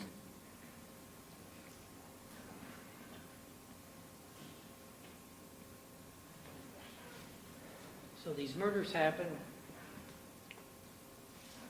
You were not involved, is that what No. you're saying? You didn't know beforehand? No, Didn't know after? no. At some point, your family decides to sell the farm on Peters. Yes. How did that decision come about? Mainly to pay us out of debt. And my brother was saying that he didn't want Sophie to grow up around here with everything that was being said on topics on Facebook. Was your brother, if you know, following Facebook or topics? Daily, him and my mother. Explain that. They lived on Facebook and topics, monitoring everything everybody was saying. I'm sorry? They were looking at everything everybody was saying on Facebook and topics daily. Would they tell you? Some of it, What was your reaction to all that? I tried to ignore it. Why is that? I just don't see the point in getting into all the drama. At that point in time, did you know your family had been involved? No. What did you think was going on? As far as the The investigation, investigation. I just thought that they were wasting time because they started out trying to accuse Bobby Joe and James, and I seen that they were looking in the wrong directions, and it couldn't be a family member that would do it. You didn't think it was any of the Rhoden family No, or the man? no, Did you think it was any of your family? no. So why did you think your family was being looked at? I assumed it was because my brother had pissed everybody in the Manley family off. What do you mean by that? He insulted them an awful lot. In what ways? He thought he was better than them, and thought that the way they lived was horrible, that they had too much junk around, their houses were too dirty, and he kind of rubbed it in that Leonard Manley, I guess from what I'm told, is had Frankie put the wrong transmission fluid in transmission and blew it up, and my brother rubbed it in. Okay. So why did you think BCI was looking at your family? Because my brother was saying that Leonard had pointed the finger at him, and that's why BCI was looking at us.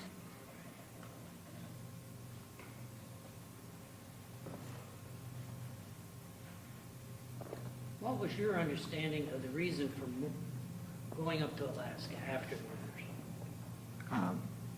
The original was to get Sophie away from everything that was being said on topics. Okay. And you knew the Cinereskis. Yes. They lived up in Your Honor, Alaska. I'm going to object to Mr. Parker continuing to testify. Please ask the question. All right, well, objection sustained. Did you know anybody in Alaska? Yes, Who did multiple you- people. Who did you know?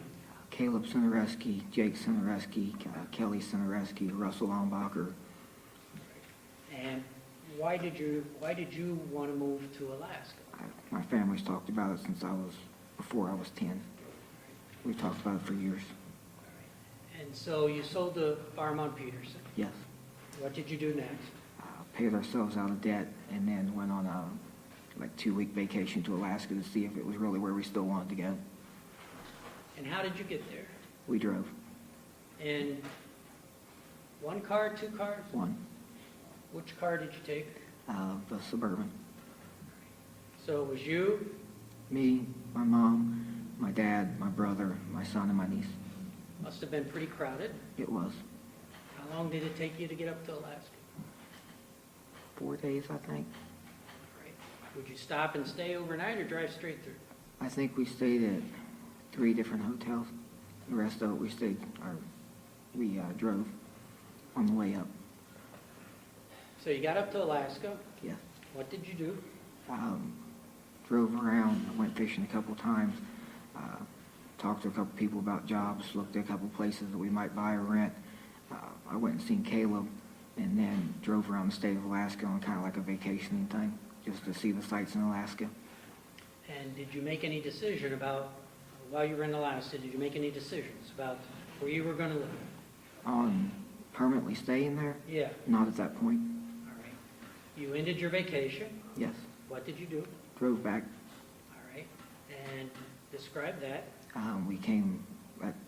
We came back through Canada, came back into Montana, and then from Montana we came back to the Flying W. All right. Now, something happened in Montana, right? Yes, we were interrogated there. All right. Explain what happened. When we got to the border crossing, the Border Patrol took us into separate different rooms and started talking to us. All right. And when was this approximately? May of 17, I believe. Were you surprised or at what happened at the border? Yes, Why were you surprised? because BCI had done been notified that we would talk to them at their office when we came back. I'm sorry? We had done notified BCI that we would talk to them at their office when we came back. How did that happen? My mom and brother had called them after they had searched everything on 41 in Peterson. All right. So while you were on this trip to Alaska, did you find out what happened on Route 41? Yes, What was your understanding? that they were searching everything on all of our belongings in the farm and our trailers in the old farm. And how did that make you feel? I wasn't very happy about it Why is that? because they were destroying everything on my kids. And did you, at this point in time, know if your family had any involvement in these murders? No, Were you upset that BCI was still looking at your family after all Yes. this time? yes, I was very upset And why is that? because I was under the assumption that they were just trying to point the finger at anybody they could so they wouldn't continue to be like Facebook Topics was saying, that they didn't know what they were doing for their job. And I thought they were just trying to frame my mom and brother. And was your demeanor affected by that belief? Yes, In what way? because I was severely upset with them. So you were interrogated at the Montana border. Yes, And how long were you interrogated, if you remember? hours. I don't know the exact amount, just hours. Did BCI accuse you of anything? Starting out, not starting off, no. Okay, how did the If I interviews- remember correctly, they started off talking about hunting and fishing. Okay. And then what happened? Then they started asking questions about receipts and shell casings and shoes. And Did they show you any photographs or any documents? Did they show you? yes, they showed me pictures of shell casings, a picture, I believe a picture of a Walmart receipt and a pair of shoes. And what kind of questions were they asking? They were saying that my mom bought the pair of shoes and the receipt showed she bought them and that those were the shoes that was used. And then they said that they found a shell casing at the crime scene that matched my father's gun. And what was your reaction to all this? I didn't believe what they were saying. Were you told that your family was involved? They accused my brother and my mother of it. Yes. What was your reaction? I was just upset about it. I was emotionally distraught that they would accuse my family. And who had been driving from Alaska to Montana? Me. How long had you been driving? Counting the whole trip around Alaska. Well, just on the way back to the United States, and you stopped in Montana, right? Got stopped in Montana. 2 or 3 days. I'm sorry? 2 or 3 days maybe. You'd been driving for 2 or 3 days? Yes. With sleep, without sleep? Hardly any. When you were driving, either on this trip or with your truck jobs, cross country, did you have any habits as far as caffeine goes? Massive amounts of it. Explain.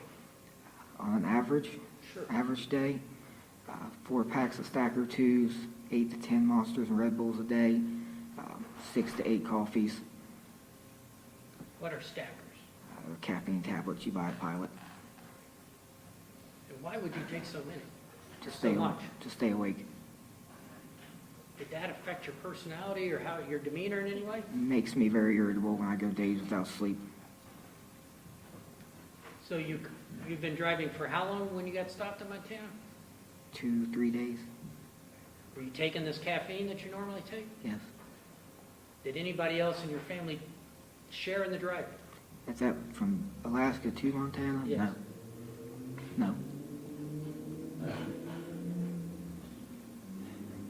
So you're in this interview or interrogation in Montana. What was your understanding at the end of the interview? At the end of it, Yeah. my understanding of it was that they were either going to call me a suspect or a witness, whichever they decided, and that they wanted me to basically spy on my brother. Did you agree to do that? Yes. Did you ever have a conversation with your brother after this Montana interrogation? Yes. Explain that. I asked my brother if he had had anything to do with it, or if he knew who did. When did you have that conversation? When we got back from Montana and was on the farm reloading everything. Was anybody else around? No, it was just me and him. What was his response? He swore up and down that he didn't know who did it and they didn't have nothing to do with it. Did you accept that? I had no reason not to believe him. Did you ever ask your mother if she was involved? No. Did you ever ask your dad? No, because I knew the answer that would come from him. What answer was that? He would say he had nothing to do with it and his kid did it.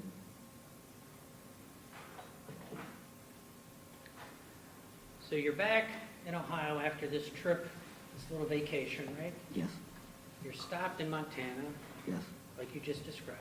yes. Now, when you get out of interrogation, did they release all of your family members? Yes. All right. Explain what happened immediately after they released you. After they were done talking to me, Yes.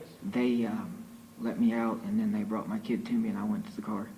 All right. Was there anybody at the car before you? My mom and father. Where was Jake? He was still talking to them, I guess. I know he was still in the building. Did you have any conversation with your mom and dad? Not really. Well, everybody had just been interrogated, right? Yes, I was more concentrated on trying to figure out what was up with my kid. Explain that. He was like disoriented and acted massively tired, which is unusual for him. And so, what did you do with your kid? Your concerns, what did you do? After Jake was released, Yes. we went and I took him to the emergency room to see if he had anything wrong with him. Was there an emergency room nearby? I think it took us a little bit to get there, maybe 30 minutes. So why did you take him to the emergency? It started off that Sophie had said that BCI gave him some kind of medicine, and because Sophie had said that, and I just wanted to make sure he had nothing wrong with him. And so He you has- had him checked out. Yes, because he has bad anxiety attacks, and I just wanted to make sure that they didn't give him something, maybe too much of it, to calm him down. And what was the result of the medical examination? They said he had nothing in his system. And so what did you do after you did this emergency room? After that, we went to a hotel. Who was doing the driving? Me. Why were you doing all the driving? My dad said he was too stressed to drive. My mom and brother said they were too stressed to drive. So you got a hotel, Yes, spent the night, yes, all right, and then you came back to Ohio. yes. All right, what were the plans after you got back to Ohio? To clean up everything that was left out in the rain. Over on Route 41? Yes. Where did you stay when you got back to Ohio? I dropped my dad off at the Flying W, and we went to Jackson and stayed in the hotel. Why did you stay in a hotel in Jackson? Because my uncle was going to help me clean everything and put it all back on the trailers, and it's easier for me to pick him up on the way from Jackson through South Webster than to stay where it would be closer at Piketon. I'd have had to went to South Webster and get him, then come back here, then go take him home to South Webster. It was quicker just to go one straight trip back and forth. What were your plans at this point as far as staying in Ohio or going to Alaska? After the trailers were reloaded, After the trailer? it was kind of up in the air whether I stayed close to the Flying W or if we went up, but it ended up going to Alaska. All right. And And what were the travel arrangements or circumstances of that? After everything was loaded, one trailer was on my truck, one was on my brother's, and my mom and dad had the Suburban, and we drove to Seattle. So there were 3 vehicles. Yes, at least to Seattle, there was 3. And what happened in Seattle? We shipped the Suburban from Seattle to Alaska. And how did you get to Alaska? My brother and I took the Alcan. So what's the out? It's a highway. So you and your brother drove from Seattle up to Alaska? Yes, What about your mom and your dad and the children? they flew. They flew from Seattle to Anchorage. So how long did it take you to roughly to get from Seattle up to Alaska? 3.5 days, 3.5 days. When you got there, your mom and dad and the kids were already there. Yes. So what were the living arrangements? The first couple of days, or Sure. the first couple of days, my mom and dad had a hotel And where did you stay? in my truck. What do you mean you stayed in your truck? I sleep in my truck Why do you sleep in your truck? because it's the only thing that's ever actually been 100% mine. It's like my castle. I keep everything in my truck. Did there come a time when you got a place to live? Yes. How did that come about? My mom had found a place to rent and we rented it. And what was it like? Kind of just like a house trailer with an add-on on it. All right. It ended up not being what my mother had said it was, but it was the only place that we found that was rentable, so. So what did you do once you found this place? After we rented that, my brother and I went and found a place to go to work. How did you find the place to go to work? Just started going from garage to garage, seeing who was hiring. And you found a job. Yes. Where did you find a job? Buddy's garage.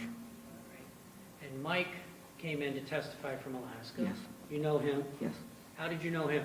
He was my foreman. At Buddy's garage? Yes. Describe briefly Buddy's garage? It's got 3 bays on it, 2 on the big side of the shop, 1 on the small side of the shop. How many people work there about? 6, not counting Buddy. And what would the typical workday be? Usually 6 to 4 or 5 in the afternoon, depending on if something needed done. All right. And was it 5 days a week? Yes, unless something needed done on the weekend or unless I was out on a record call. How much were you making an hour? $17.50 starting out. And did you get a raise at some point? I was offered a raise at some point, How long did you work? 3 or 4 months. And what was your daily duty? Whatever truck came into the shop, I would fix it, or if somebody called for a tow, I would take the wrecker out and tow somebody. All right, so Buddy had you driving the wrecker. Yes. Explain what those were. I drove the semi-wrecker. And what was that? What was your job there? If an RV needed towed or another semi or anything that was big, I would go and tow it. Did you like that job? Yes. Did you like the people you worked with? Yes. Did Jake work there as well? Yes. Did you have the same responsibilities or different? Entirely different. Explain. My brother was basically just being taught how to clean tanks, You mean clean tank? clean tankers out. Okay. And were you working in the same part of the garage? He worked in the far left bay and out the back of the garage, and I worked in the far right bay. It's kind of a separate part of the garage, but still the same building. It's got an Okay. inner wall that divides it. And did there come a time when you left that job? Yes. Why did you leave that job?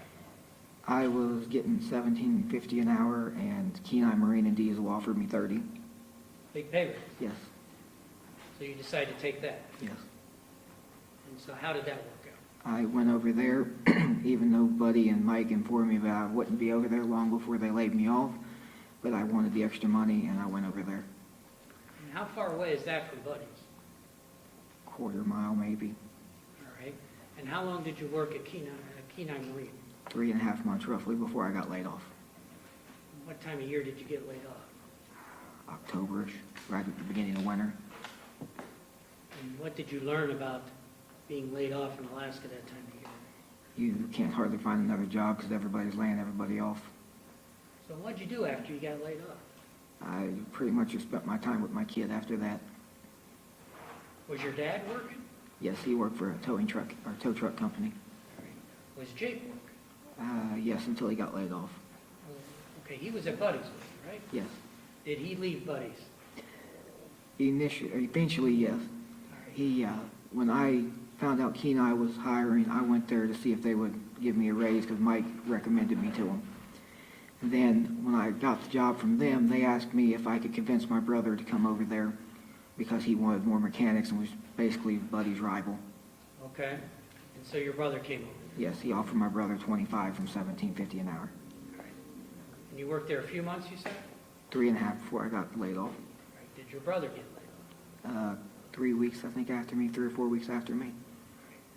So you're in Alaska. What time of year is it now that you're laid off? October. All right. And was your mom working at all? No, she just stayed home, watched the kids while we went to work. But your dad had this tow truck job. Yes, Did there come a point in time when you made a decision to leave Alaska? yes. Explain that. I couldn't find another job, and I got homesick and wanted to get closer back to my uncle and my Aunt Randa, and I started looking for jobs out of the state. All right.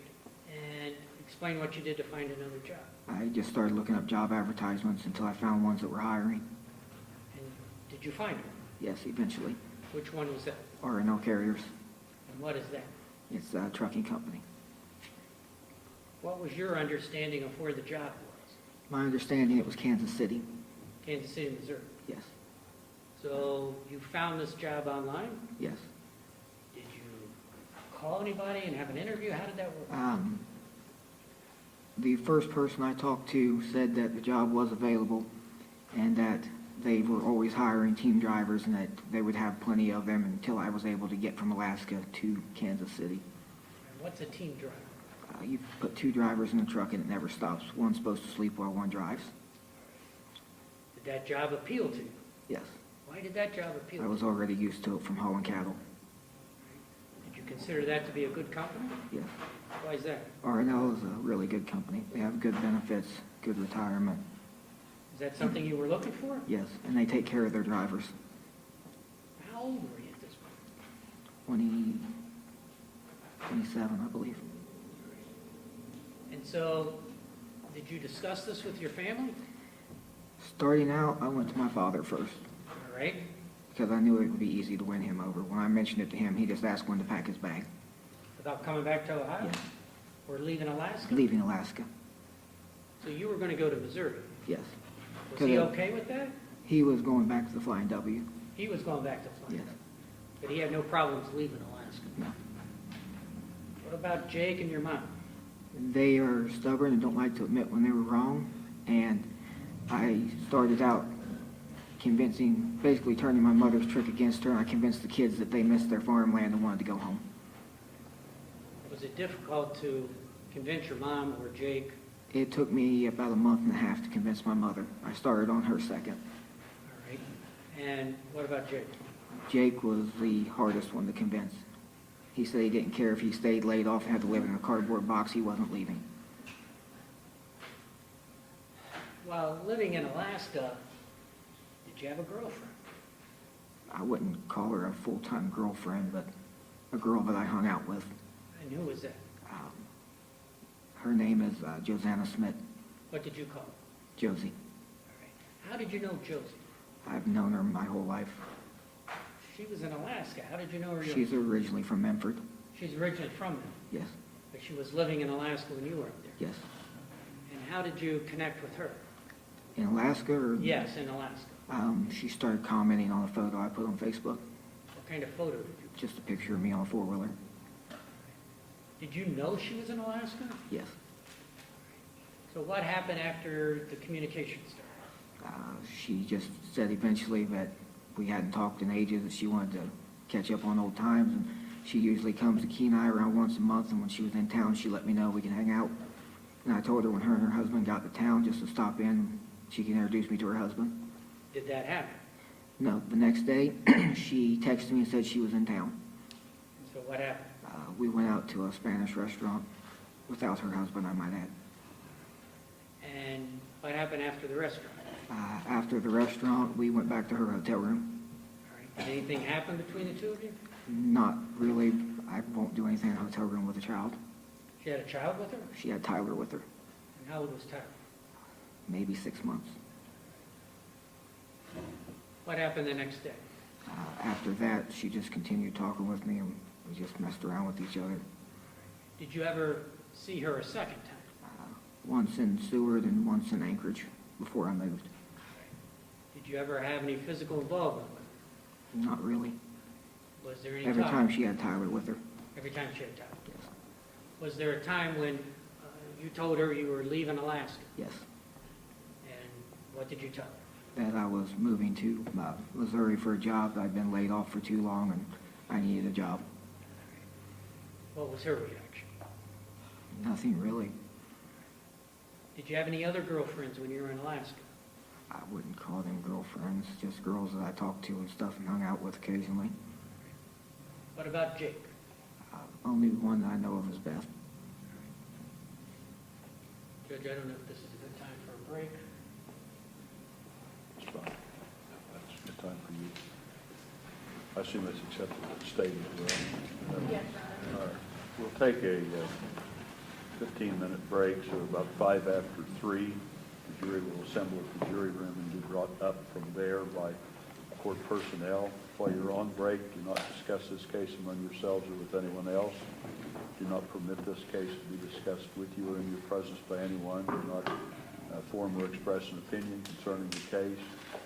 Do not do any research concerning the facts or the law of the case from any source at all. Do not read, view, or listen to any reports or accounts of the case from any source at all, and have no contact with participants in the case, including parties, counsel, or witnesses. Does counsel for either side have anything further before we recess? All right, we are in recess then until 5 after 3.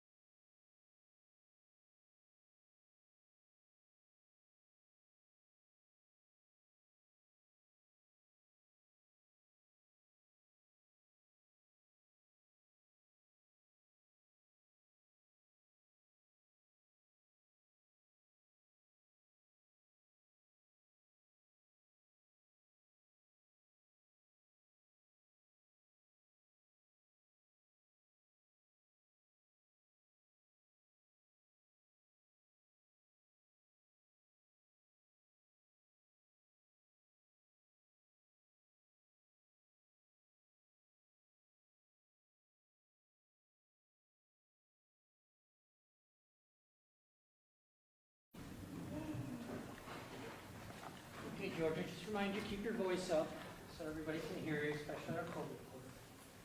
I think we left off where talking about Alaska and your brother meeting Beth.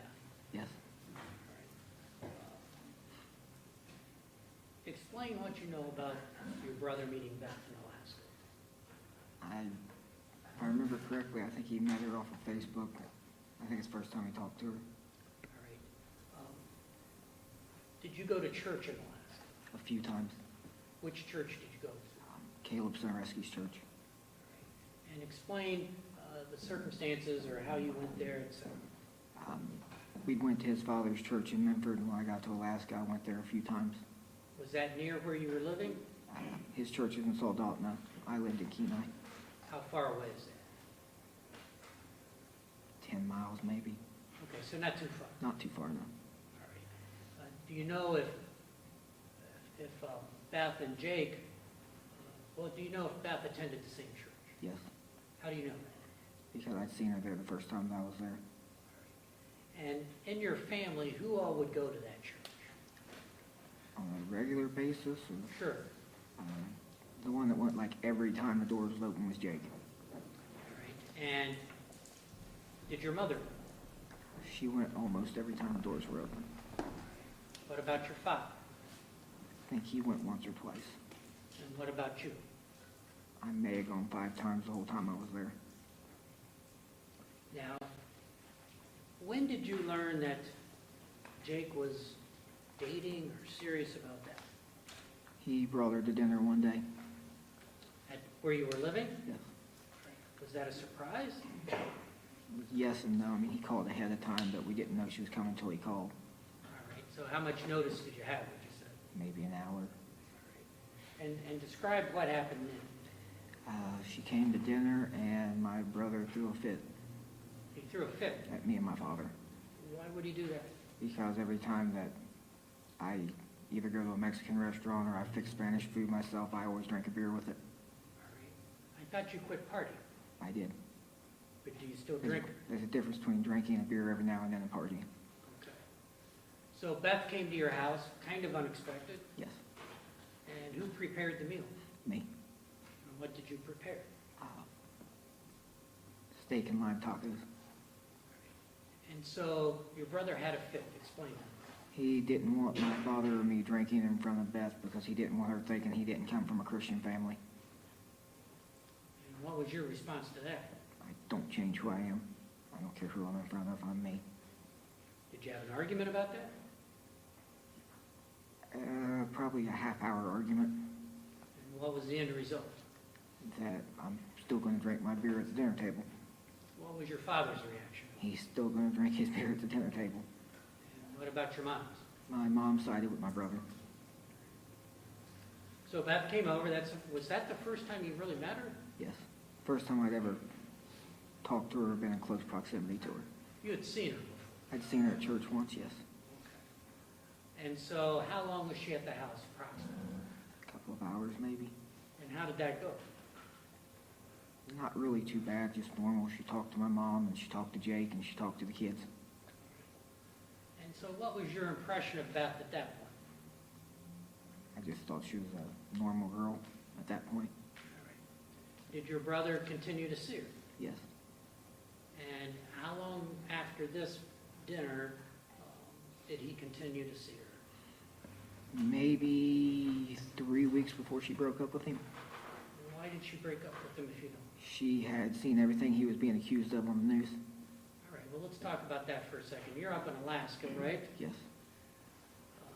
Did these crimes, were they publicized in Alaska? Yes. How's that? It ended up being broadcast on the local news channels up there. What was broadcast? That my family were subjects of interest, and anybody that had information about us should call this number. How did that make you feel? Not happy about it. When I first got to Alaska, I went to Sportsman's Warehouse to buy me a new Glock, where I sold mine before I left, and they sold it to me with no problems. Then when I went back after that, they refused to sell me anything. And so let's talk about that for a minute. Before you moved to Alaska, you'd previously talked about you had a lot of guns, right? Yes. What did you do with your guns before you went to Alaska? I stored them at my grandmother's. On the Flying W? Yes. How many guns did you take up there? I don't remember exactly, but a bunch. A bunch. Yes. Okay. And why would you take them up there? I didn't want to leave them in the trailers where I've been that route before and they would end up rusting. And instead of leaving them in the trailer where they could rust while I was gone, I stored them at my grandmother's where I knew nobody would end up messing with them and they wouldn't rust. Did you sell any guns before you went up to Alaska? The first trip or the Well, second? let's talk about the first trip. The first trip, I left them stored at my grandmother's and went up to see if we were actually going to move there. All right, and then you came back, Yes, and then you decided you were going to go to Alaska Yes. permanently. yes. Did you sell any guns at that point? I sold what BCI left at the house. All right, so BCI visited your grandmother's farm and taken the guns, is that what you're saying? They'd taken a bunch of them, yes, All right, while you were in Alaska. yes. And so when you came back, they hadn't taken all of them. No. What did you do with those guns? The 4 that they left, I sold to Ben McCann, Who's been McCann? mechanic in Peebles. Do you remember the guns? One Kel-Tec 12 gauge, one Heckler & Koch BP 9mm, one Glock 9mm, and one Marlin 336 45-70. And why did you sell those? I didn't want to try taking them through the border. Everybody says it's a nightmare. Had you had problems at the border before?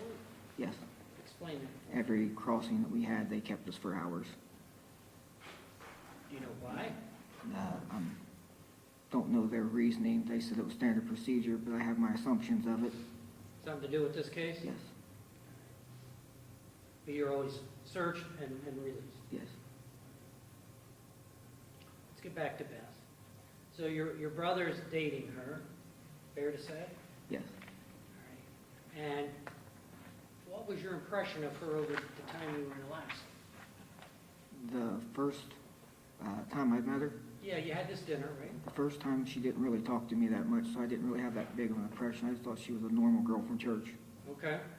And then you talked about there was some publicity about. She had started Googling my brother's name and seen everything that had been broadcast. All right.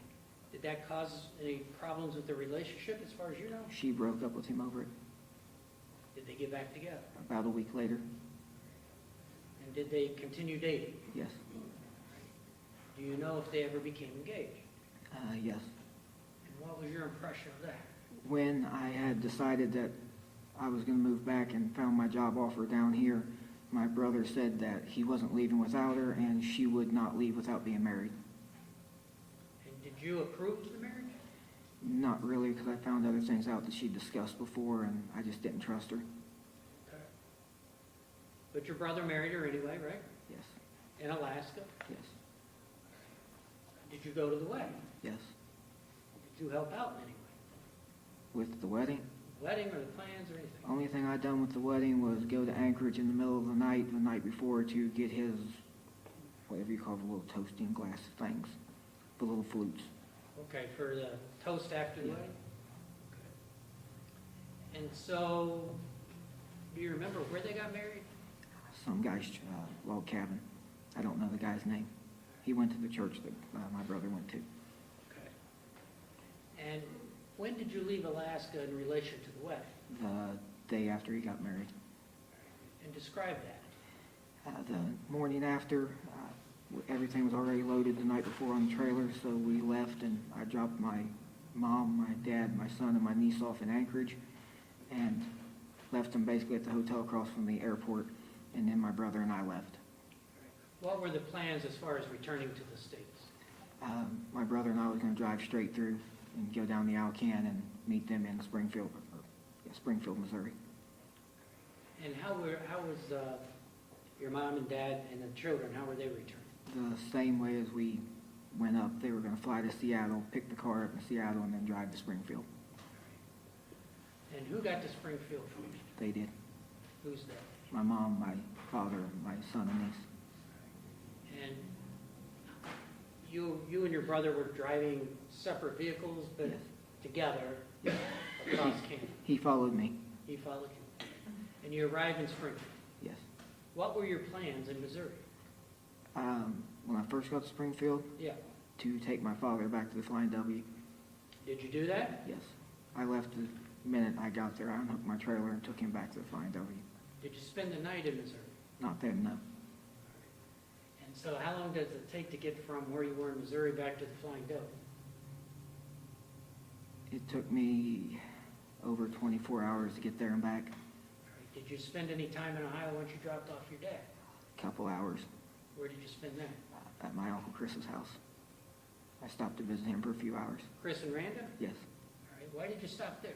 because I missed my uncle and he owed me money and was paying me in firearms.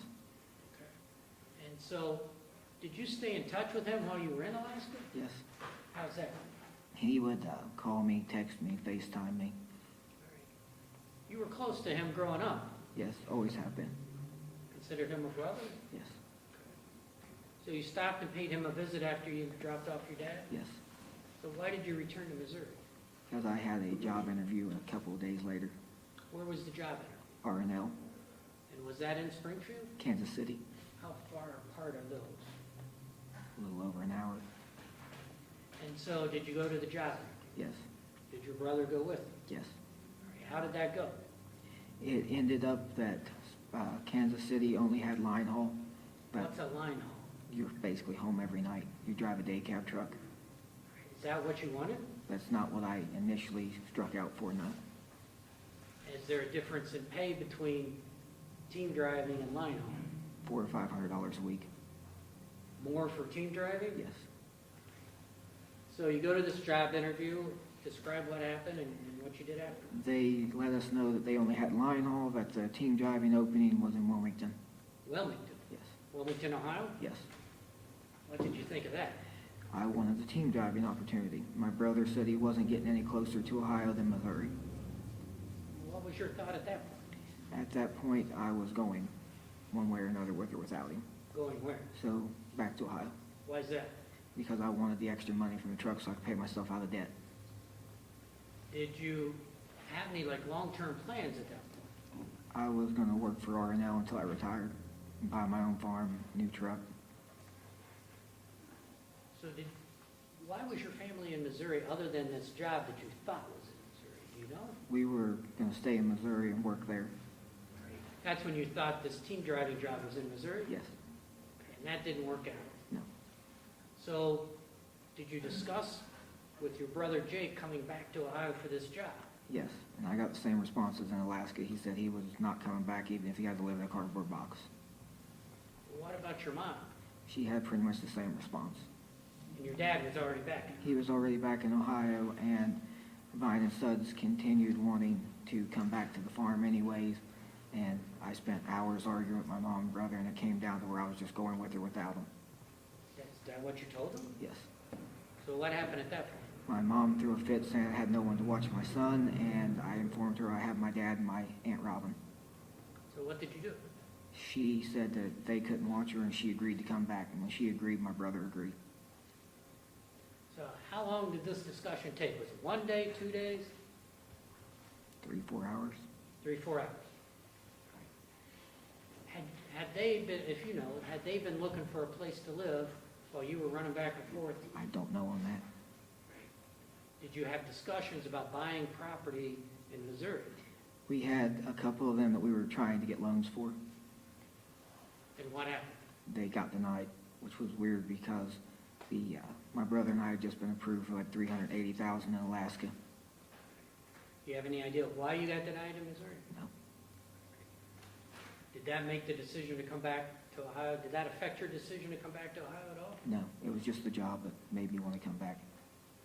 Why did you want this job so much? I wanted to have a job I could actually retire from and not have to keep bouncing around like I did my whole life. And so did you get the job? Yes. All right. What were the circumstances there?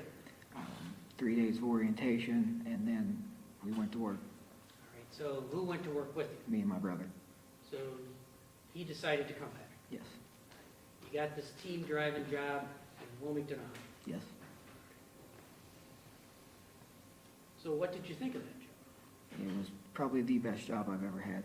What do you say? There were some things, that everybody complains on some aspects of their jobs, but as far as money and retirement benefits, time off, it was probably the best I've had. How much were you making?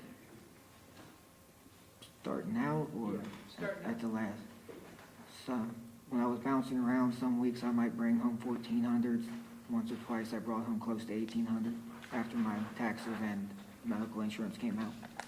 That was a pretty good job. Yes. And was your brother making about the same money? We made identical paychecks. What did you do with the money that you made?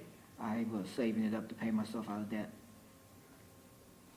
And where was your family living at the time? South Webster, Ohio, And that's at the house where Chris and Randa, where they live now, yes. where they live now? All right. And whose house had that been? My grandfather's, Your grandfather on your mom's side? yes. What was his name? Edward Carter. How would you describe your relationship with him? My grandfather and I was really close. What do you mean really close? We spent from the day Thanksgiving ended till the day it rolled back around planning the next one. So Thanksgiving was a, It was our holiday thing, that's what we did. and when you were in Alaska, well, let me put it this way. Before you went up to Alaska, before you moved up there, what was your grandfather's physical condition? To my knowledge, Yeah. he was fine. Have any medical issues? Not that I was aware of, other than being paralyzed, but that's never affected him any. So when you're in Alaska, did you find out something about your grandfather? But he passed away. How did that affect you? Considering he died Thanksgiving morning, it was not an easy time for me. Did you come back for his funeral? No, I was advised not to. And what led to that advice? Didn't come back because our attorney, Clark, said not to come. And that's while this investigation was going on? Yes. How did that make you feel? I wanted to come back, but I took my attorney's advice. Now, while you were in Alaska, did your grandfather Wagner, he had been bedridden, is that right? Yes. Did anything happen to him? He passed a couple of months before my grandfather Carter did. August 20-something, I think. And did you come back for his funeral? No, I was also advised not to come.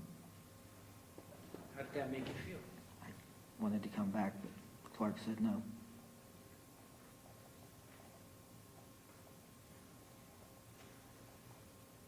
So you leave Alaska, you go to Missouri, right? Yes, So you come to Ohio, found out the job you thought was in Missouri was actually in Ohio. yes, You got the job.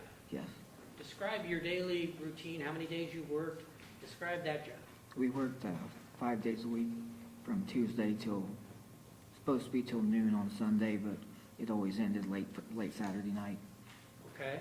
And what would you do? Like, you and your brother were a team, right? Yes. So Tuesday, we would go to Wilmington's main terminal, which is, R&L's main terminal is Wilmington, and we would hook a load up. In the starting of it, it was sporadic. We was everywhere. So one week we might be in Texas, the next I might be in New York.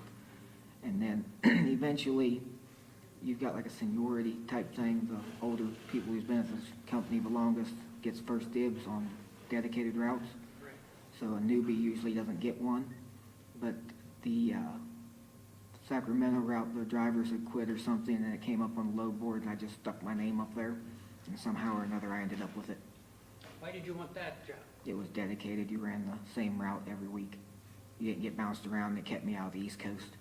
You didn't like the East Coast? No driver likes the East Coast. Why is that? They're really strict out there, and they're death to truck drivers. Is the traffic different on the East Coast than The out west? traffic's horrible, DOT is horrible, you never make it out there and back without a ticket. So you wanted this Sacramento route, Yes, and you got it. yes, Kind of got lucky. yes. So describe your routine with this route. I would load in Wilmington on Tuesday morning.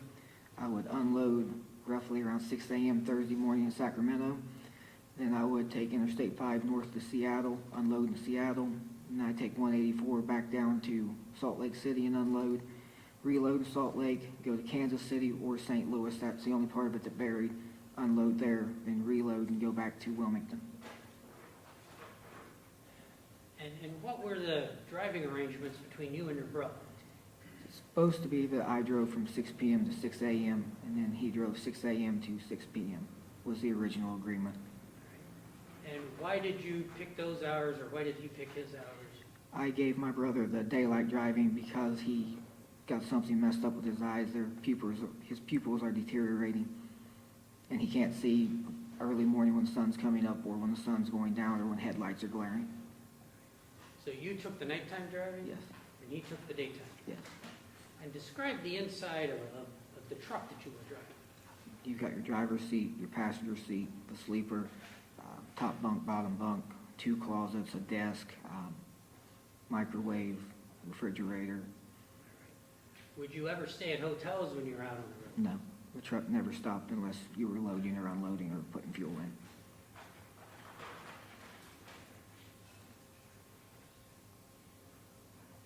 Now, at the time you got that job, that was after the Montana interviews, right? Yes.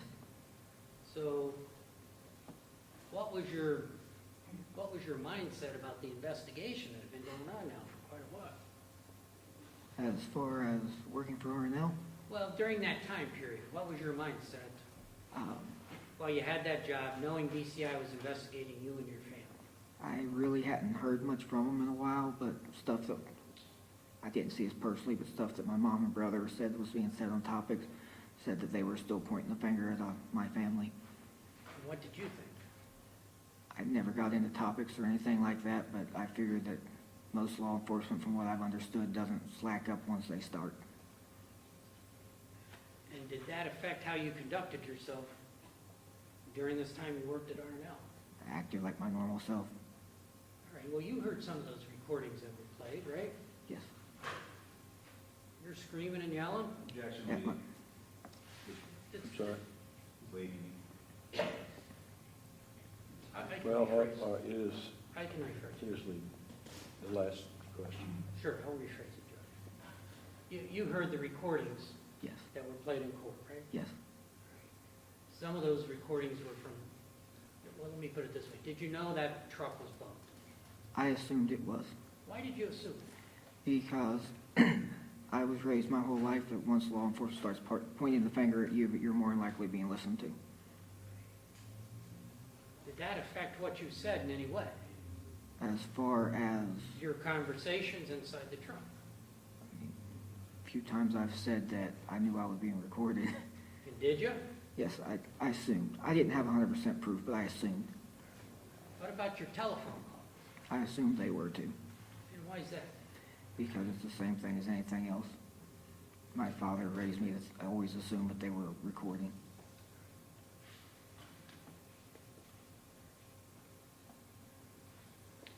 I want to back up a little bit. Show you some exhibits. Wagner's Exhibit 33.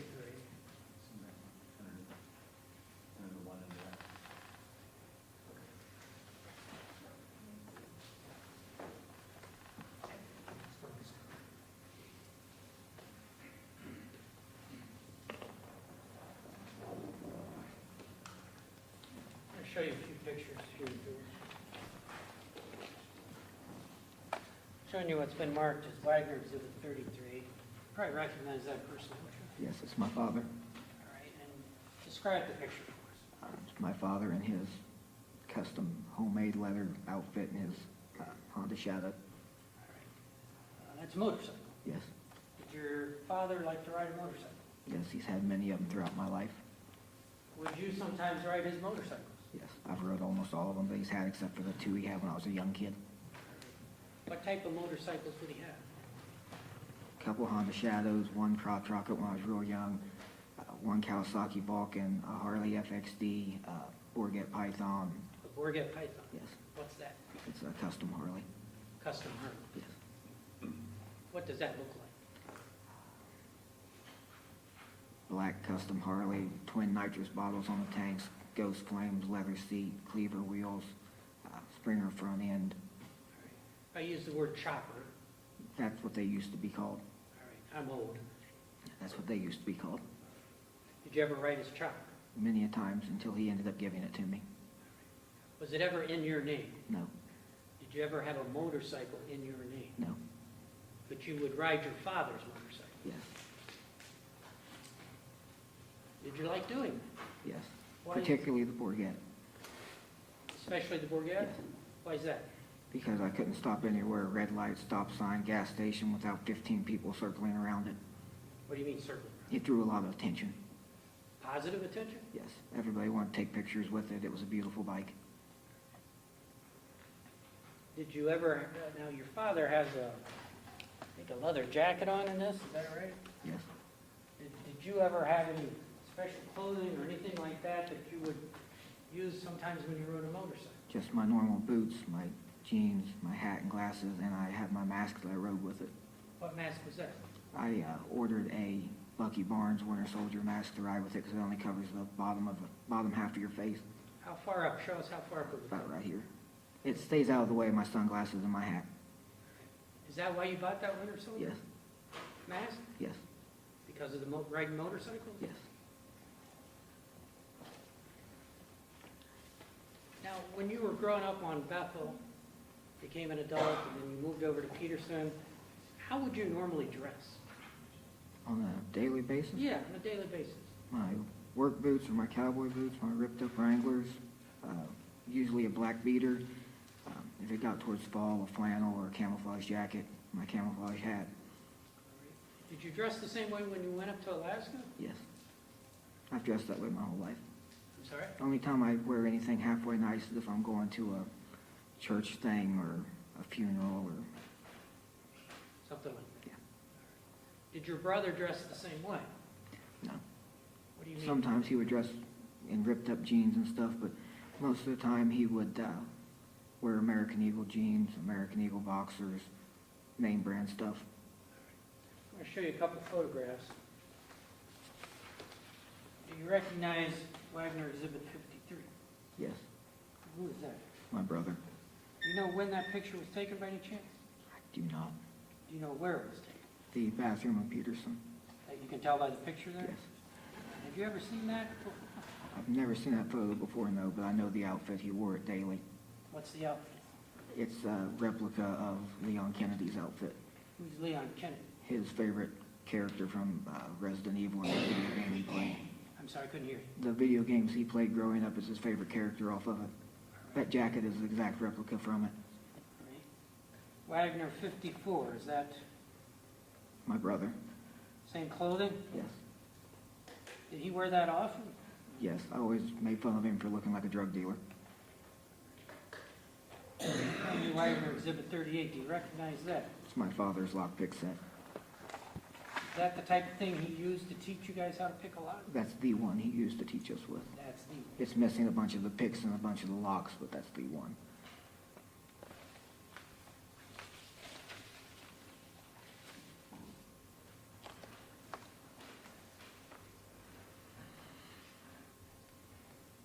let's go back to Peterson Road for a moment.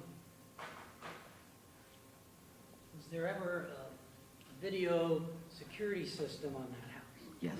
Tell us what you know about that. My mom wanted a security system put on the house. Did you have one over at Bethel Hill? Yes. All right, so you get over to Peterson. Tell us about it. She had us get a security system for the house, and me and my brother put it up on the house. Who did what, putting it up? I basically handed my brother stuff. And he was up on the house putting it up? Yes. And how long did that stay up there? 8 or 9 months. Was there a reason it came down? Yes, my grandfather had his house broken into, and my Which grandfather? Carter, Okay. and my mom wanted it put on his house. So how was it his house was broken into? What do you know about that? Somebody kicked his front door in, hit him in the head, and robbed him. Over in South Webster? Yes. Do you have any idea what the circumstances were there? As him getting robbed, or Yeah. what they took. Yeah, the robbery. They hit him in the head and took his bag of money and his bag of pills. What do you mean, bag of money and bag of pills? My grandfather sold pills for a living. Now, he was disabled, is that right? Yes. Explain that. He was paralyzed from a young age, Like completely paralyzed? from the waist down. Did you know about this drug activity of his? Yes. It wasn't a secret. No, everybody knew it. And where would he sell his drugs? In his driveway Which driveway is that? in South Webster. Well, describe where he was in the driveway. How would this work? There's, if you are looking at the front of the house, it would be to the left of where the garage is, like a big gravel parking lot.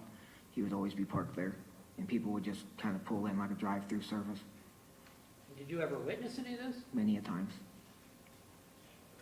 So that's how he made money. Yes, And there came a point in time where he got robbed. yes. All right. And so tell us what your mom wanted you to do. She wanted the security system put up on his house to basically deter people from wanting to kick the front door in again. Did your mom know he did this? Yes, she's known her whole life. And so what did you do with the security system? I went over and put it up on his house. You and anybody else? Just me. Did you take it down from your house? Yes, me and my brother took it down. But you went over and installed it. Yes. Why didn't your brother go with? I don't remember what he said he had to do, but he said he had other things to do. And do you have any idea when that took place? August or September of 16.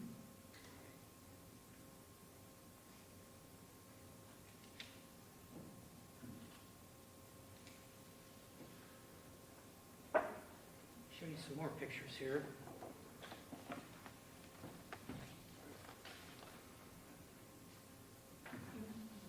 This is triple N1.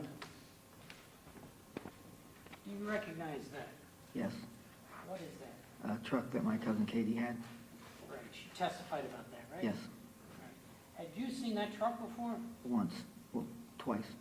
Okay, explain what you know about that truck. The truck originally was my Uncle Toddy's.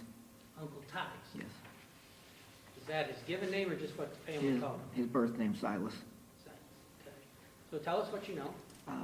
My father came down one day and said my uncle was selling a truck and needed the extra money and asked to borrow the money from me. Explain what happened. My mom threw a fit saying not to loan it to him because she was trying to get me to use the money on the farm. And she said he'd never pay me back, but I loaned it to him anyway. All right, and where were you living when this happened? Peterson, And do you know when this happened? early 2016. And tell us again exactly what you did with relation to that. I got my money out of the gun cabinet, gave it to my dad. He left with it. I assume he went to buy the truck. The next day I come back and the truck was sitting in my driveway. Had you seen the truck before? Before that, no. So that was the first time you actually saw the truck. Yes. So what did you do when you pulled in the driveway and you saw that? I went and asked my mom whose truck it was, and she says the one that my dad bought. And then, I don't know, probably 15, 20 minutes maybe later, my dad and Chris Sr. showed up. My dad asked where the keys were. My mom said it was in it. My dad gave me a hug and said he talked to me later, he couldn't stay, and him and Chris Sr. left with it. Were they in the same truck? Chris was in his silver Ford. And what was your dad? My dad had rode with Chris down there. All right, did he leave with Chris? Yes, my dad drove the truck in the photograph. So your dad left in that truck and Chris left in his own truck. Yes, And that was when? early 2016. So how long had you had a look at that truck before you arrived and when your dad got there and not? Maybe 20 minutes. Did you ever get in the truck and drive it or anything like No. that? So when's the next time you saw that truck? Fall of 2016. What were the circumstances? It was my grandfather's house. My uncle drove it down there, Which grandfather? Wagner. Okay, so we're up at the Flying W, Yes. and what were the circumstances? Explain what happened. I was up there with my son, taking fishing up there a lot, and my dad was talking to his dad, and my Uncle Bobby showed up in that truck. And did you know it was the same truck? I don't really know if it was or not. I know it looked the same. All right. And so what happened? Me and my kid just went fishing. That's just the last time I seen it until I came back from Alaska. All right. And when you came back from Alaska, did you see it? Once at my Uncle Bobby's house. At your Uncle Bobby's house? Yes. Did you go visit him? Yes, Is that something you would do often? depending on what years. Okay, it's fine. There was a point that I was up there a couple of times a week. Why would you go up there a couple times a I week? was messing around with a girl in Athens. Now, you saw your cousin Katie testify, right? Yes, How old is she in relation to you and your brother? she's a little younger than my brother. We're all roughly a year apart, stair-stepped. Did you consider yourself to be close to her? I don't know if you call us close, but I mean, we talked when holidays and stuff would come around. She went hunting with us a couple of times. Did you have any idea that that truck, the photo I just showed you, 111, did you have any idea that truck was used in these murders? Not until my brother's proffer. Your brother's profit? Yes. Now, you got arrested on this along with your family, right? Yes. When did you get arrested? November 13th of 2018. And you saw your brother testify, right? Yes. You know he made a proffer and entered a guilty plea. Do you know when that was? I know it was early 21, I believe. And did you know he was making a proffer before he made it? No. When and how did you learn about his guilty plea? One of the sergeants at the jail had pulled me out of the pod and taken me back downstairs to booking. Is that unusual? Considering I hadn't been in booking in like 2 years, 3 years, yes. And what was going on there? Usually you don't get stuck in booking unless you've done something for them to want you out of the pod. Did you understand what was going on? No, and he wouldn't tell me. How did you learn about your brother's guilty plea? A few hours after that, Rick Nash had come to visit me. Rick's your lawyer, one of your lawyers? Yes. All right, explain that. He came to visit me and informed me that my brother had pled guilty. What did you think? I really didn't know how to take it or what to think. I first thought my brother had just gone crazy sitting in jail.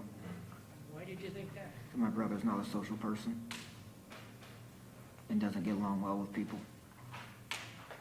So Mr. Nash comes and tells you your brother pled guilty. Yes. Did you believe him? That he pled guilty, or did I believe that he did it? Well, let's do each. I believed that he pled guilty because I didn't believe that Rick would lie to me, but I just didn't believe that my brother had actually done it at that point, Even though he pled guilty. even though he pled guilty. Did there come a time when you believed that he actually did what he said he did? After I listened to Object to this person's belief as to whether or not his brother is guilty? Judge, let me rephrase. I'm sorry. I'll rephrase. All right.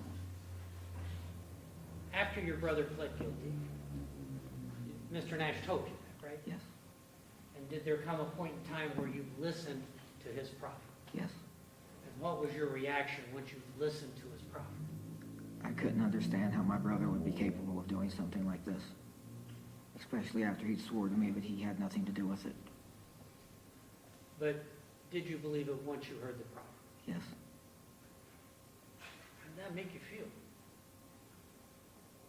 heartbroken, betrayed for the fact that what he did to Hannah and Frankie and their family, and for the fact that I believed him and I took up for him, and it was just hard to deal with. Did there come a time that you learned your mom pled? Yes, Explain that. it was a few months, I believe, after my brother. And what was your reaction when you found out your mom pled guilty? Similar to with my brother. Now, you heard your Uncle Chris, who's like a brother, you heard him testify, right? Yes, And you heard him testify about his reaction to all these Yeah. guilty pleas? yes, And you heard your cousin Katie testify about her reaction. yes. What was your reaction like compared to them? Objection. Objection. was your reaction? Well, I'll overrule the objection. I was heartbroken over it and felt betrayed, and I just couldn't believe that they were capable of it. Do you still have a hard time comprehending? I have a hard time dealing with it, yes.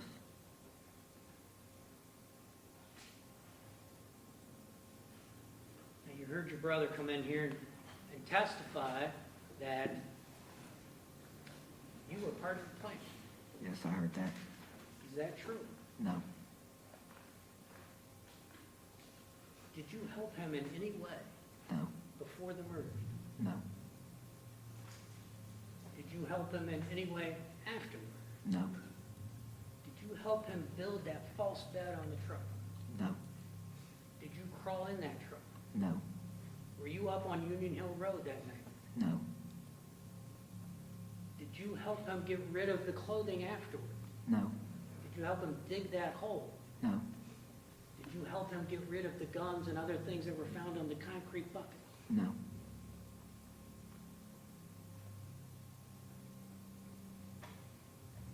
Now, you heard your mother testify too. yes. How did it make you feel to have your mother testify against you?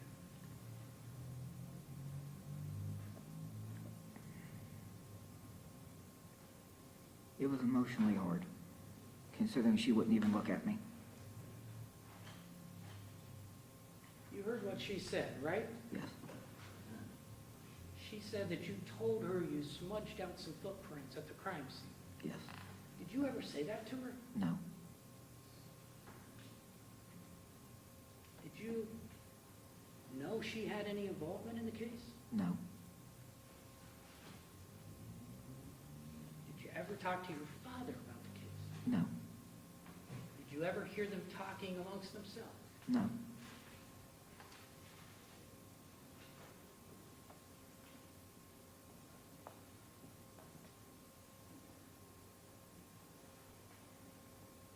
And you heard some testimony here over the last few weeks about the movie Boondock Saints. yes. Do you know that movie? I've seen the first 10 minutes or so of it. Was that a movie your brother liked? Yes. Was that a With movie many you others. liked? What was the question? Was that a movie you liked? No, Why not? because I've only seen the first 10 or so minutes of it. Do you have a favorite movie? I have two that's tied for first. What are those? Across the Great Divide and Jeremiah Johnson. What's Across the Great Divide? They're older style movies that are based on like the 1800s. Same thing with Jeremiah Johnson? Yes. Why would Chris and Randa say Boondock Saints was your favorite? Objection. Basis is, He's asking why another witness would say. I will sustain that decision based. Did you ever tell Chris and Randa that Boondock Saints was your favorite? No.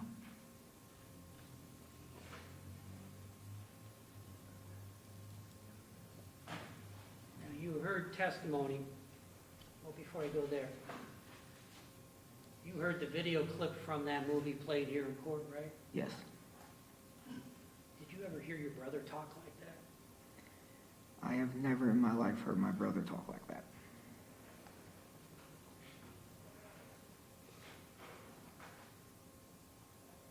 There was testimony here that your brother Jake secretly recorded some pickups and drop-offs of Sophie. Yes. You remember that testimony? Yes. Were you aware he was doing that? No.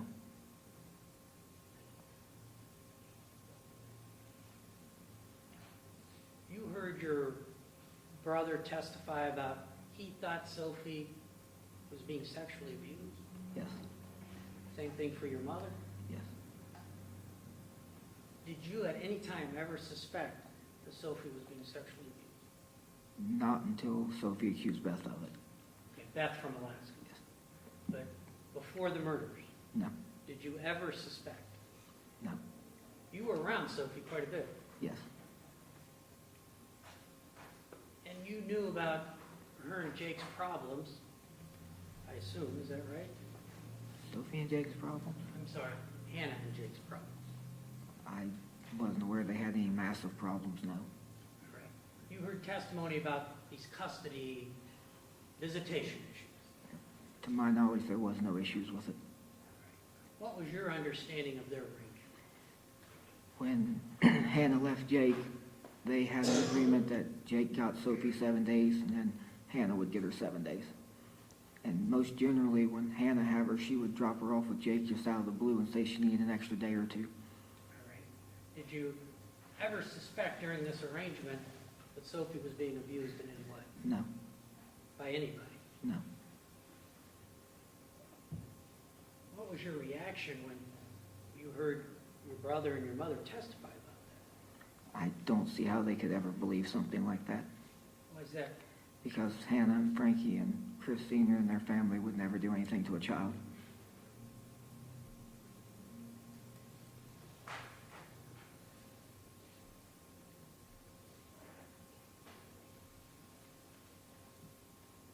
Do you know why your family did this?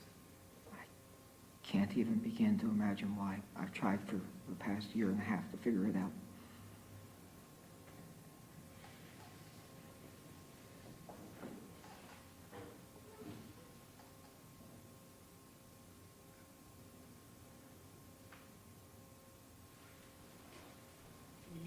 When you lived up on Bethel Hill, I'm going to go back there for a minute. Was there a time that you came home unexpectedly? Once, Did something memorable happen? you could call it that, yes. What happened? I came home and my father was standing in front of the refrigerator and wasn't wearing any clothes. What else was going on? At that time, my ex-wife was living in the house with us, and she was still home at that time. Where was she? She was, I believe, in the bathroom. What was your reaction when you discovered this? I threw a fit with my father for him running around naked in the house without anything on with my wife there. Did that cause you any problems in your relationship with your dad? Gave massive trust issues. What do you mean by that? I just didn't trust him after that because he tried swearing he didn't know she was there. I just don't see how he couldn't have known she was there. Did you ever have any trust issues with Tabby before this? Before that point of view, Yeah. not real bad ones, no. Well, you described earlier that she was cheating on you at some point. This is before that. This is before this. Before we ended up being married. Did you discuss this incident with your father with her? No, just between me and my father.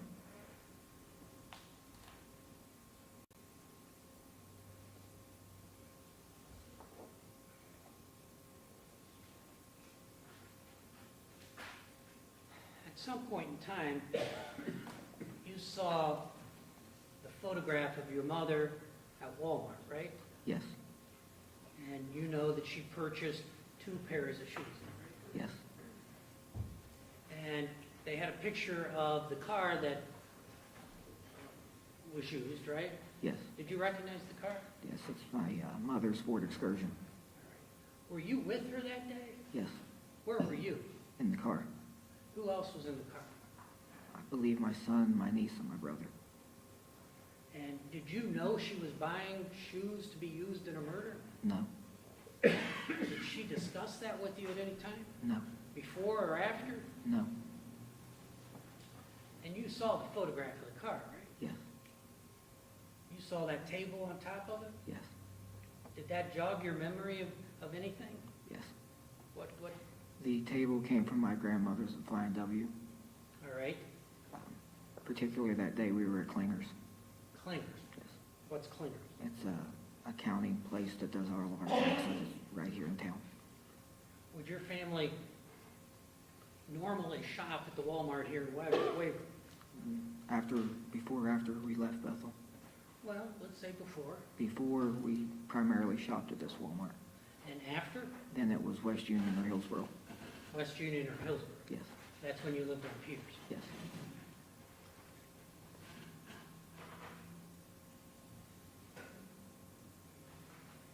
Did your mom ever show you those shoes? No, put those shoes on? No, Did you know anything about it? no.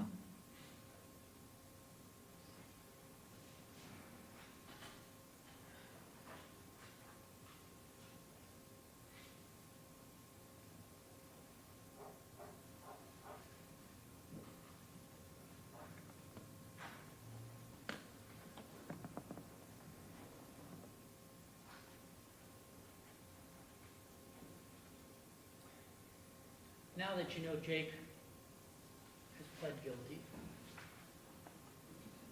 what do you think of him?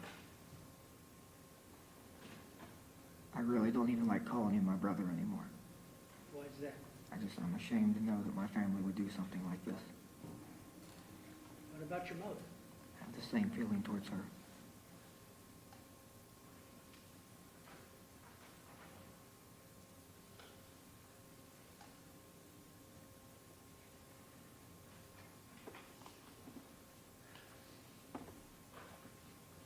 I want to show you an exhibit here. Page 2.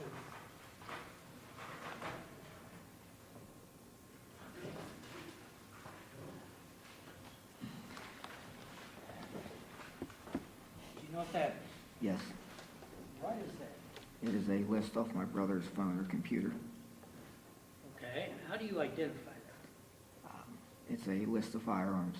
I'm going to ask you some questions here. When's the first time you saw this list?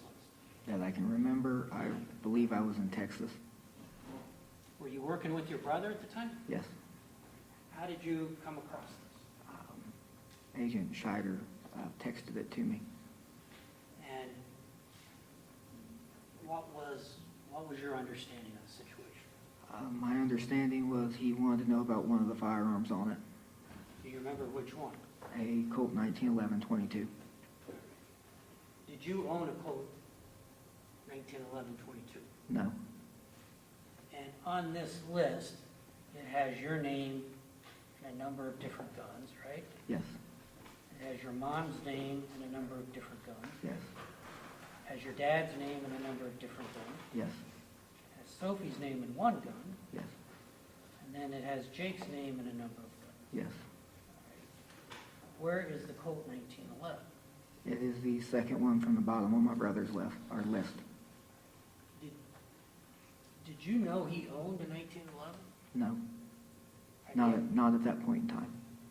he ever talk to you about a Colt 1911? Can you define that one better? Sure. You and your brother, and your whole family owns guns, right? Yes. Objection. He's going to lead me through. He can ask open-ended questions. All right, I'll rephrase it. All right, let's talk about this document from the top. It says George's. What's the first one it says here? Am I allowed to hold this? Sure. The first on the list is a Glock 17 9mm. And was that in fact your gun? Yes. All right. What's the next one? Beretta 96/40 caliber. Was that in fact your gun? At one point in time, yes. All right, at what point in time? Sometime in early 15. Did you keep that gun for a long period of time? I may have owned it for a month or two, maybe. All right, what's the next one? Taurus revolver 357. Did you own that gun? No. What about the next one? Remington 514 22. Did you own that gun? No. What about the next one? A Remington Target Master 22. Did you own that gun? Yes. What time frame did you own that gun? Up until they did the search. The search at the Flying W? Yes, they have it now. Okay. What about the next one? Winchester 94 30-30. Did you own that gun? I've not owned one since I was 16 or 17. What's the next gun? Enfield Mark II 303. Did you own that gun? Yes, one of them. There's two on this list. I've owned one. What, is the next one the same thing? It's Mark II carbine, Which one did you own? the standard edition Mark II. It's been put on discovery here. Okay. what time frame did you own that? up until they searched the farm. The next one on the list? Remington 870 camouflage 12 gauge. Did you own that? No. What about the next one? Remington 870 trap edition 12 gauge. Did you own that one? At one point in time, yes. When did you own that? Roughly. Sometime in 15.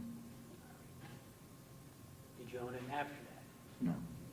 What's the next one? Remington 1187 12 gauge. Did you own that? Yes. At what time frame? 2015, I believe. What's the next one?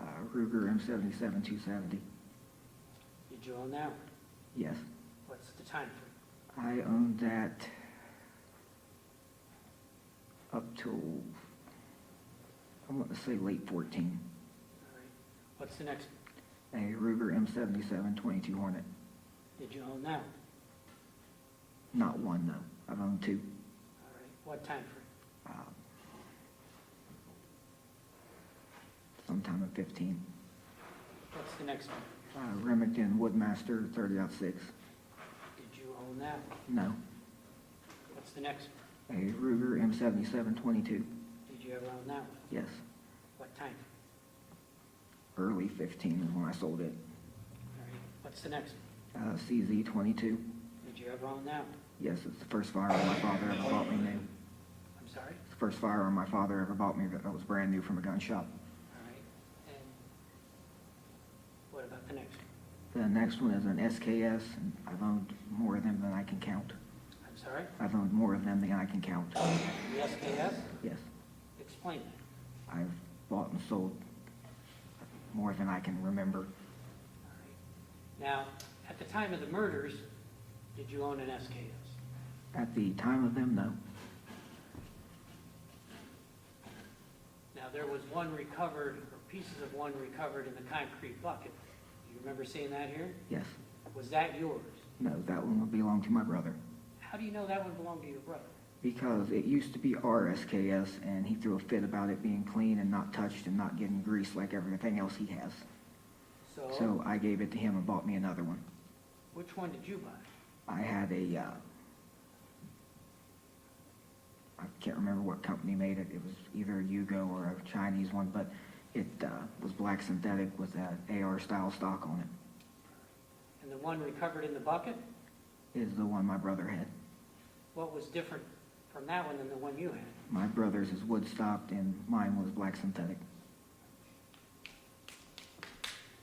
Now, the next name on the list is your mom's, right? Yes. What's the first gun? Taurus 145 9mm. Do you know if she owned a gun like that? If she did, I've never seen it. All right. What about the next one? It's American 22. Did you ever know your mom to have that gun? I don't know what that is. What about the next one? Cricket 22. Did you ever know your mom to have that? She bought one for, it was technically hers, but she said she bought it for my kid. For bovine? Yes. What did it look like? Black and camouflage.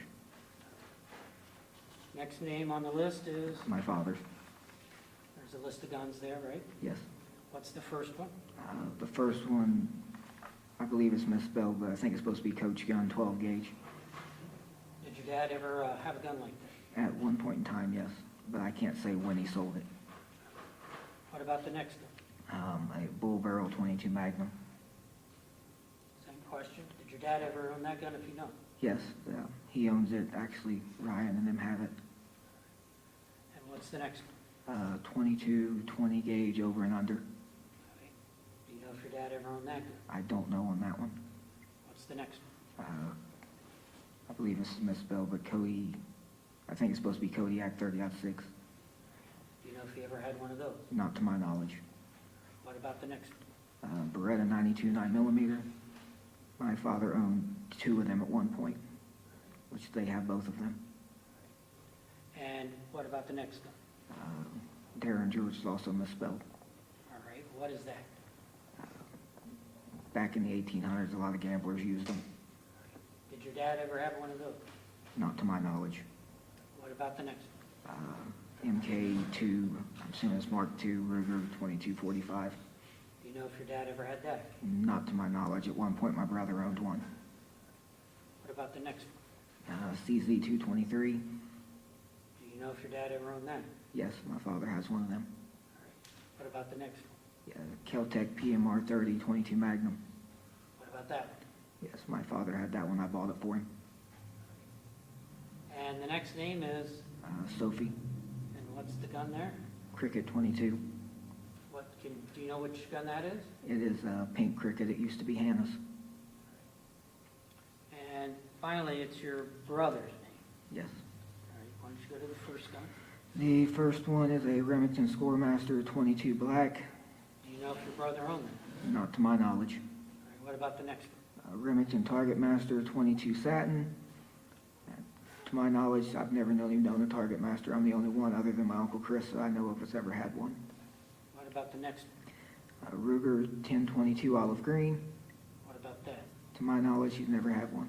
What's the significance of olive green? It's, technically it's OD green, which stands for olive drab, but it's like a light colored green Cerakote that coats the barrels and the actions of a firearm. Okay, what about the next one? Rossi 410 22 Olive Green. Did you ever know your brother owned that one? Not to my knowledge. What about the next one? Remington 870 Wingmaster. Do you ever know your brother owned that? I know my brother owned one and my father owned one. What about the next one? Remington 870 Wingmaster Black. Did you ever know your brother owned that? To my knowledge, he only owned one.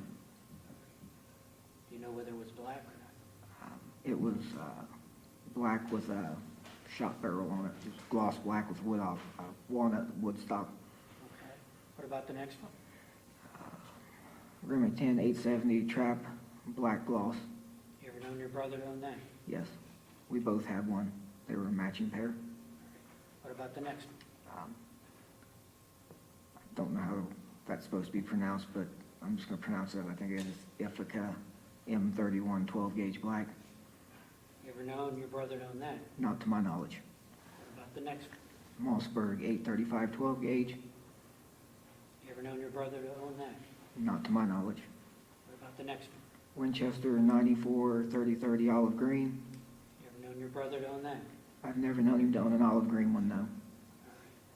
What about the next one? Winchester 9417 black. You ever known your brother owned that? Yes. What about the next one? Rossi 45 LC, I'm assuming it's long coat. You ever known your brother owned that? Not to my knowledge. What about the next one? Browning A-Bolt 270 WSM silver. You ever known your brother owned that? Not in silver, no. What about the next one? Springfield A303 gloss black. You ever known your brother owned that? I'm gonna take a guess with it being Springfield. Am I allowed to guess at this? Just tell us what you know.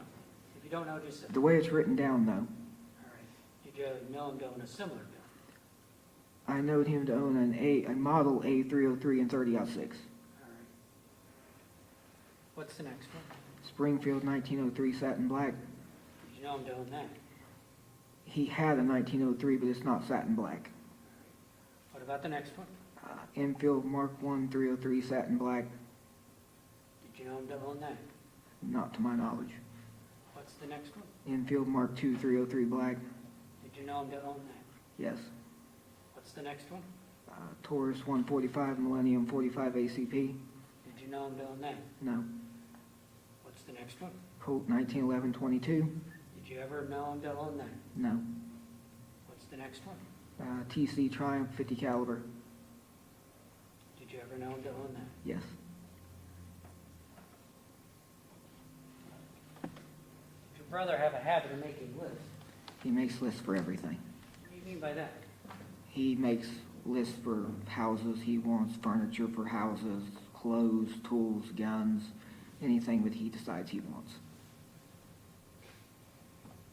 Did you own, now this list, if you look here at the top, when you pointed out, do you see the date it was created? Yes. What's the date on It is February 11th, 2015. it? And does it give a date that it was modified? May 1st, 2015. During that time frame, did you own guns that are not arms, Many, such as? too many to keep track of. Multiple Glocks, rifles, ARs, shotguns, multiple. How long would you hold on to a gun once you purchased it? It varied in how well I liked it. What would be like an average? Anywhere from 30 days to 6 months, depending on how well I liked it. Some of them I keep for years.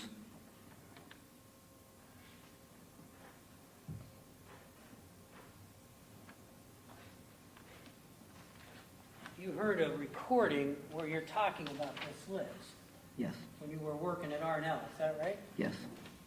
How did you refer to that? Do you remember? I refer to it the same as I refer to all my other brothers' lists. Which are? They're a wish list. And in my wording of it is it's a working wish list. He makes lists of multiple things that he wants. Some of it he owns, some of it he doesn't. What do you mean by that? I can give example.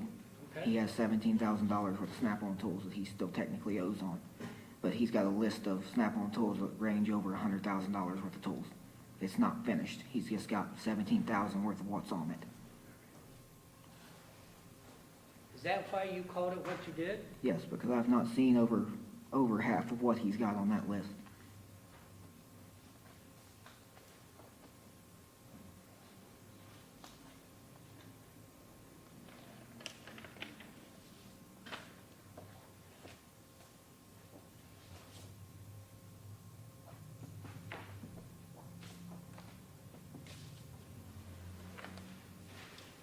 Showing this envelope, ZZ1, I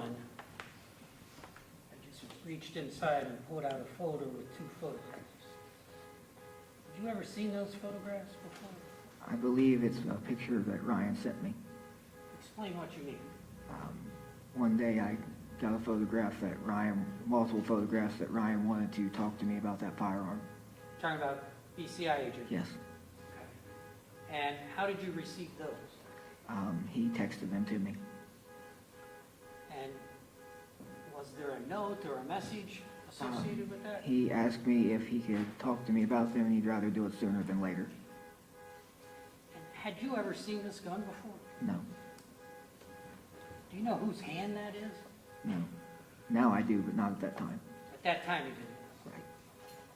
You know it's whose hand now. Now you know it's whose hand. And now I know it's my brother's hand. And he sent you more than one of these photos. Yes. What did the other photos look like? One was of the same firearm with multiple pieces laying beside of it and a flashlight. Another one was with the flashlight turned into a suppressor and installed on the gun, I believe. Did you ever know of your brother to make suppressors? I know of one that he has made in his life. Which one is that? He tried building one out of, I think it was PVC for my AR, For my AR-15. okay, and what happened with that? It detonated. What do you mean that? It blew up into 1,000 pieces. Did you know about him using mag lights or trying to use mag lights to make a suppressor? No, He never discussed that with you. no, He never showed you any of the material he was using. no, Never discussed it. no, What about using an oil filter as a suppressor or silence? no, Did you know anything about that? no. Now, when you lived on Peterson,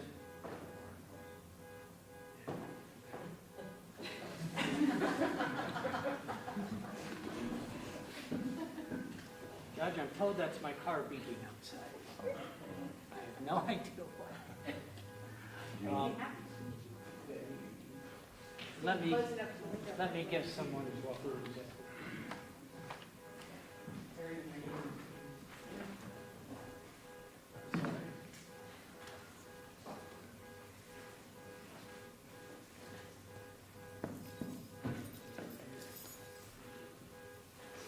My apologies, everyone.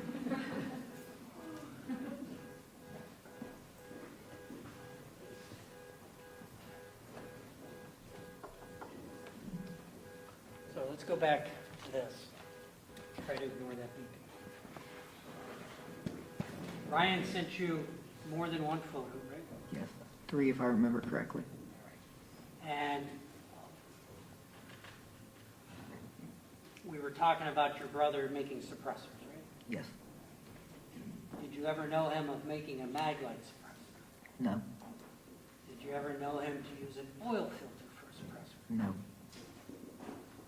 Did you know that he was making purchases before the murder that you've seen described here in court? No. Did you know your mother was making purchases with your credit card for this murder? Not for this, no. Was it unusual for her to use your credit card? No. Or my debit card for that matter. Now,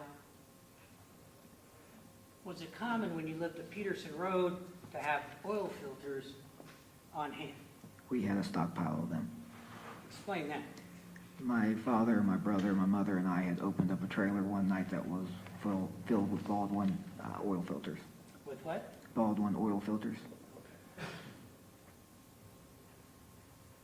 Now, you were a diesel mechanic. You are a diesel mechanic, right? Yes. Would you change the oil using filters in your car or truck? I'm sorry, I don't think you had a car at the time. You had a truck, right? Yes. Did you use oil filters to change the oil in your truck? Not those ones particularly. They won't fit my truck, no. All right, but would you buy oil filters to use on your truck? Yes. I done all of my own maintenance and all of my family's maintenance for everybody in the family. What about friends or other people? That's all my friends, all of my extended family.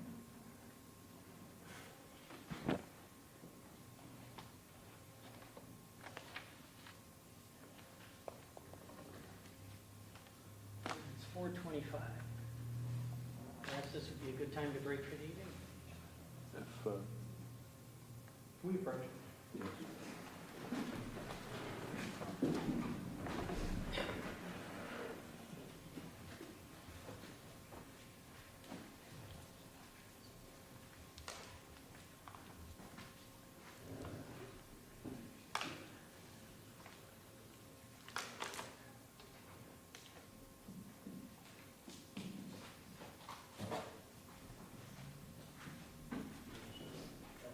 Council wish to stick around a few minutes after we recess.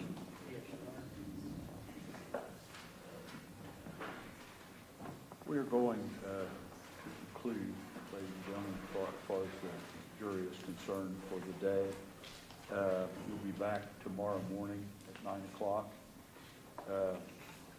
At 9 o'clock tomorrow morning, you're to return to the jury room as you've been doing, be brought up here by court personnel to the courtroom by court personnel. While you are on this recess until 9 o'clock tomorrow morning, do not discuss this case among yourselves or with anyone else. Do not permit this case to be discussed with you or in your presence by anyone. Do not form or express an opinion concerning the case. Do no research at all concerning the case as to the facts or as to the law from any source at all. Do not read, view, or listen to any reports or accounts of the case from any source at all, including, of course, television, radio, or newspapers, or any of the internet sources. Just refrain from all of that and have no contact with the participants in the case, including parties, counsel, or witnesses. You'll be leaving your notebooks, of course, on your seats and wearing your badges home and back tomorrow morning. Does counsel for either side have anything further before we recess for the day as far as the jury is concerned? No, thank you. No, Your Honor. Then we are in recess until 9 o'clock.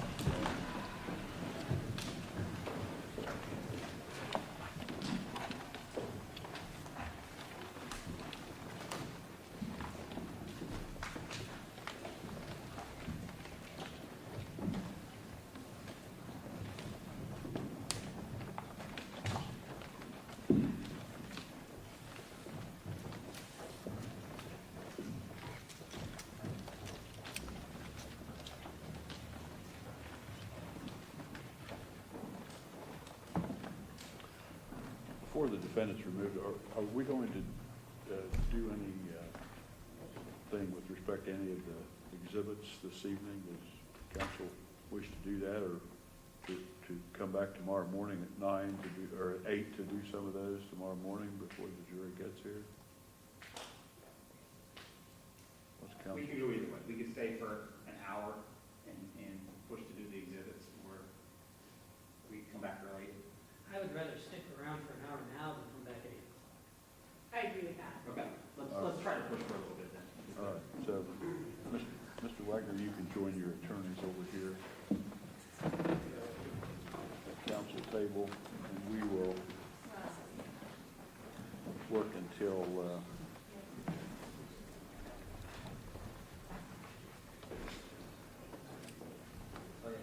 5:30 or so. The only thing we ask, obviously, going through these exhibits, is the admonishment about talking about the substance of any testimony, because he is still on the stand. All right. We have that to stay in place. Obviously, there may be issues with these exhibits, but with respect to the substance of this testimony, respective testimony are. All right, and of course, council understands that they're not to discuss the, We're not Subject to- discussing the case, and I said here, we're going between now and the time that the defense is back on the witness stand tomorrow, then council, We have no intention of meeting with them between the end of our session here tomorrow morning. We think we have the right to do that. So did Angela's attorney, Jason, they are still defendants of the case, but we put this admonishment on regardless. Under Perry versus Lee, which is a 1989 U.S. Supreme Court case, we are entitled, the client's entitled to consult with counsel on an overnight recess. We do not intend to do that. But if there were an emergency or something like that, he would have the right to contact us. We do not intend to talk to him. So we wanted to put on the record that he has that right to consult with his counsel under that case. Was that just an overnight recess? That's overnight recess, Yes, of course, not during the 15-minute breaks or the return, but only during. well, So, like I said, we have no intention of talking to him. all right. But if there were an emergency, but once we do the exhibits, we won't talk to him. Everyone can be seated if they wish to. We were through the DD exhibits. So,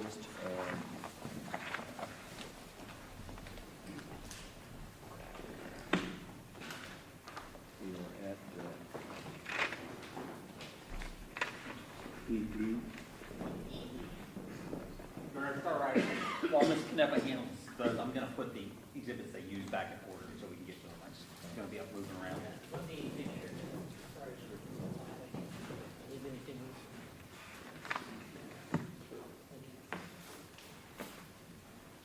We will go until approximately 5:30 this evening.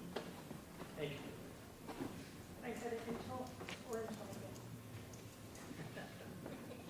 Bye. It'd be relatively short. Well, after a long night last night. Yeah.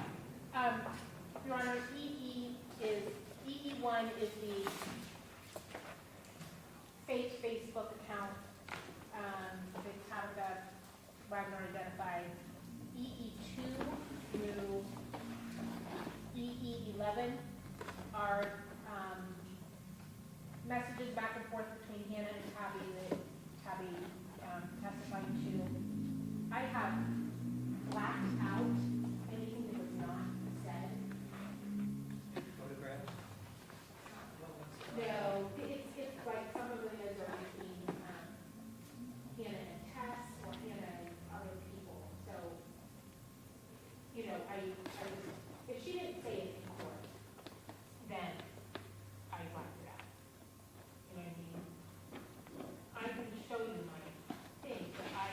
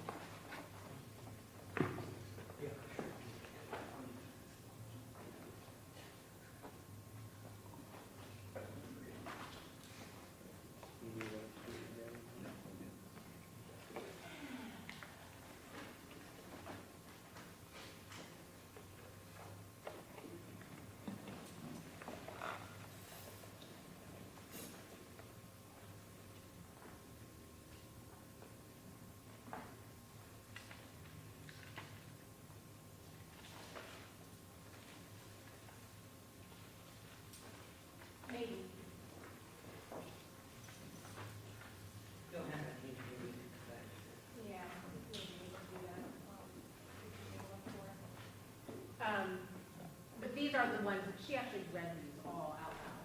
Yeah, the ones that she read out loud. Those are the actual problem. And the, yeah. Okay, and then the next one is EE 12, which is the transcript of the hearing between Tabitha and George Wagner. No objection. And then there was a joint exhibit that came out of this, I guess we can deal with those in the end. Okay. There's another thing I showed Tabitha that she ended up. I have a question. EE1, was that? Yeah. So that's what we're.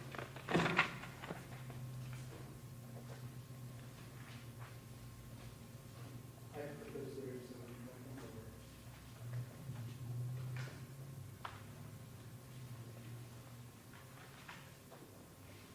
I don't think they have objection. So it's EE1 through EE12, is that right? And then there was, you said a joint exhibit as well? or There's what? a joint exhibit, Your Honor, I don't know, I mean, you can wait to do that at the end.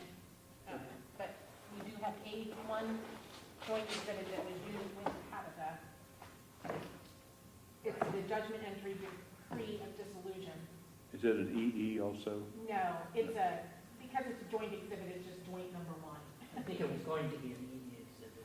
Yes, and then you guys asked for it to be joint or something. Yes. All right, so does the defense have any objections to E 1, 2, 3, 4, 5, 6, 7, 8, 9, 10, 11, 12, and joint 1, or joint 1? Don't believe we have objections to that. Pending the, we'd like to see the redacted portions. EE2, and they have each page listed with redacted portions, as you can see. We would like to see what the redacted portions are, but conditionally, we would not have an objection. If there's something in the redacted section we object to, we'll bring it to the court's attention. Is that available or not? I'm gonna have to look for it, Your Honor. We can come But, back. We can come back to that later. Okay. For now, we do not have any objections pending the review of the redacted section. You'll let me know if there are any objections. is that Yes. correct? All right. For now, I'm going to put no objections. So I hear other.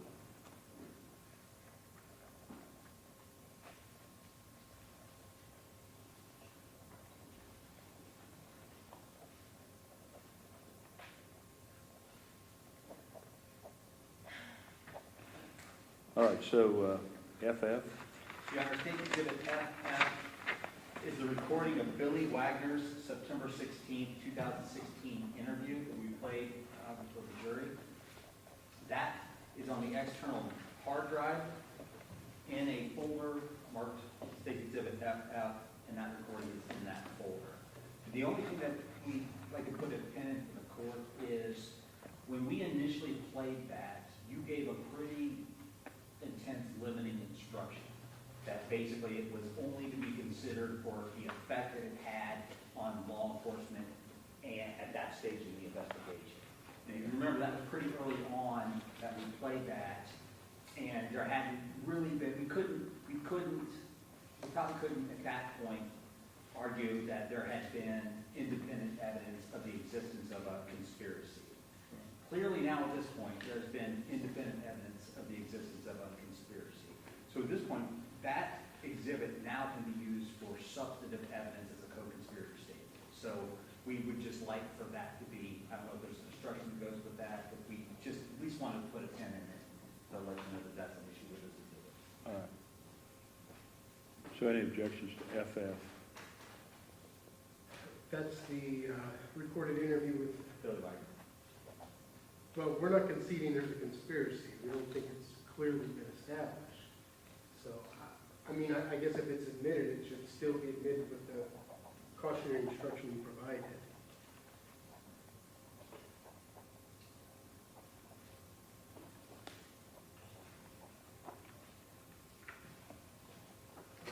Well, I understand,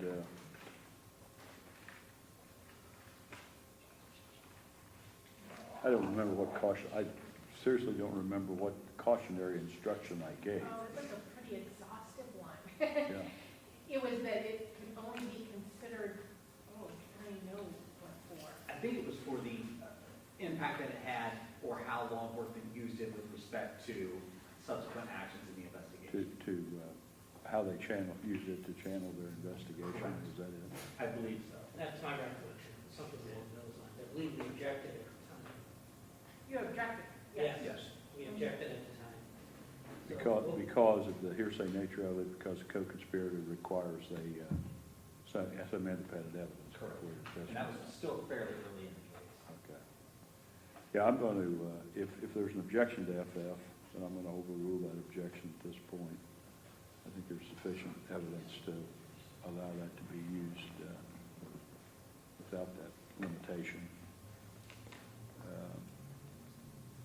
So,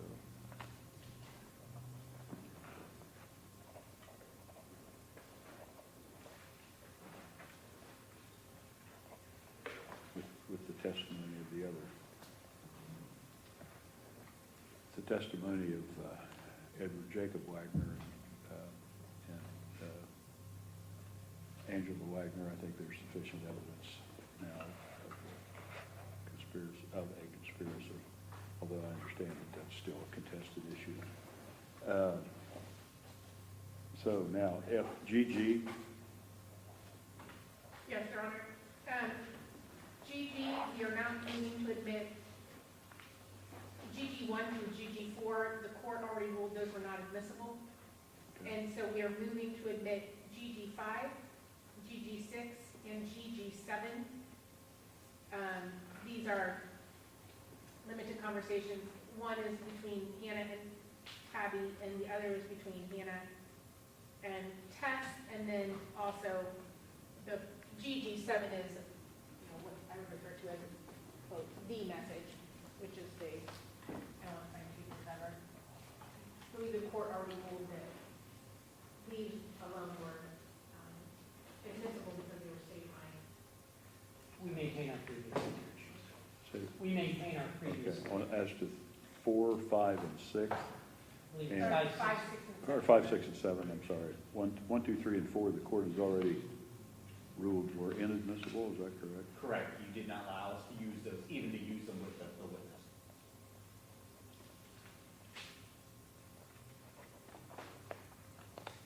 All right. Court will overrule the objection as to 5, 6, and 7. That's good.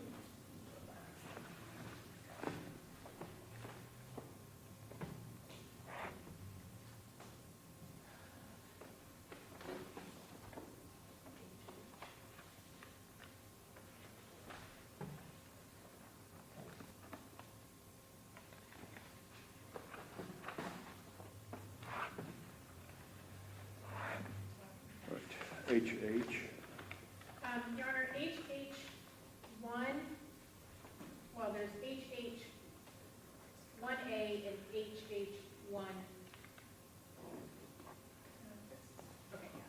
HH1A and HH1B, these are messages from George to Billy's phones.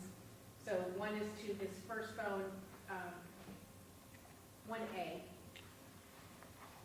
Is to his Samsung phone, and 1B is to his iPhone.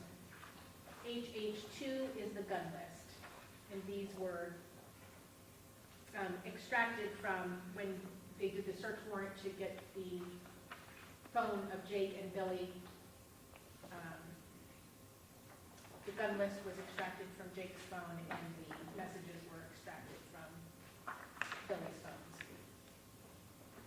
Judge, we've objected all along to the gun list you allowed, which is why I used it as or to direct my claim. I thought about objecting, but I didn't.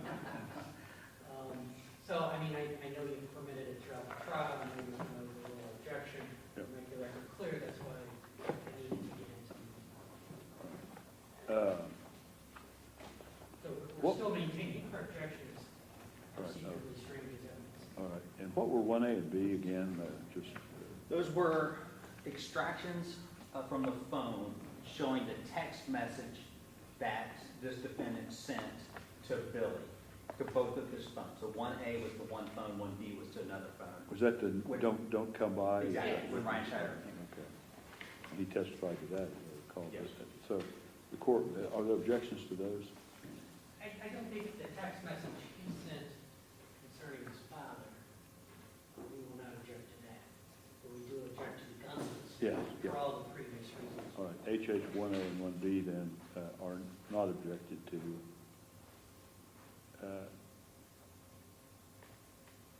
And the gun list is H2, is my understanding, is that correct, or HH2? HH2, yes, sir. And the court will overrule the objection for that one.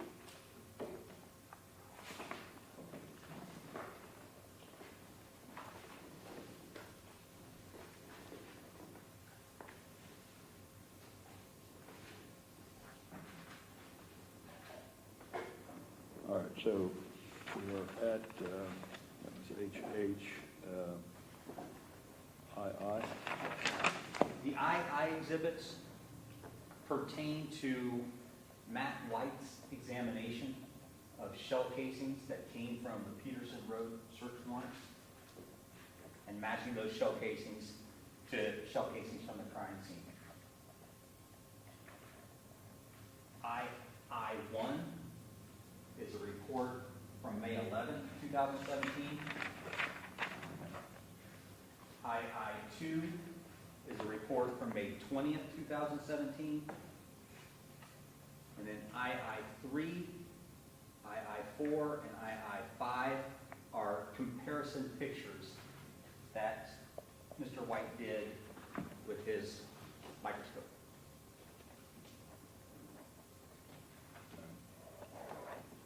And defendants, does the defendant have any objections to those? No objection. When we should those guns stay involved. Yes. I think there's some analysis of guns not. These are just the 22s. These are the matching 22s.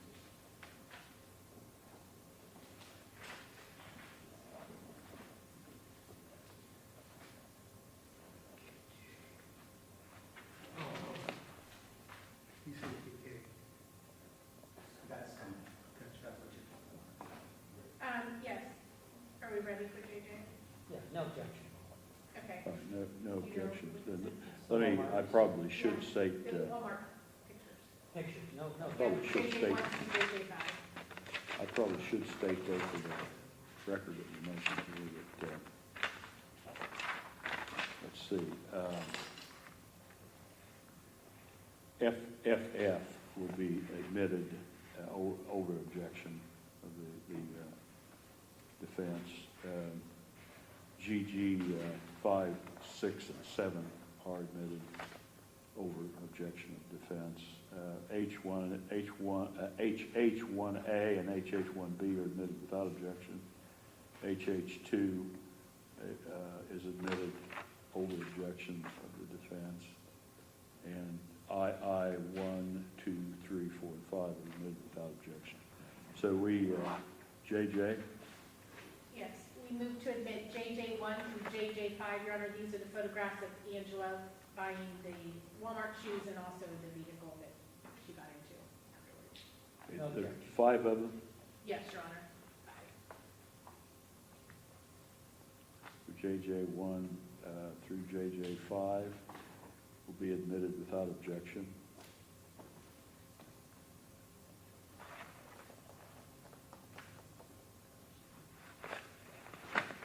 KK?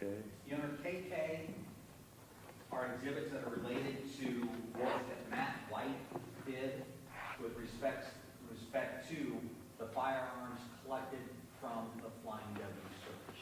And these are specifically 22 caliber weapons that were recovered from the Flying W that were tested and actually ruled out. Now, the only reason we want them in is we do believe it'll assist the jury in KK1 through KK9. Is that all right, Mr. Judge? Sure. All right.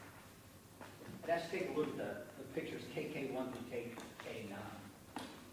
Matt White testified about how he does these rule outs or these comparisons. And his testimony is scientific in nature. The visual ability to look at those rule outs just assists the jury in understanding the difference in those strikes talk about the unique nature of the firing pin impression for that Walter, and those are pretty good demonstrative exhibits to show how that Walter can be distinguished from other pistols. And let's see, 1 through 9, and then there's also a KK, which is a report. Right, KK is the report, just showing what he did on that. Any objections to those?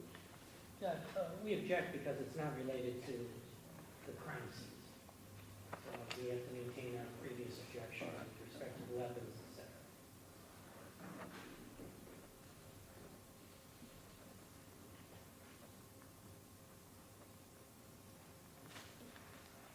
All right, the court will overrule the objections and admit K, the report, and K 1 through 9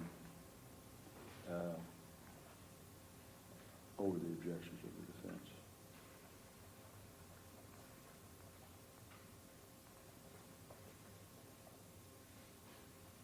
For the record, those are KK. Yeah, KK, not, I'm sorry. And you're right. KK 1 Take through it 9. back and file it when you're ready. Yeah. Have this back.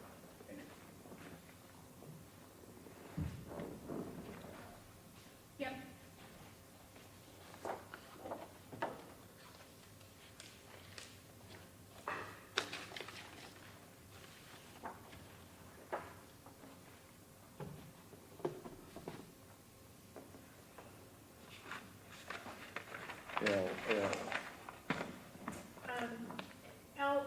We're moving to admit LL1 through LL6. For purposes of the record, LL1 through LL3 are photographs that Special Agent Jenkins took of size 10.5 Walmart shoes, and then LL4 through LL6 are photos that Special Agent Jenkins took of the size 11 shoes in the Walmart store, once we recovered the receipt from the State Route 40. So the total are 6 of them? 6 photos, Your Honor. Are those the shoes they're just pictures? They're pictures he took at the New Boston store? Yes. When he got the receipt, he went there and managed it. We'll object. I'm sorry? We'll object because they were taken at the New Boston store.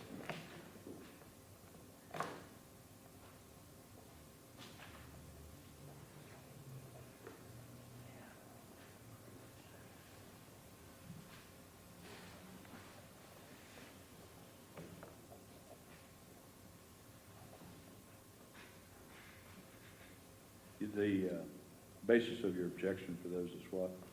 Judge, I think, if I recall the testimony, the agent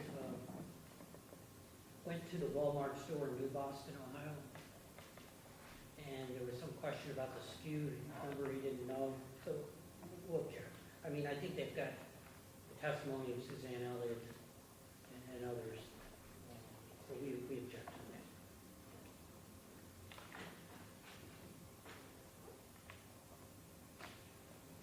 All right, the court will overrule the objections to LL 1, 2, 3, 4, 5, and 6, and will admit those over the defense objections. M. Moving to admit MM1 through MM36. This is the tower dump, what do I call that? Billy's Tower records, I should say, analysis that. There are 36, Morning. did you say 36 of them? Yes.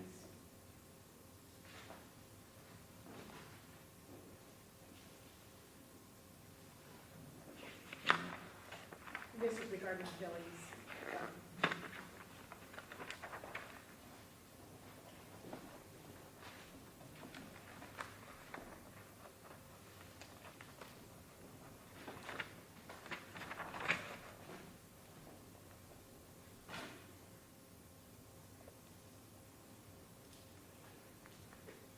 And the defense objects or not? We object, we don't think they're relevant to George's case. Whether George was involved in this or not, they're not his phone records. Or tower records. Refresh my memory, what are those records So of it again? establishes that for the first time in the whole year of 2016, Billy night at Peterson Road address, which is actually consistent with what the defendant just said, but also, you know, The records of the, the cell Cell phone phone towers. towers. Yeah, we are bounced off of and stuff. It was a PowerPoint that she testified to. all right, over defense objections, the court will admit those.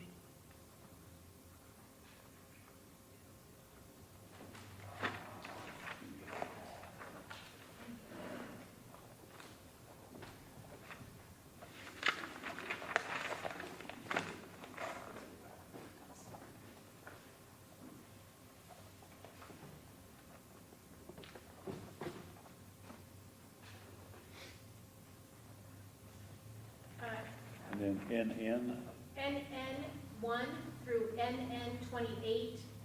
This is a PowerPoint. It's a download of Angela Wagner's phone with various, you know, Google searches and text messages, etc., that Julia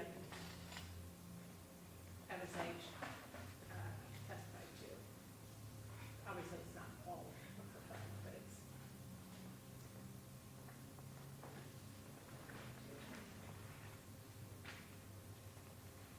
there are 28 of them. Yes, Your Honor.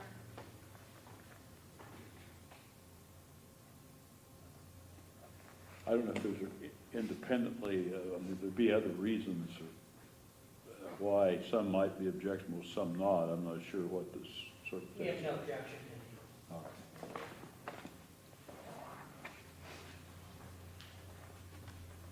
Oh, and then OO.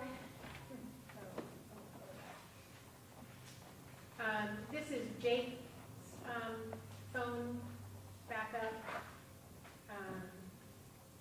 Or his SMS. There's just two conversations, Your Honor. The first is between Jake and George regarding Ed Carter being robbed, and then between Jake and Billy. Take it. Yep.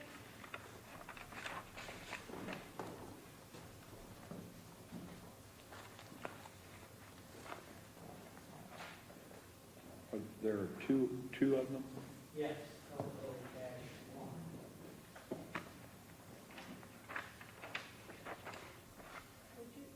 What'd you say? I'm sorry. OO-1.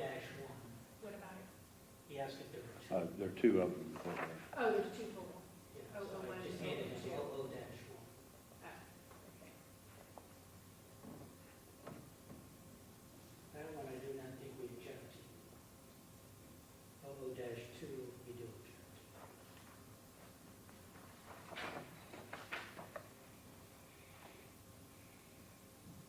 Seems right of day is to the meeting night. It's between Jake and Billy. And I think the topic of the conversation, especially at the top, is rather vague. And I don't know if he had down there, or if you don't remember him identifying. To explain the way the vagueness.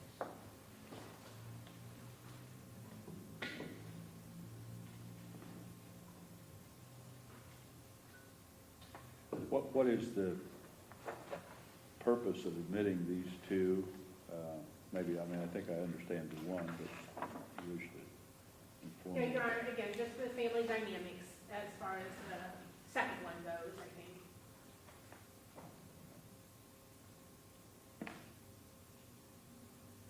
Which was post-homicide. I mean, they're trying to draw an inference from a vague statement, is the problem. And Jake was, I don't remember him looking at that exhibit and explaining what it meant. Because it's so vague, I think the jury can be misled. All right, I'm going to admit, you're not objecting to one, is that correct? That's correct. All right.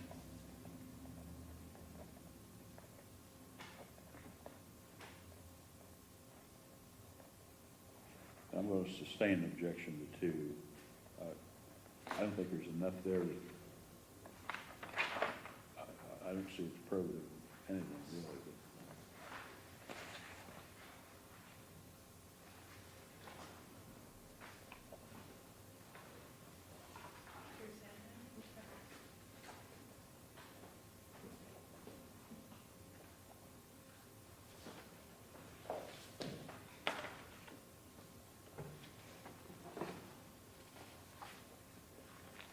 All right, PP, Now, there are two exhibits associated with PP1 and PP2. I'm glad you're doing this one. PP1 is the reference DVR, the actual DVR that was purchased from Walmart. We displayed that for the jury, for them to see the back of it in comparison to the burnt one. And then PP2 is an exhibit that has a couple different pictures on it. It has a picture of the burnt DVR. It has a picture of the back of what that would look like new, what that DVR would look like new. And then it has a picture of the Walmart receipt that was recovered from State Route 41 showing the purchase of that DVR system, the date it was purchased, and the fact that it actually was purchased with a 3-year service plan.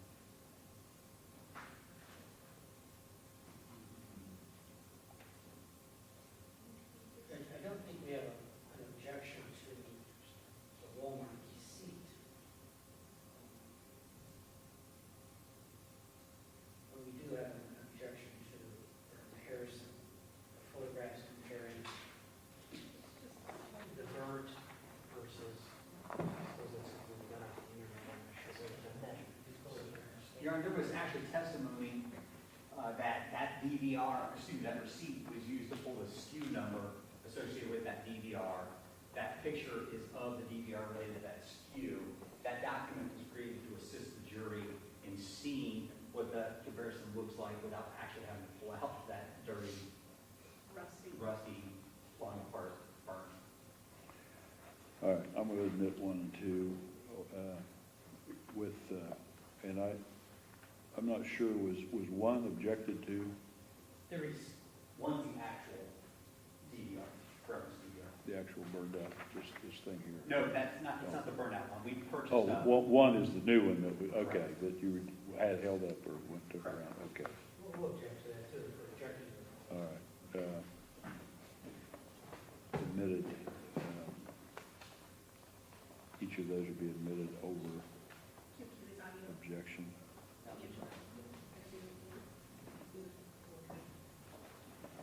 Your Honor, State's Exhibit QQ is the interview of Angela Wagner that was done at the border. That is on the external hard drive in a folder that's marked as Exhibit QQ. And again, that is, that was played for the jury At some point. at some point. The only thing I don't know is in that folder, it may be marked QQ1.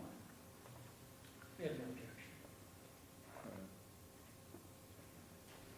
So, whether it's QQ or QQ1, is it both things, you think? Do you think that It's there's just one item. yeah, It's an interview, and I just, that external hard drive's upstairs. Yeah. So I can plug it in and look right now, so we can possibly correct the record. But the only exhibit related to QQ okay. is that interview. And I just don't know off the top of my head if it's QQ or QQ. Okay, so QQ or QQ1, which is the interview of Angela Wagner at the border, Montana border, is admitted without objection. We have no objection to RR. Okay, so that is State's Exhibit RR1 through RR11.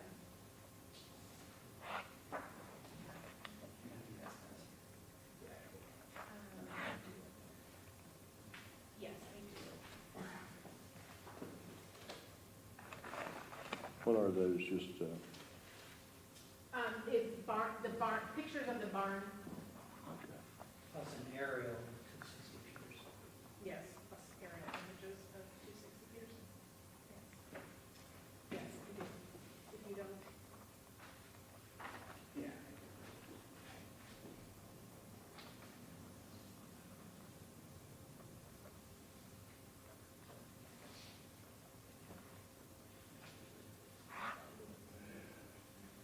SS. Give us 1 second now.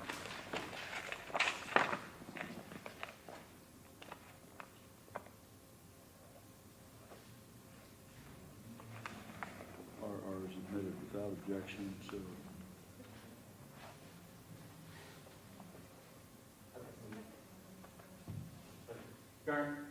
State exhibit, or the SS exhibits pertain to another search of 260 Peters. And this is one where they took the equipment out there and kind of dug off the top 18 inches of certain areas. So there are several exhibits associated with that. State exhibit SS is the report that's associated with that search. State exhibit SS1 is an overhead picture of the area, denoting actually the area that they searched and used the equipment on. We would not move to admit State's exhibit SS2. That is a .45 caliber shell case that was recovered. We won't Okay. move to admit that. But State's exhibits SS3 is a .40 caliber casing. SS4 is 9mm casings. SS5, I can't read your handwriting. SS5, actually we won't move for SS5 either. We won't move for SS6. We will move for SS7, which is a .22, and we will move for SS8, which is a .22 caliber casing.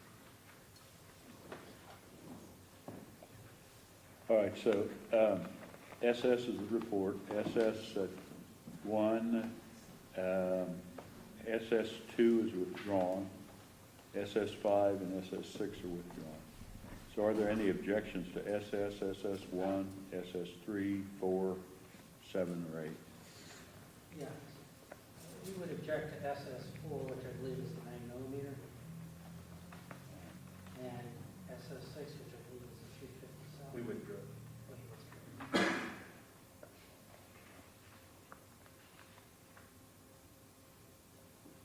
The only objection is to SS4, is that right? Yeah, the 9mm.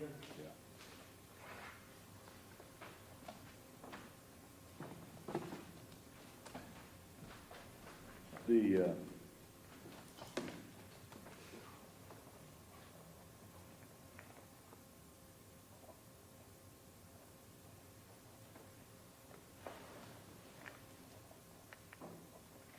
The court will admit SS, that's the report, SS1, SS3, SS7, and SS8 without objection, and will overrule the objections to SS4 in order it be admitted over objection. And the court will find that SS2, SS5, and SS6 are withdrawn.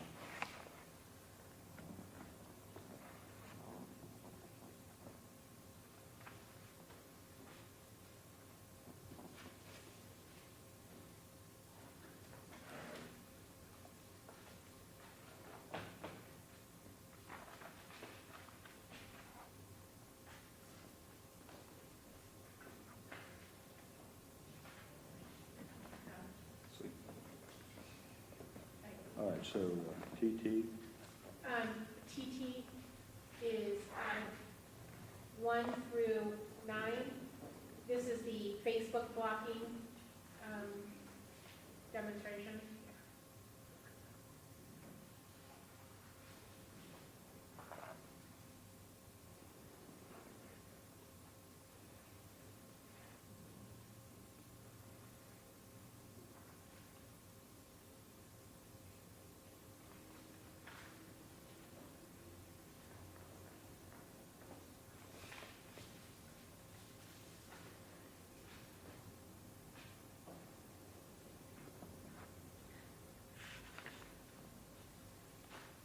those are, have to do The with Facebook Facebook. blocking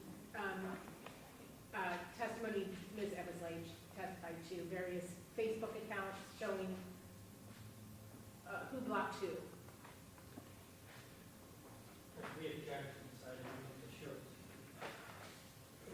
to One of the reasons to object to this is there's no date. So, Judge, I'm not sure if you're familiar with how Facebook works, but two people can have an account and then they can be friends with each other, which means one person can look at what the other person has on their account. Now, the only way that happens is if you friend somebody and they accept that request.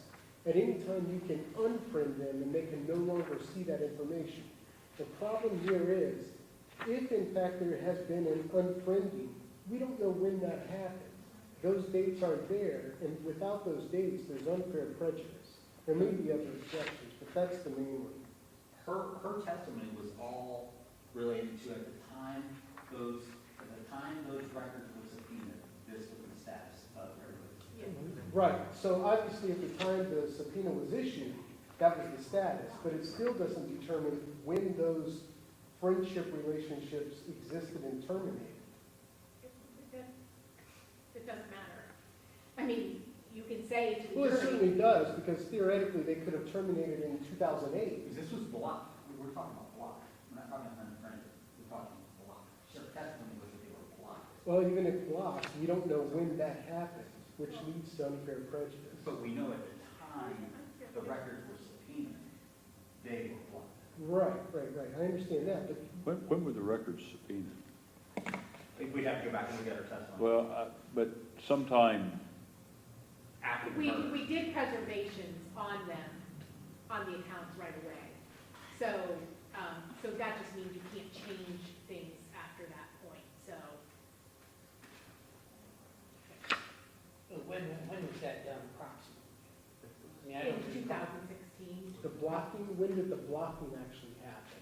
Okay, once again, we cannot say the exact date that the blockings occurred. We can say Therein lies that the as prejudice. it's not prejudice. You can argue to a jury that you don't know the date of it. Well, it's so far out of It scope, and doesn't it is matter. He prejudicial. blocked Frankie Rhoden, his best friend. It doesn't matter when he did it. He did it. Well, that's your argument that he did it, but we know that there's Facebook hacking going on here, so we don't know. So if argue his- that too.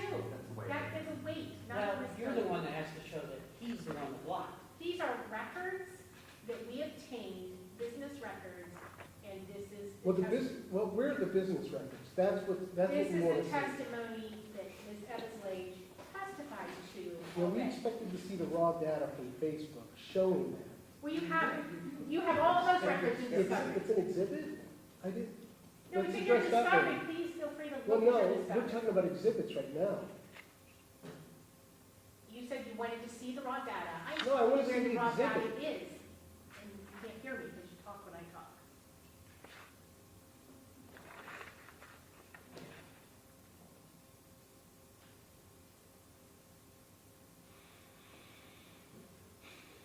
Your Honor, again, part of this is because the statements that, these four co-defendants said was that everything was hunky-dory between the Rhodens and the Wagners. And these records go directly to demonstrate that that, in fact, was not the truth. And specifically, as to this defendant, who claims that Frankie was his best friend or considered him a great friend or whatever he said today, yeah, that's the one I'm looking at right now. I mean, the defendant's still on the stand, of course, but there's an indication here that Clarence Frankie Rhoden was, if I'm reading this correctly, and I think I am, there's only two colors on here, red and green, that he blocked Clarence Frankie Rhoden from his Correct. Facebook. Yes. Yeah, that's what this That's is what saying. Now, does that have some evidentiary value? I suppose it may have some to show. It can be argued or maybe even explained, but at this point, I'm going to admit it over objections of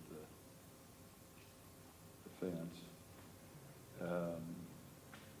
So that's TT 1 through 9.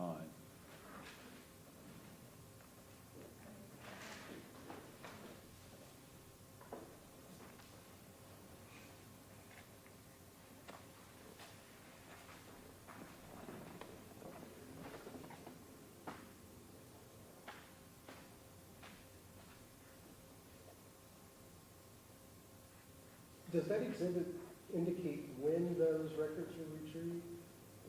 Her testimony did. Which is, I mean, I think that's useful. We have to I'm- look at it. Generally, I like to just rely upon what a witness says on the witness stand. I don't like summarizing what we want only the jury to hear or understand and putting it on a paper and admitting that document. So I think it's important that we at least know when that information was gathered. The objection is overruled. Can we move on? UU1 through UU4 are related to the tattoos of Jake, George, and Billy that were received in June of 2016, along with tattoo-related messages from Text Now. It's 1 through 4? Yes, 1 through 4, Your Honor.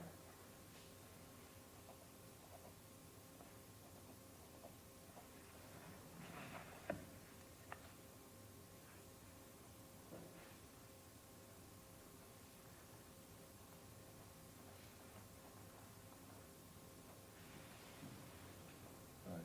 Again, tell me what those are again. Do you want to see them?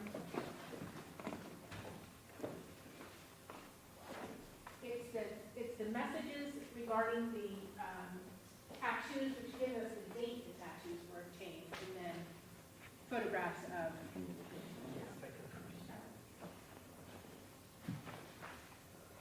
We object to, is this UU or VV? UU. UU3, which shows our client's before and after pictures of the tattoo. We don't think it's relevant here, any testimony presented concerning that. We don't think it's related to the murders at all. With respect to UU1, it's actually two parts. Text messages between Angela and George.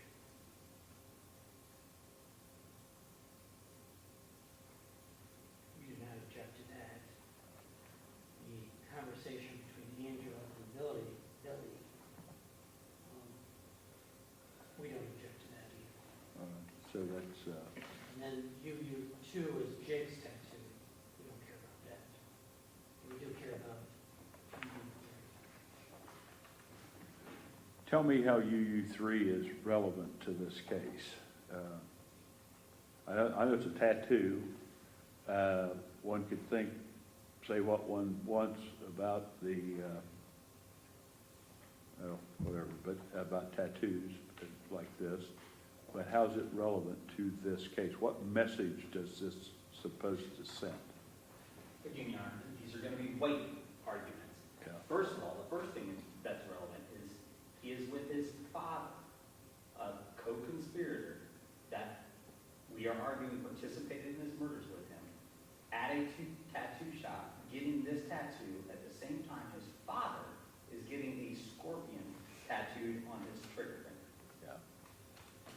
The tattoo that this defendant has isn't just a skull and a ball. There's better pictures that show it. It's a skull and a crossbones. I'm sorry, skull and what? This is skull and crossbones. Okay. It's not just the skull. It's the skull and crossbones, again, which we would argue is internationally accepted as a symbol for death. In the mouth of the skull and crossbones is an 8-ball. Around the skull and crossbones are 3 aces. Now again, you've heard the tattoo artist say that when he puts a tattoo on, he either does, when he's doing gambling stuff, he either does a dead man hand or 4 aces. We think it's very pertinent, appropriate, that there's only 3 aces here. Because there were 3 people who went up the hill to kill the 8 Rhodens. That, anything else is just a weight argument. Well, excuse me, Judge. Yes, go ahead. It's an inference what the skull means. It's an inference what the 8-ball means. It's an inference what the cards mean. And then from that, they then want to infer it's commemorating or it's memorializing a murder. This is exactly what's prohibited. It's an inference upon another inference. This is impermissible in-place stacking. You know, it's the definition Well, of circumstantial evidence.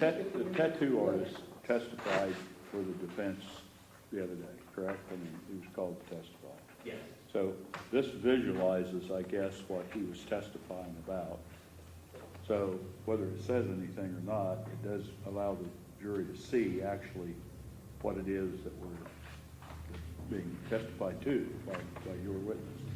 Right, but, I'd ask you to remember, we had a motion hearing, the legal officer, sergeant, whatever his proper title is, so remember, having testified at a hearing concerning the 70, what I call the 77-page affidavit that was used to get the interception warrants.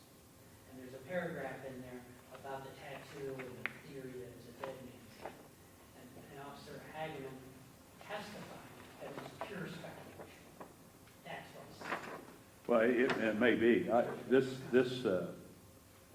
But it's gonna have to be argued at this point. Your witness testified about it, so this lets them see what it is, and then your well, witness indicated. yeah, we expected with our witness's testimony that it would eliminate the issue. Instead, the admission of the document is inviting inference stacking. You have to infer that, Inference stacking. excuse me, you have to infer that a skull means death. You have to infer that the 8 means 8 victims. Then you have to infer that this is memorializing the murder. The admission of this is just impermissible inference stacking.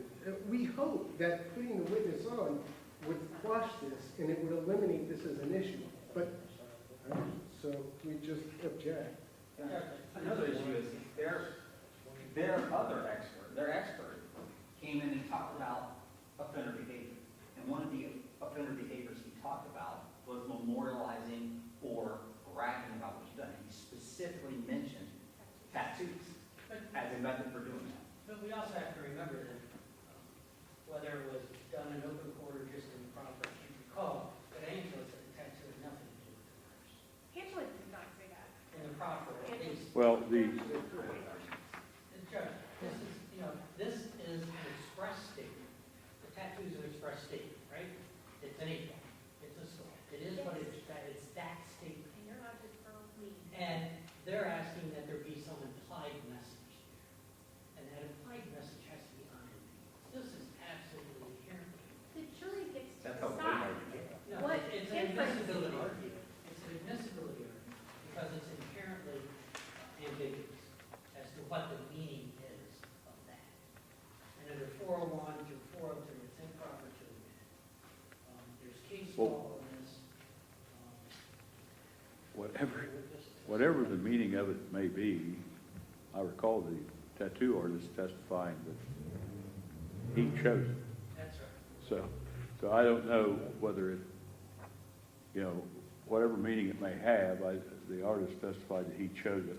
I'm gonna permit it to be admitted, but the evidence so far from what I'm hearing is that the tattoo artist chose it. Thank you, Judge. I just, when it comes time to the defendant to admit evidence, likewise, there's a tattoo of a skull on Gary's shoulder. We'll be moving to admit that photo when that time comes, along with a gun, I think, so.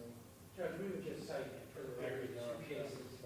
People versus Dunlap, DUNLAP, which is from Colorado Supreme Court, 975, P7723, as well as 65, California, Cal Act 3rd, 426, 1976 case.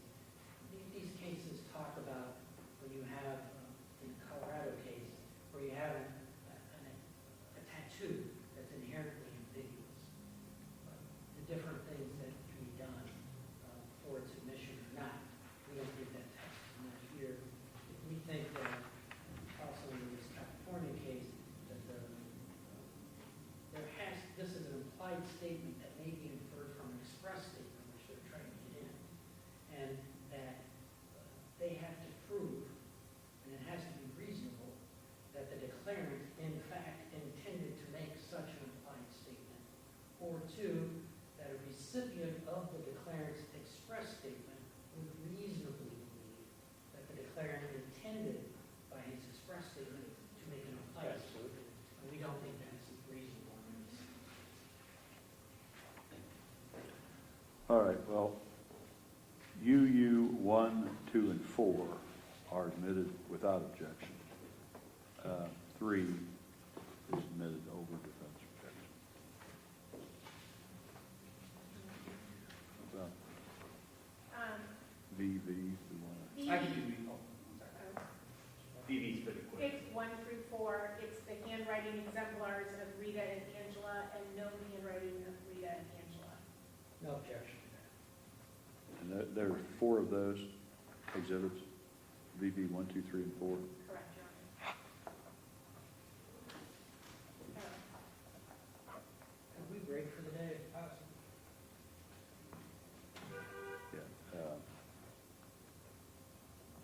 Yeah, I intended to break it. 5:30, we're virtually there. I don't know if there's something that will take 4 minutes or not. I'm done trying to predict that, Your Honor. All right. But it's fine. I was trying to get through the alphabet, but, you know, I need to use the restroom. that's fine. And it's- All right. it's fine. So we will then recess until 9 o'clock tomorrow morning. Yes, Judge. Thank you, Your Honor. That's not admitted. Oh,